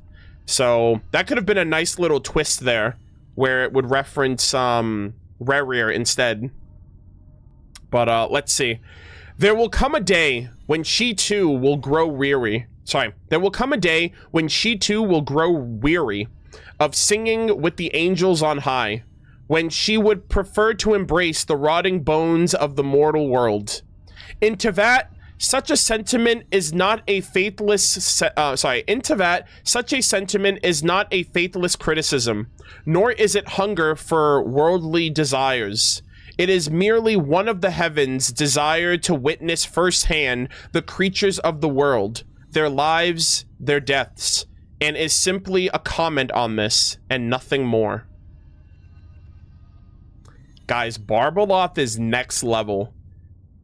So, somewhere within Renova, she doesn't want to be in the Celestial High Tower. She wants to, like, witness firsthand the impact that her powers has on the living. Right? She wants to be where the people are. It seems like, yeah, it seems like she wants to, like, live amongst humans and experience their lives and be a part of the end of their life. That is very interesting. That's like that's a very personal and very humanistic approach that shows that she cares about humans beyond what she puts on, like when you know, during the Archon quest. She kind of makes it seem like, yeah, I don't care, whatever, this world doesn't matter to me anymore, these pathetic humans don't matter, but at the end of the day, she's yearning. And I don't know, I like that. I like that level of, like, humanizing the shades, because they are these, like, next level, out of this world, like, cosmic beings. But if Istaroth is any indication, if Istaroth is sad that she's gonna go all of this time without being reunited with Asmodee, and now they're reflecting here that Renova actually yearns for a more simpler life, I don't know. I wouldn't be surprised if the Shades rebelled against the heavenly principles as well. I feel like that's like the one inevitability that might actually happen.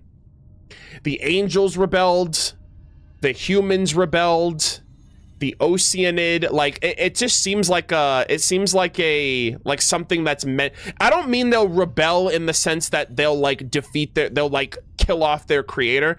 I just think that they've grown tired of like what they were meant to do. They're like, bro, we just sit up here and we do nothing. We look for our sister when we have the time, but for the most part, we're just sitting up here doing fuck all, and it's boring as hell. And I would rather have a life, have a meaningful existence. And so that might be and that seems to be one of the reasons why Renova decided to help Simulanka and establish the rules of Natlan, right? And I think they said that she did it as a form of self-pity, right? I think that's what the Lord of the Night mentioned, that like she probably doesn't take pride in the fact that she has dominion over death, which is something that everyone is scared of. You know what I mean? So, you know, it seems like she has a soft spot for humans and humanity in general. And I mean, hell, she might even want to be one of them for all we know. So the heavenly principles, man, it's very interesting. Number 14. Oh my god. King Deshret? Holy shit. Forbidden knowledge falling into this world. Thanks, King Deshret. Also, you got the pillars. A couple of the 2 of the 7 pillars, the sages. Oh, this is cool. Yeah, this is really, really cool. Lunar Arcanum 14. Lunar Arcanum 14. Temperance. The balance from... I'm sorry. The path from the moon to the sun. Its mysteries inexpressible by words. Don't allow desire to dictate your actions. This is but the shallowest meaning of temperance. That's literally what King Deshret did. He was driven by his desires to act upon rebelling. And that's why he's dead now. You exercise great artistry. Sand does not dissolve in water, yet it must be sifted out. Golden dreams do not reveal themselves in reality, yet you must unite them into one. Yep, the golden slumber. The unchanging desert, the ancient structures fallen into disrepair. Can you still recall the dreams of old? The fables of ibis, crocodile, and jackal. The principles of balance. Yep, the ibis king, Sobek, Thoth, and I always forget the, there's also, Hermanubis. I forgot the third one. I forgot the goat's name. I only heard it once during that event quest. But there was Thoth.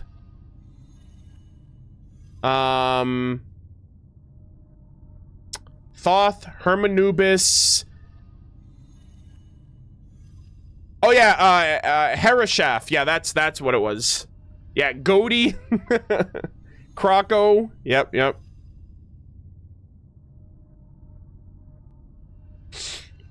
But yeah, this is really cool. We just got the whole Layla event with the Ibis King, right? Thoth and company, and like Croco and Herashaf, and I think they even talked a little bit of Hermanubis and some of the others, like King Deshret.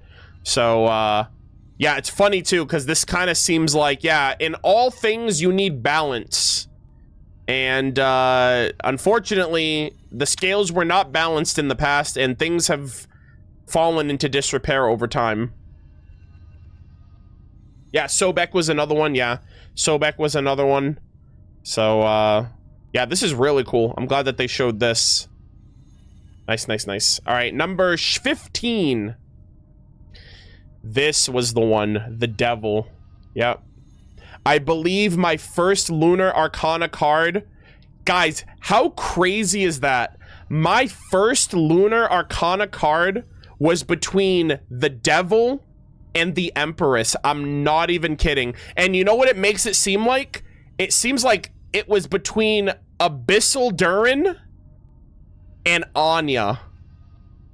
Isn't that a crazy decision to give me for my first Lunar Arcana?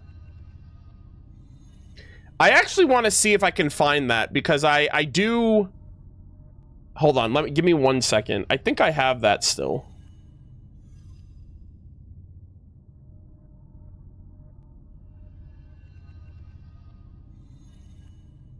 How much time do we have left, actually? All right, we had 20 minutes. We're good. When were they? Oh, it's right here. So really quick, this was my Lunar Arcana, the first one that I did. And so at the end of it, this was at the end. This is the end of my Lunar Arcana. And I think it was between... Hold on. Yeah. Look at that, guys. Hoyoverse is diabolical. They literally made me choose between Durin and Anya for my first ever Lunar Arcana. It is crazy. Hoyo is actually like... they're watching me. They're listening. They're like, Arnold, we got you. Yeah, so I was stuck on this... Bro, I still have like another minute of this video, another 2 minutes. I was so stuck. I was like, bro, who the hell do I choose? Do I choose Durin or do I choose his eventual mother? And so I ended up going with Anya primarily because she like birthed a new life for mini Durin, and Dragonspine Durin was an unfortunate circumstance from Rhine-Daughter. So I kind of went with basically the realities of the situation, which is that Dragonspine Durin was used as a template to create mini Durin, who was created by Anya, who then came into being. So I think I owed it to myself to get Anya because of that. I thought it was more of the Abyss in general. Yeah, but like, to me, I mean, obviously, first off, it is the Abyss in general, but look at this dragon inside of a test tube. That's literally Durin. So, like, I look at it as, like, a representation of Dragonspine Durin as well. Also, if you can tell, I like the little details here with, like, the claws, right? It's like the pool is going up. It's, like, almost like that's, like, the hand coming through the abyssal water and clutching the test tube of Durin. And then there's the Rift Hounds, obviously the scouts, and then all of the lives and all of the ruination and destruction at the hands of the Abyss. So yeah, this was my choice that I had to make the first month of Lunar Arcana, which was crazy. Anyways, let us continue. Lunar Arcanum 15, the Devil. Is there ever a true age of darkness? I'm sorry, was there ever a true age of darkness where ignorance and shadow were mistaken for divine? Oh, sorry. Where ignorance and shadow were mistaken for divine, and the devil was hailed as creator. God of Darkness Chernobog. I'm so excited to see what that's going to be about in the future. And the devil was hailed as creator, where violence and suffering ran rampant. A dark age of savagery that burned through civilization. The devil is merely a mask through which the power of darkness is revealed. The god, oh my god, the god who creates and maintains the god who creates and maintains the abyss that consumes and destroys. The infinite, boundless, perpetual age of enlightenment. Enlightenment, chat. Imagine that, the Abyss enlightening. Chat, we do have a god of darkness. We do have a god of the Abyss, potentially. And, of all the characters, fucking Tolfin dropped that lore on us, which is crazy. I really hope Tolfin is in the next region expansion. I assume we're eventually going to end up facing off against Rotwang again. and I really hope we learn about this whole God of Dark. Well, I think the God of Darkness was actually present in Snezhnaya during the Cataclysm, so we might not learn about that until Snezhnaya, but it seems like Tolfin was like extra teasing us with some early information. But yeah, I'm so perplexed by the Abyss, chat. I can't wait. Think about how much we've learned about Genshin in the last 5 years. Like, think about how much we confirmed know about the Abyss. And I'm just thinking to myself, man, what are we gonna know 5 years from now? Right? If the game is gonna be going on for a few more years, right? We have Nodcry, we have Snezhnaya, we have Conria, we have Celestia. Like, that's at least like another 4 to 5 years if they do it annually. I'm just thinking, I'm like, bro, how much are we gonna learn about this world, and especially the Abyss? Like, I actually think I want to know more about the Abyss than anything else at the moment.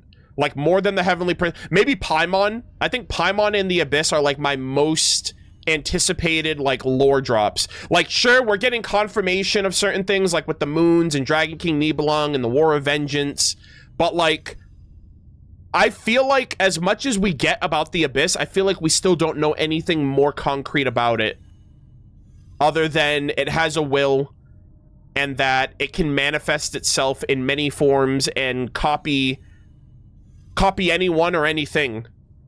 So I think Paimon and the Abyss are like hand in hand for me, like where it'd be crazy if they were one and the same, because they're talking about like the devil and like a creator, you know, someone that's hailed as a creator even though they're not. But I don't know, I just think that it would be really cool if the Abyss, I just want to know more about it. I just want to know more about the Abyss over the course of like these next few years. It'd be a real shame if like they just give us everything about Genshin and about Teyvat, and the Abyss is just this ambiguous thing that exists everywhere, and therefore they're not going to give us like concrete information about it, because it doesn't even originate from Teyvat. It's just affecting Teyvat. So technically speaking, if it's everywhere, then it's just like this it's just this looming, what's the word I'm looking for? It's just like this looming antagonistic threat, but it doesn't really have explanations, you know? I don't know. Okay, really quick, chat. This is just a yes or no question. No spoilers. All right, no spoilers. Did you guys ever find out what the Honkai is? Like what it like at its core, like what it is?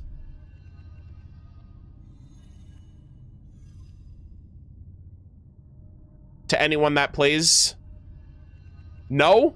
Yeah. So I really hope, I'm like, bruh.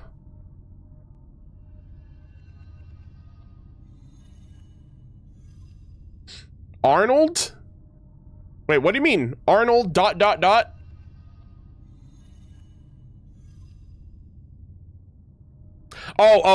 that I'm manifesting. Also, hi, Cal. Are you still streaming? I saw you were streaming earlier and I'm almost done. I was gonna raid you, but I don't know if you're still live.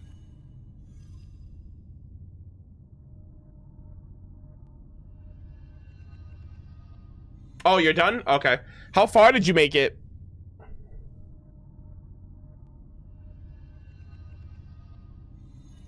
You say you're done, but I know you're not done with the Archon quest. Where I saw you were at, you were like super early.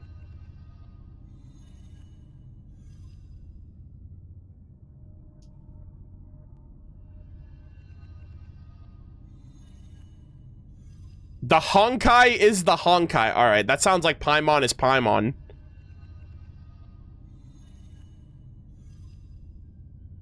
Oh, okay, you stopped when Farina was getting harassed, attacked by the rioters. Okay, yeah, that's a good stopping point. Yeah, you'll probably finish on your next stream then.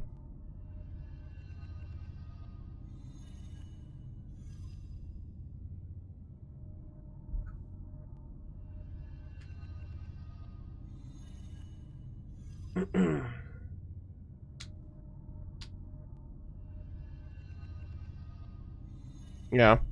I also wonder if the Abyss is just the Genshin version of the Honkai. Cause like, you know, as long as it's a threat, I feel like you don't really have to explain it all that much. You have to worry more about the people that harness it. But yeah, I just want to know more about, like, all this did is make me want to know more about the Abyss, and I hope we get that at some point.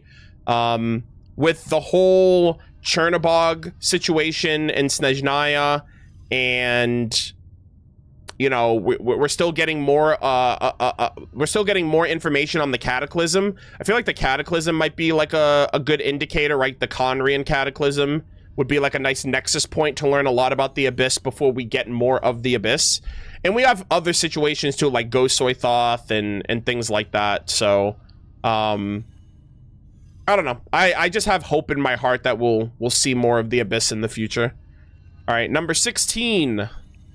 Oh, yes, Dekarabian. Yeah, Dekarabian's Tower, aka Storm Terror's lair. My kinfolk, guys, my murder of birds. Holy moly. Yep.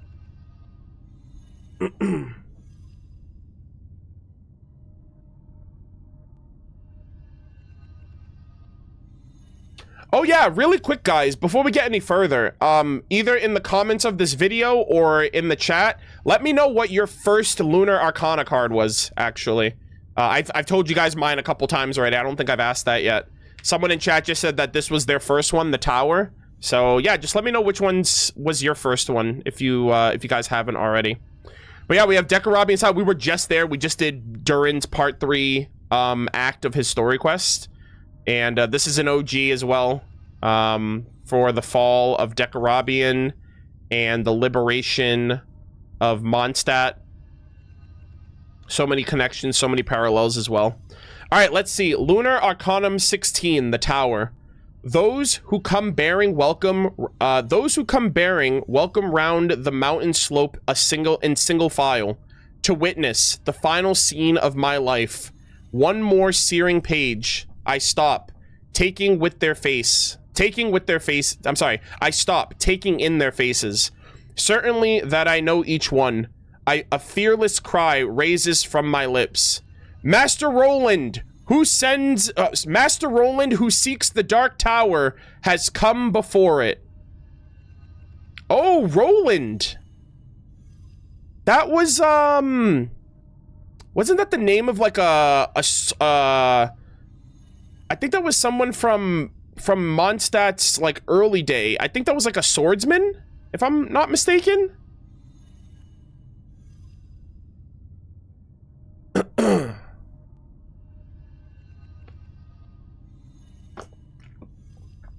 Aren't they, I'm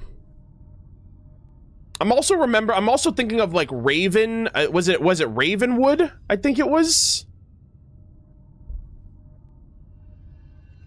I think that was another one. Let me write that down. Roland.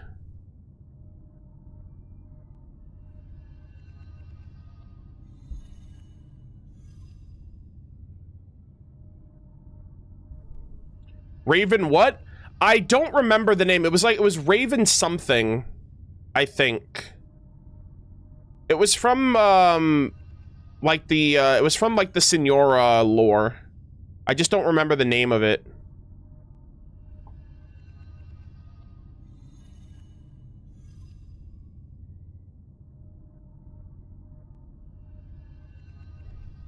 Yeah. Yeah, so this was somebody from the, from, like, Mondstadt, like, 500 years, I think it was someone from, like, Mondstadt's early age, I think mentioned by, I don't know if it was mentioned by Rostam or Arendolan. Hold on, give me 1 second. Genshin Roland. Okay, so it was 500 years ago. Okay.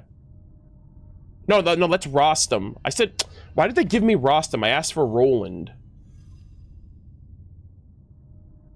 Okay.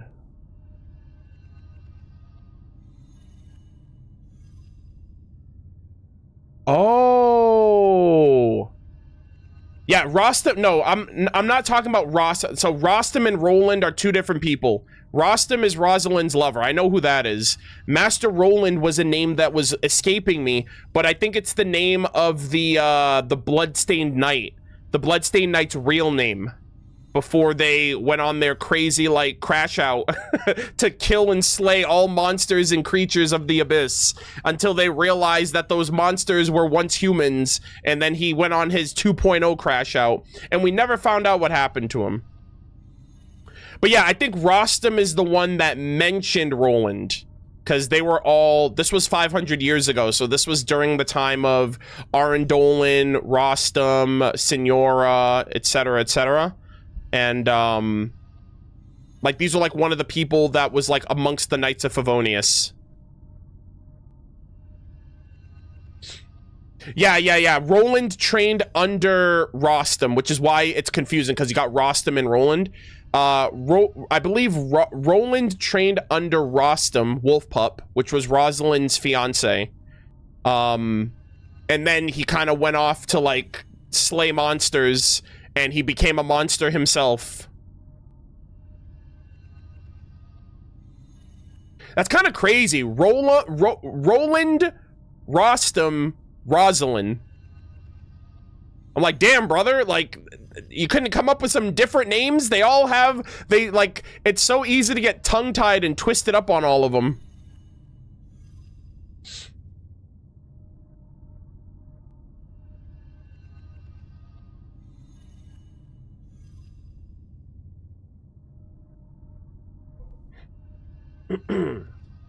Is he the one that used the black sword? Yes. Yes, he is. Yep, he used the black sword. His lore was pretty awesome. We never found out what happened to him, though. I think the last thing I think that we learned about was that he went to Conria, and he found out that the Hilichurls were once people. And he was like, this is the ultimate injustice. And then we just never heard from him again. 07's to the theory that we thought that Capitano was the Bloodstained Knight. That would have been cinema. Unfortunately, or fortunately, he was not. And yeah, we never, you know who I'm like really pissed off that we never found out the follow-up of? I still want to know what happened to Emunlauker from the like the Emunlauker clan from Solvin Dagnir. I'm like, I was actually thinking about that a few days ago. Okay, really quick chat. Let me cook. A part of me was like, what if Enjo's real name, if Enjo says his real name is Emunlauker, I'm gonna freak the fuck out. Because he said that he's been to Solvin Dagnir and all that other stuff, and I'm like, man, I really want, see, here's the crazy thing too. Here's why I'm thinking about that. Enjo's name has to be a big deal. Like, let's just say his name is, let's say his name is Jeff, right? Let's say this man has been hoarding his true name this entire time, and then we get it, and it's a name we've never heard before. Why is that a big deal? That doesn't matter. Cool, we finally have your real name. I think it would be a big I think it would be like a cool reveal, or like I think you would get a reaction out of people if his name is of someone that we've heard of already, or someone that we know of already. If he says his name's Emunlauker, if he says his name is Ajax, if he says his name is any character that we've known in the history of the lore that we just haven't seen or met or got any follow-up to since then. If his name is Roland, like, something like that, right? Think of Lycurgus. Imagine Lycurgus was like, thus speaks Genius Society member that nobody has heard of. The reveal was that it was someone that we knew, and they were kind of a big deal. You know, it wasn't like, oh, thus speaks this new villain. No reaction, you know? So I was thinking that the other day. I was like, well, we now know that he's the, what if he's multiple identity? Bro, what if Enjo is multiple identities? What if he was the Lava Walker because he was around back then? What if he was also Emunlauker because he was at Solvendagnir at one point? What if... And it would make sense because he always has a different name? Bro, hold on. I might be cooking. I might be spitting right now. Wait a minute. That would be cool. I mean, that would be kind of ridiculous that he's like... It's like, brother, do you have a day job? Are you just like... You're just assuming different identities constantly? I would just want him to be one of them. That's all. He's the Lava Walker. That's all but confirmed. But, like, his name has to matter. And I was thinking the other day, I was like, man, imagine his name is just Emunlauker. That'd be so sick. I would want full, complete explanation of this man's entire life story and how he went from being Emunlauker to Enjo. But, I don't know. I think that'd be really, really cool. Because I feel like the one thing with Enjo, he's got like a massive identity crisis. So if he did assume all of these identities over the course of his life, all these memories that he's like, I don't remember, none of these are mine, what is going on here? Like, what if he did assume all of these other, like, multiple personality roles and existences and whatnot, and now he's just trying to be him. He's just trying to be him. I think that'd be so cool if that was, like, if that was a thing. So yeah, and if it's not him, I wonder if he somehow, like, how he assumed the roles of those people, because he said the memories weren't his, and something like that has happened before with Kukulkan, where he, like, soul snatches, and he basically, like, hostile takes over, but the person is also, like, aware of those experiences, right? Like Bona and Manku and T2 and stuff like that. So I wonder if, like, I don't know if Enjo is just, like, a victim of soul snatching, or if there's more to it than that. Crack theories are so fun. I know. I mean, they start off as crack theories, and then before you know it, they're canon. So, you know, that's the best part. The best part is when you're cooking so hard that you accidentally spoil the game. Yeah, kind of like the Voyager as well. Kind of like the Voyager as well. The only reason, like, I'm also, like, open to the idea that Enjo is the Voyager, but a part of me is also like, that pertains to a world quest, whereas, like, Hyperborea is a part of, like, the mainline Archon quest, so I feel like the Voyager, but then again, they also dropped the Voyager name in that book, so maybe Hoyo would cook something like that. I don't know. But, yeah, I think, you know, the Voyager is also another identity that Enjo could be.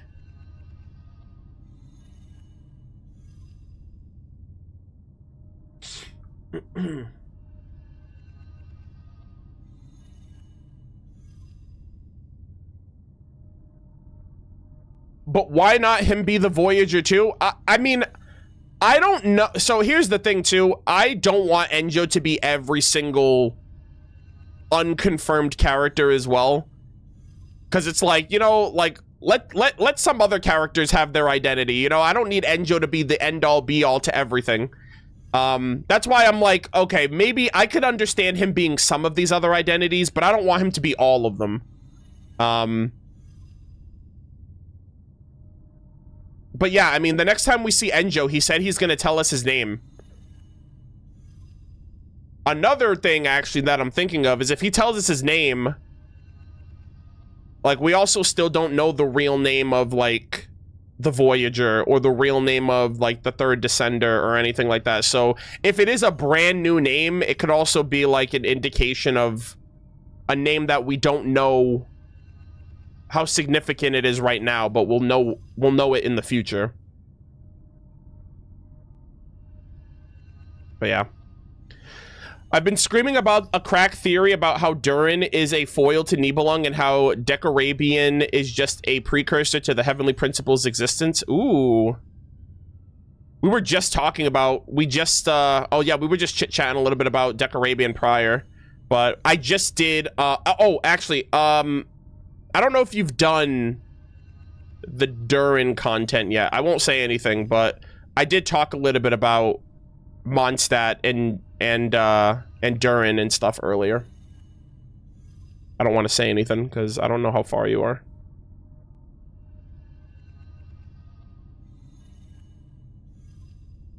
Yeah, the Mare Javari, like, we're still gonna get the Mare Javari later this year, or next year rather, like within the next year. We're getting Libin this patch, which is awesome. So we're gonna get some lore drops on Dorman Port, most likely.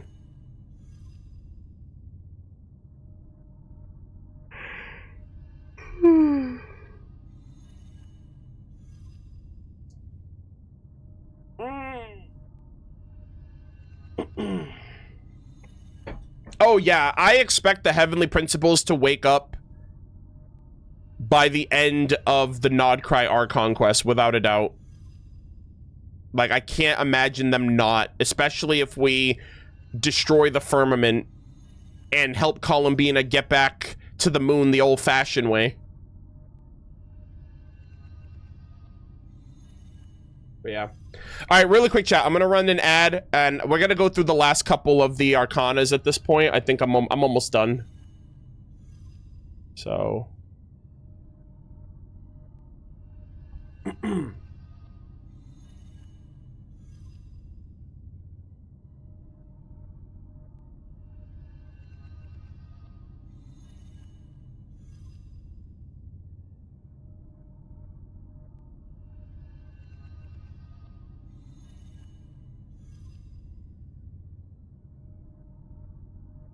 I like Enjo just being Enjo. You know what? Hey, the next time we see him, he might pull a Columbina and be like, you know what? My name's Enjo.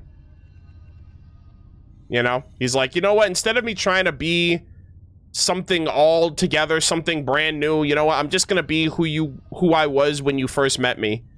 A scholar. A scholar of rich lore.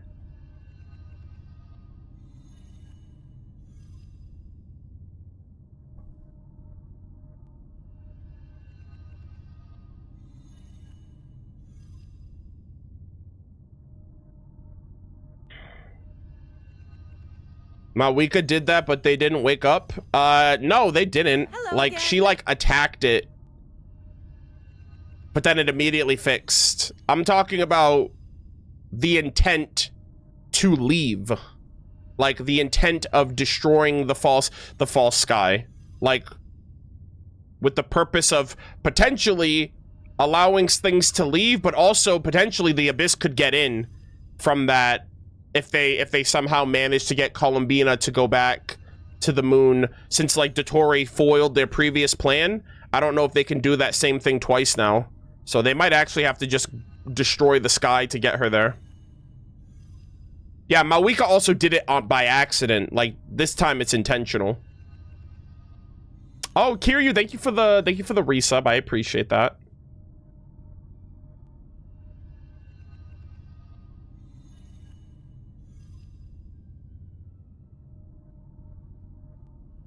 Yo, if Fanes looks like... If the Heavenly Principles looks like Finan, I'm going to be the most petty individual on social media. Because I was getting cooked for my tweet that I mentioned last year about that very idea. So, I'm gonna be so petty, it's not even funny. I'm gonna be a certified petty ass Twitter user. And I'm gonna be like, why so quiet? That's crazy.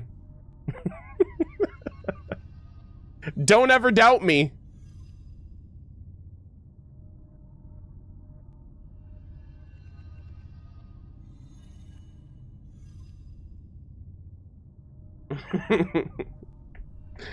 But yeah.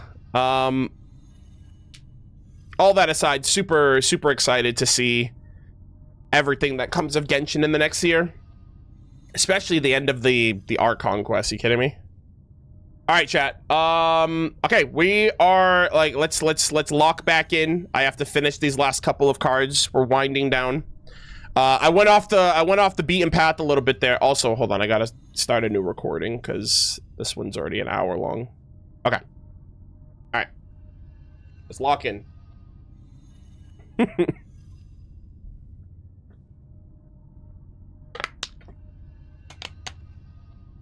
But yeah, so yeah, it's just very interesting, all the Mondstadt lore and everything else that we've gotten in between. I just really hope that I'm just excited for the future. Like, even all the Decarabian stuff was great, like Venti's lore and all of that. So, number 17. Okay, so we did read this one, the stars.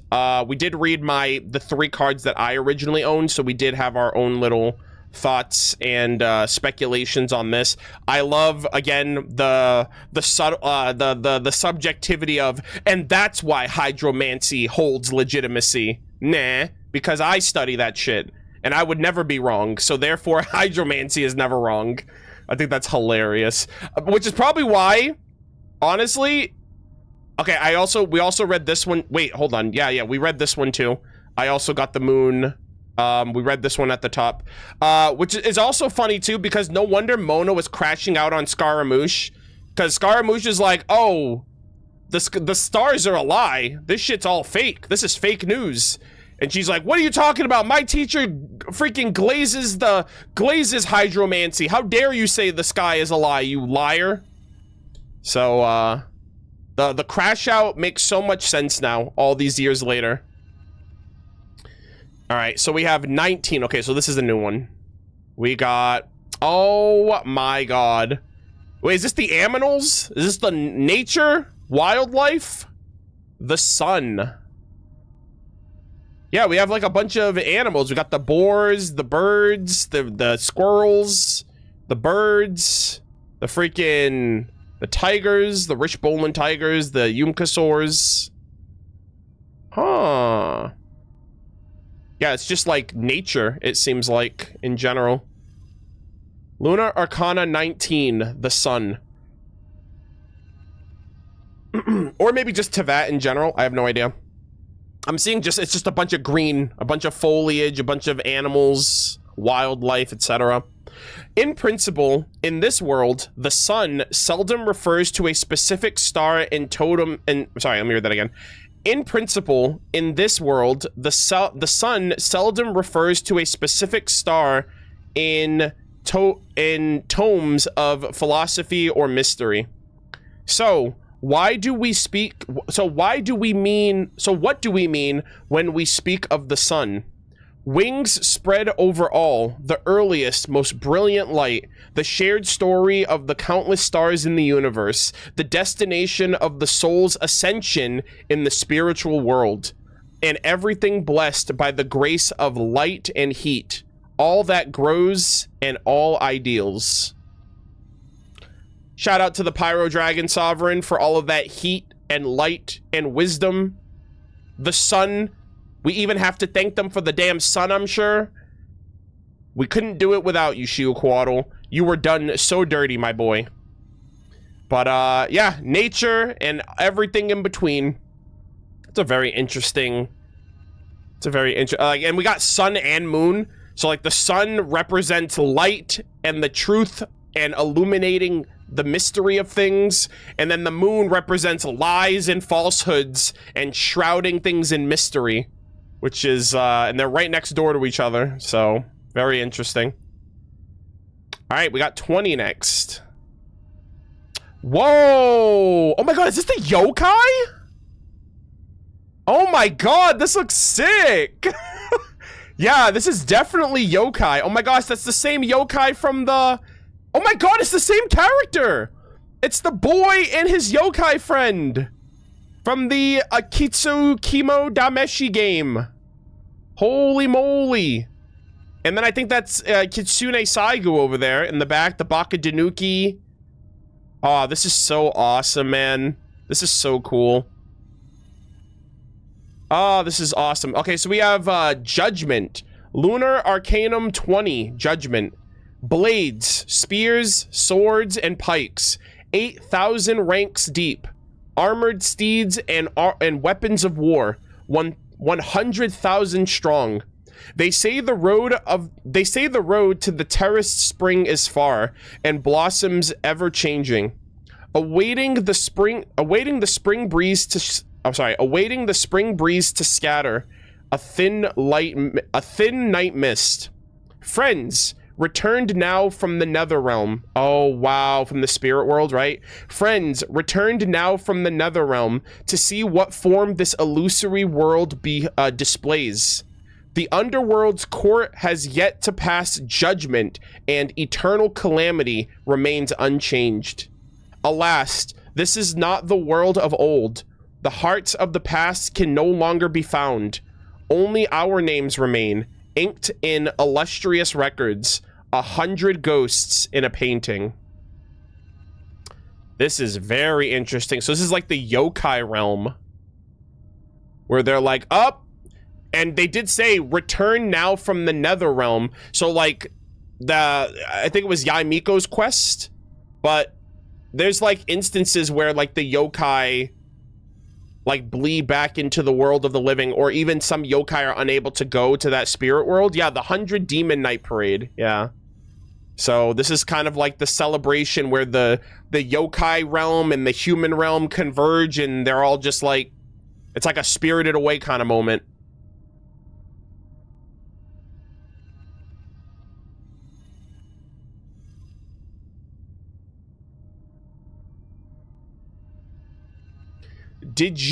Wait, did I what the stream again? I've been streaming for 5 hours, so you might have just joined late. Or you didn't get a notification.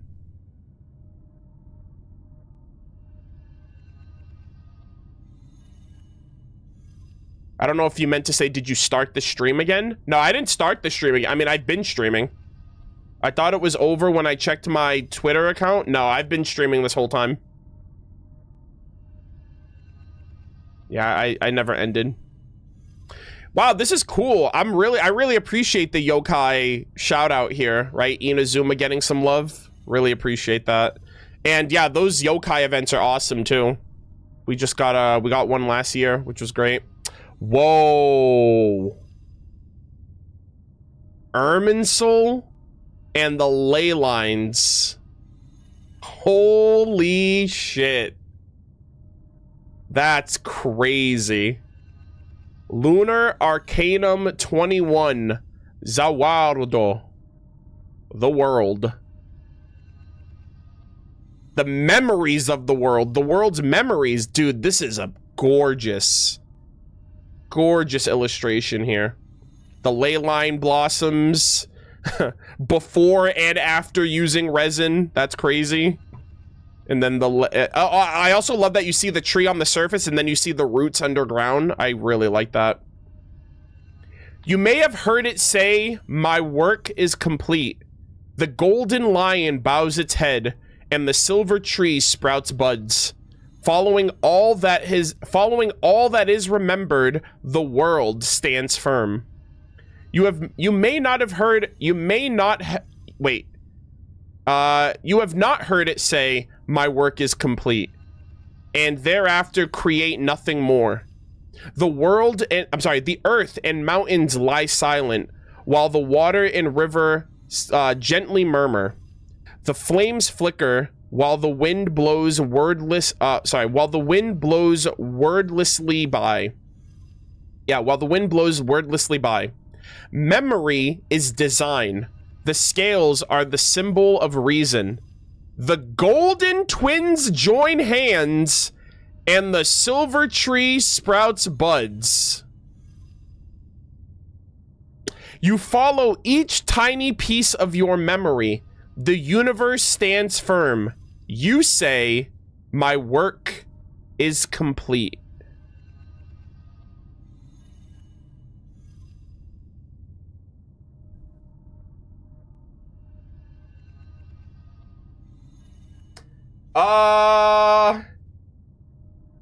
Chad, are we the heavenly principles? Memory is design. The scales are the symbol of reason.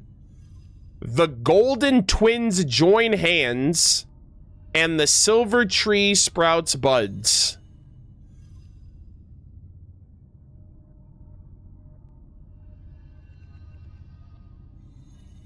You follow each tiny piece of your memory. The universe stands firm. See, this is the problem, guys. The problem is Aether doesn't remember shit. He remembers nothing, bro. And it's like, for all we know, that can be true. What he doesn't know, like, that's the mystery. I'm like, this, bro, this passage right here is so sus. Memory is design? Are they implying that we're designed from the memories of this world? Like, we look the way the memory is designed kind of sounds like the way you look is based off of the memories that are used to form you. That's just me. The scales are the symbol of reason. Reason is a reflection of the primordial one, right? The crown of Logos. And then they directly mention the golden twins joining hands, and then we get our rewards from the ley line, the memories of the ley lines. And then it says, my work, and then I say, my work is complete. Right? It says up here, you may have heard it say, my work is complete. You may not have heard it say, my work is complete. But then at the end of this passage, I say, my work is complete. Implying that I'm the world. This is so trippy, chat. This is so trippy, dude.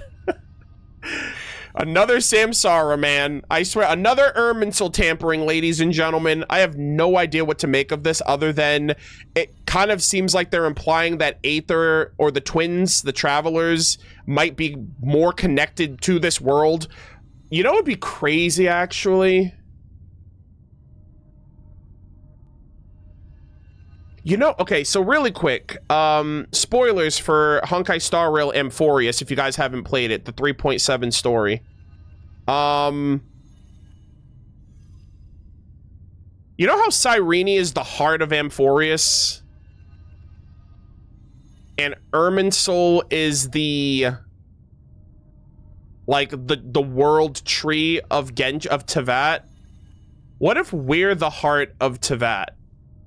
Like, what if we're the Cyrene of Tevat?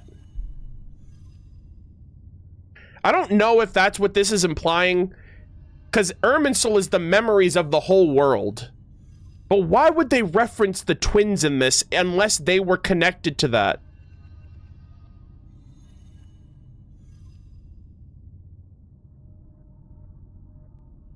And that memory is design, but the ley lines collect memories, and Irminsul is literally the memories of the world. But the twins are a part of that memory? The twins are a part of that world? I know they say the universe, but they also say the universe in air quotes. So, like in quotes. So I'm like...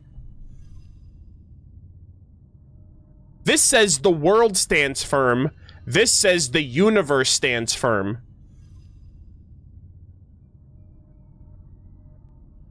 Bro, is everything just a lie? Like, I'm like, what?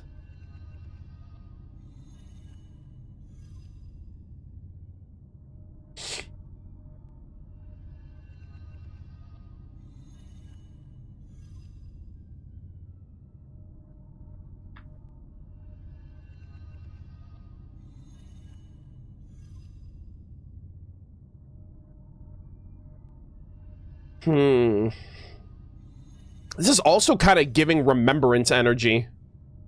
Like, memory is the key. As long as you remember, the universe will stand firm. You follow each tiny piece of your memory. Is Aether Fooly?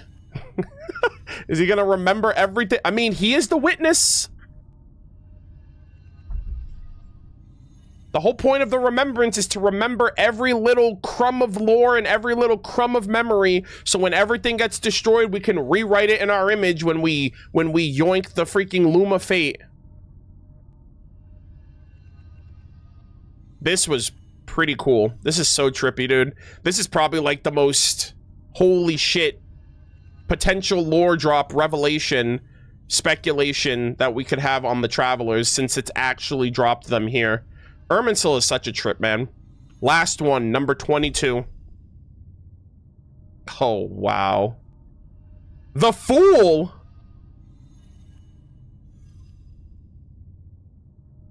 Chat, am I the Fool? That's Aether and Lumine entering Tevat from Celestia. Oh my god, the freaking Sea of Flowers. Holy cannoli. That is so peak. What a great illustration. Chat, aren't the Fatui the fools? Why are they calling us the fool? Did we fuck around and find out? Did we make a mistake? They're like, ha, you fool. You decided to go on this whole journey and you were duped the entire time. Congratulations, you played yourself. Oh. Okay, hold on. I didn't mean to do that. All right, let's go back in. Or... Chat, my theory, Aether is the 10th Fatui Harbinger confirmed. They're the masked fools of Genshin. It could work. It could work.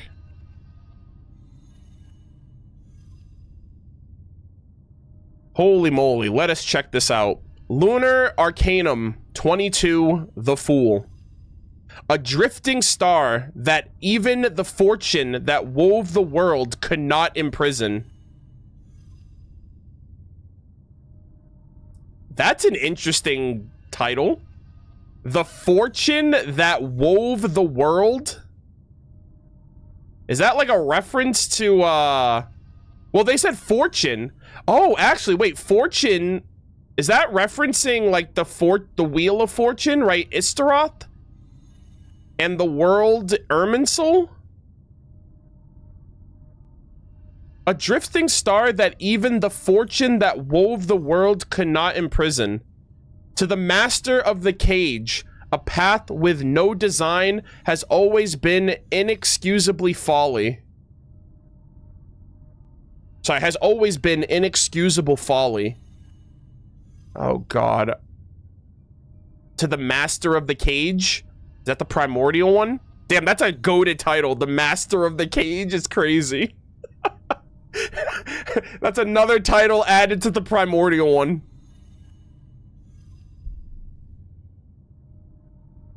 Yeah. I was also wondering if that top title, if this top part here that says fortune, even the fortune that wove the world, I was like, is that another primordial one title? I thought that was referencing the primordial one, maybe. All right, we'll take this from the top. Okay. A drifting star that even the fortune that wove the world could not imprison. To the master of the cage, a path with no design has always been inexcusable folly. Yeah. That does sound like titles of the primordial one. Fortune that wove the world, and the master of the cage is hilarious. That's literally, I mean, this Tevat is literally a cage within the false sky, and he's the the Fanes is the master of it. I am the void at the moment of creation. I am the newborn spark that all things I am the newborn spark when all things end. My traveling pack is empty. I have only this pure white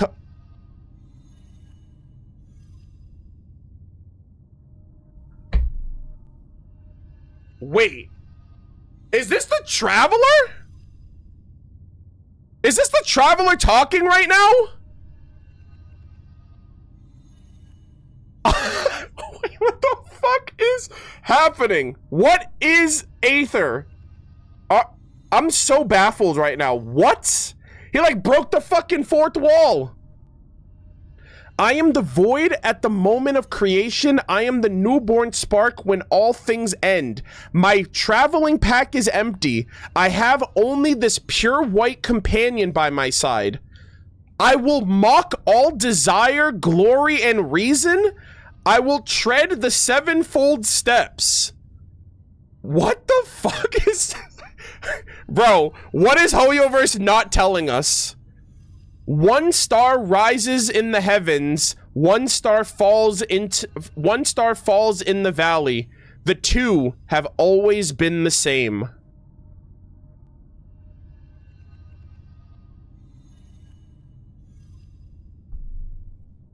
Oh my god.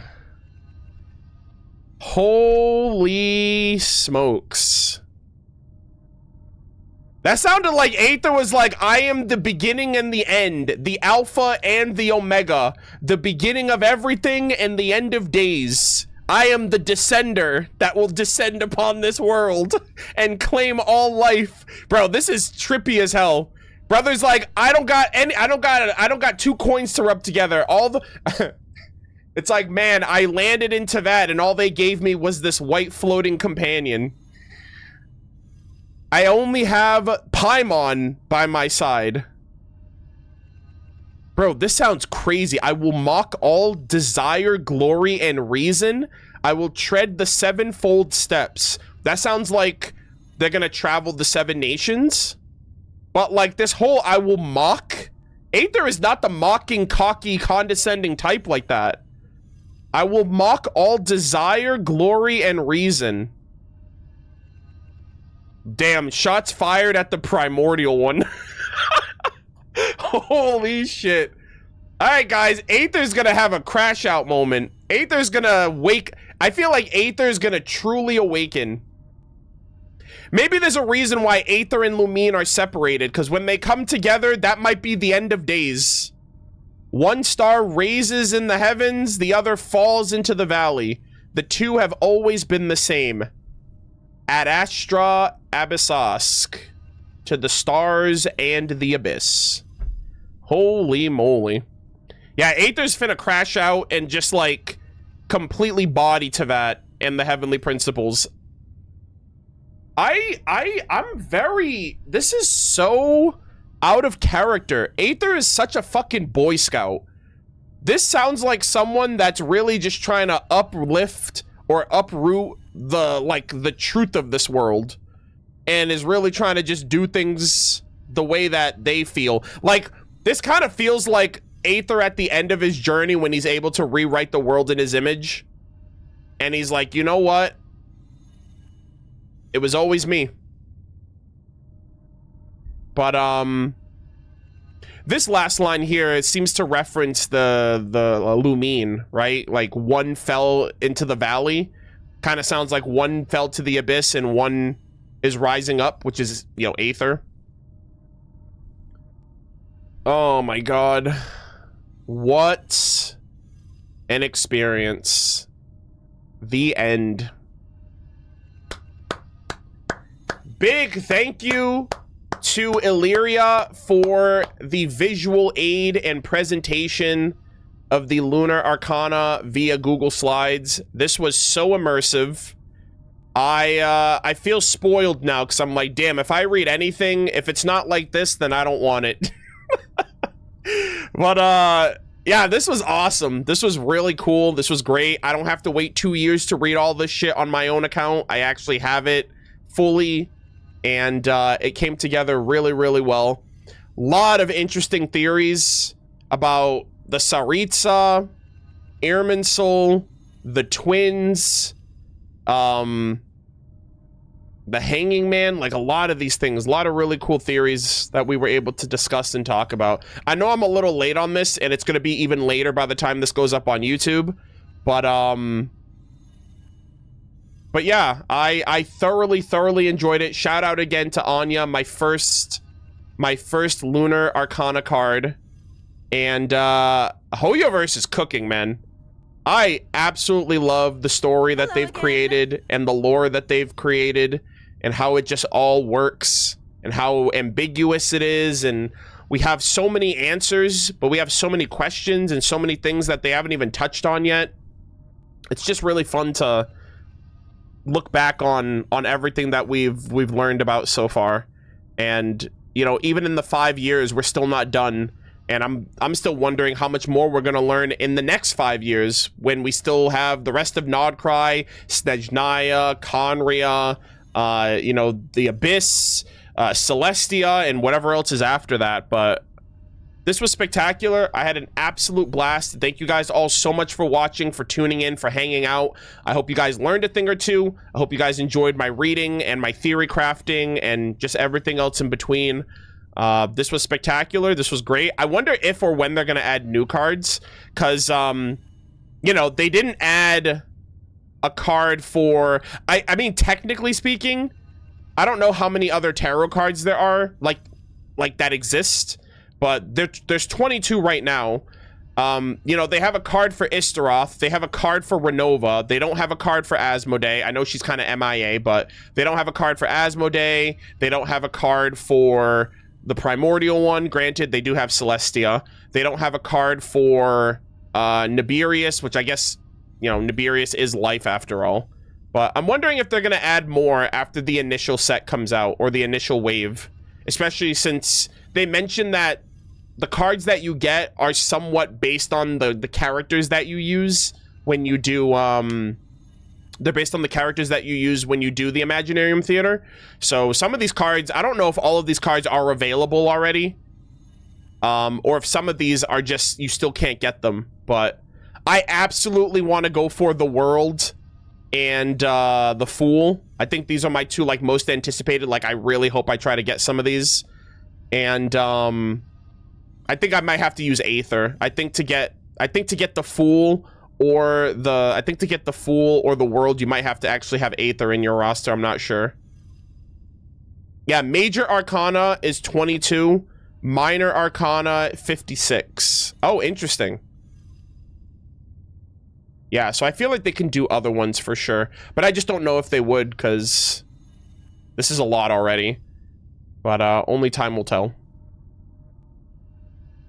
But yeah, I had a blast. I had so much fun. I hope you guys enjoyed. Thank you so much for watching. And yeah, we have more lore to look forward to, so we'll get back to it. All right. Gamers. That was great. That actually took a lot longer than I thought. I've been streaming for 5.5 hours as well. But we were definitely yapping. We definitely had a lot of lore to go through as well. Thank you guys all for tuning in, for hanging out. I hope you guys enjoyed yourselves. You can reset the IT and refresh your card options. Yeah, but then you have to do the whole set again after you get your second card. Like, sometimes you might get your cards early, but sometimes you might get your cards late into a run. And then if you don't like it, you got to do the whole thing all over again. So that's the only thing that's a bit of a bummer.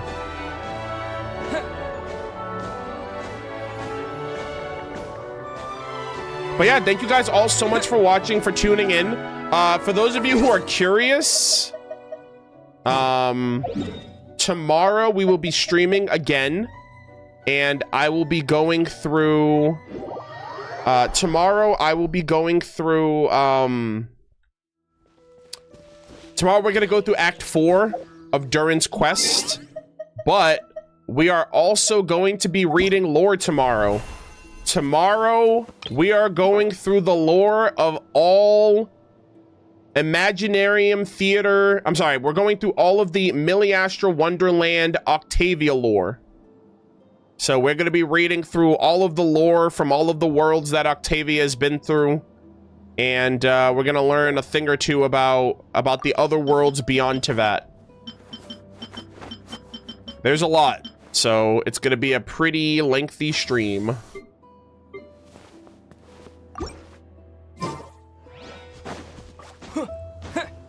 Starting at what world? We're gonna go in numerical order. So we're gonna start at the earliest world that Octavia's visited and work our way up to the highest world.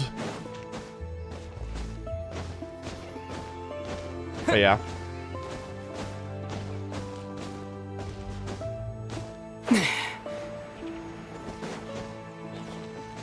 Oh, that's right. Check the curatorium. Oh my god, I completely forgot about that. Yeah, let's do that, actually. Oh. Actually, hold on.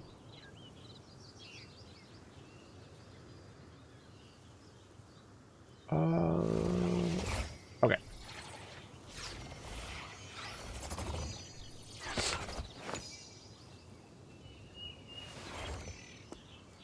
What world do we start? I just answered that. Hello?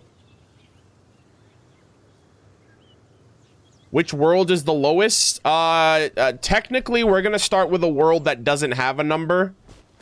The primitive age. It's the only it's the only outfit that doesn't reveal what numbered world it was that Octavia visited.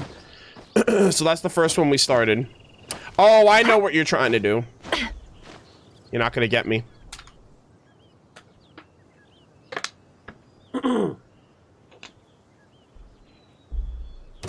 Damn, you guys gotta be better about that. I had no idea what you guys were plotting. Can't hide the truth. It all falls into place.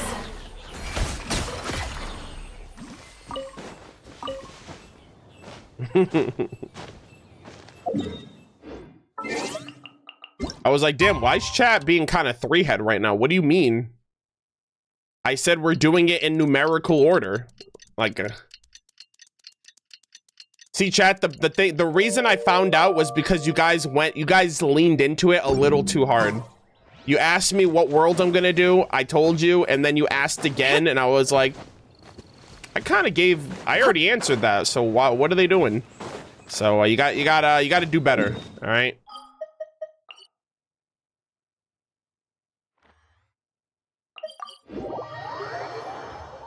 Yeah, what do you mean world?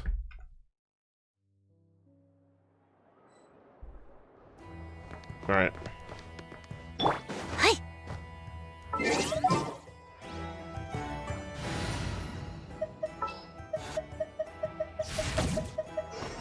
There's still a long... Geronimo!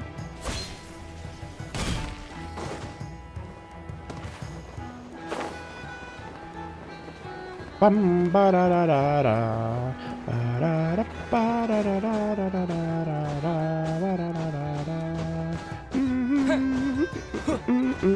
So much destruction.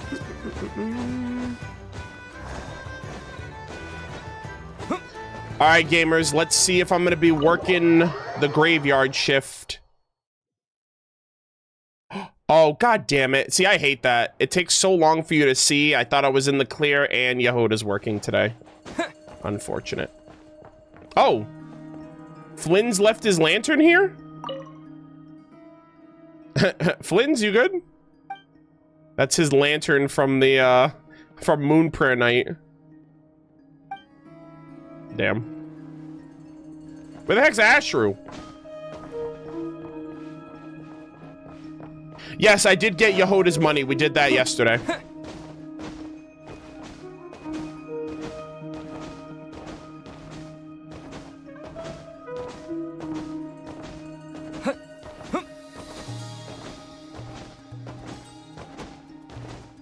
Thank you for the lore reading session. I enjoyed it a while decorating my teapot. Thank you. I appreciate that. I'm glad you guys enjoyed yourselves. I'm glad you guys had fun. So here's the thing. I told you guys yesterday that I would be streaming next week. I think my last stream is going to be on Sunday because I am kind of cutting it close with my trip this upcoming weekend. So I'm just going to wait till I go to Canada. I'm going to wait until I'm in Canada to do Honkai Star Rail and like the Durin lore reading and stuff like that. Tomorrow we're doing Act 4 in Miliastra.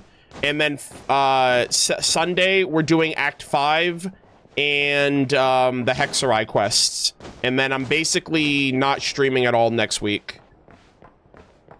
I might stream Friday latest because I do have a sponsorship stream and I'm probably going to want to get it done before I leave. But I'm basically going to save Genshin until I'm in Canada. Just because I've been streaming every day and it doesn't leave me a lot of time to like prep my trip, which is I leave in a week. So I still need to like pack and gather all my things and make sure my apartment's tidy, and I just got to do a lot of prep work before I leave. So I'm taking Monday and Tuesday off at the very least, so that'll be nice. But I will be live again tomorrow, and we're gonna go through Act 4, which I think Durin and Albedo are gonna be in it, which is exciting. And I'm gonna try to get through the Archon quest, like, on my alt account, because I do want to see those interactions that I missed with Durin Story. So I'll see what I can do with that.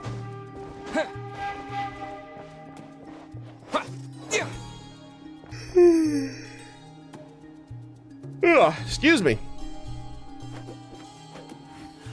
What time are you going live tomorrow? I'm gonna try to go live around noon. Eastern time, of course. I'm gonna try to go live around noon time, and we're gonna do Act 2. And honestly, the Octavia lore might be as long as this stream was. I do have all of the screenshots for it though, which is good. So we can just do it from here. But let me see. Yeah, so we got this.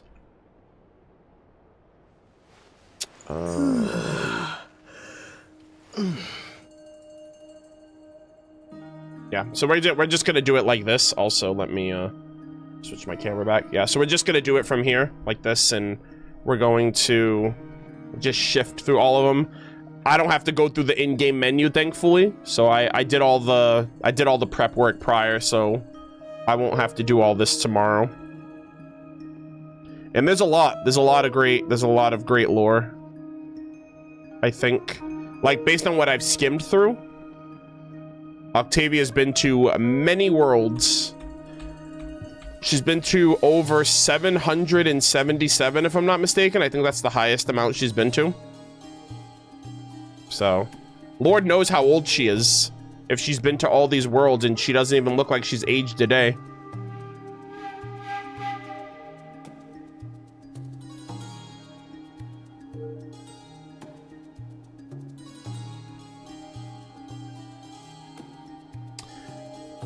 Looking forward to the Yehoda lore reading. Yeah, we're gonna get to that when we're gonna do Yehoda lore, Durin lore.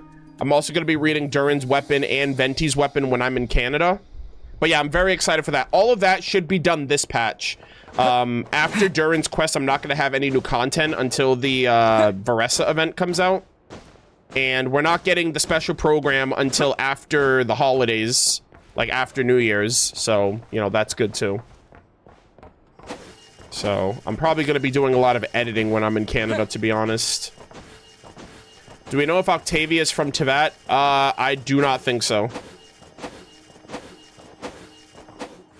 Given that she's like a traveling Hexenzirkel witch, I wouldn't be surprised if she wasn't. But I don't know.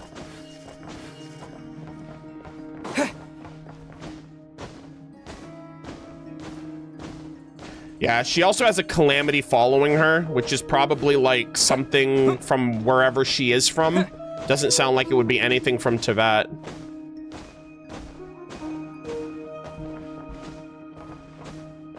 But yeah. Anyways, that's gonna do it for the stream for today. I'm gonna end the video here for YouTube. Thank you guys so much for watching. I will see you tomorrow around noontime Eastern for Durin's Quest Part 4, and then the Miliastra Wonderland lore reading session. So thank you guys for watching. Be sure to thumbs up the video if you haven't already. I'd really appreciate it. But I appreciate those of you who tuned in. Thank you so much for watching. I'm gonna see if I can get a raid going on Twitch in the meantime, and then we'll call it there. So, bye, YouTube. I'll see you guys tomorrow. The VOD will be uploaded in, like, I just got to change the thumbnail, but the VOD will be uploaded in a little bit. So, sit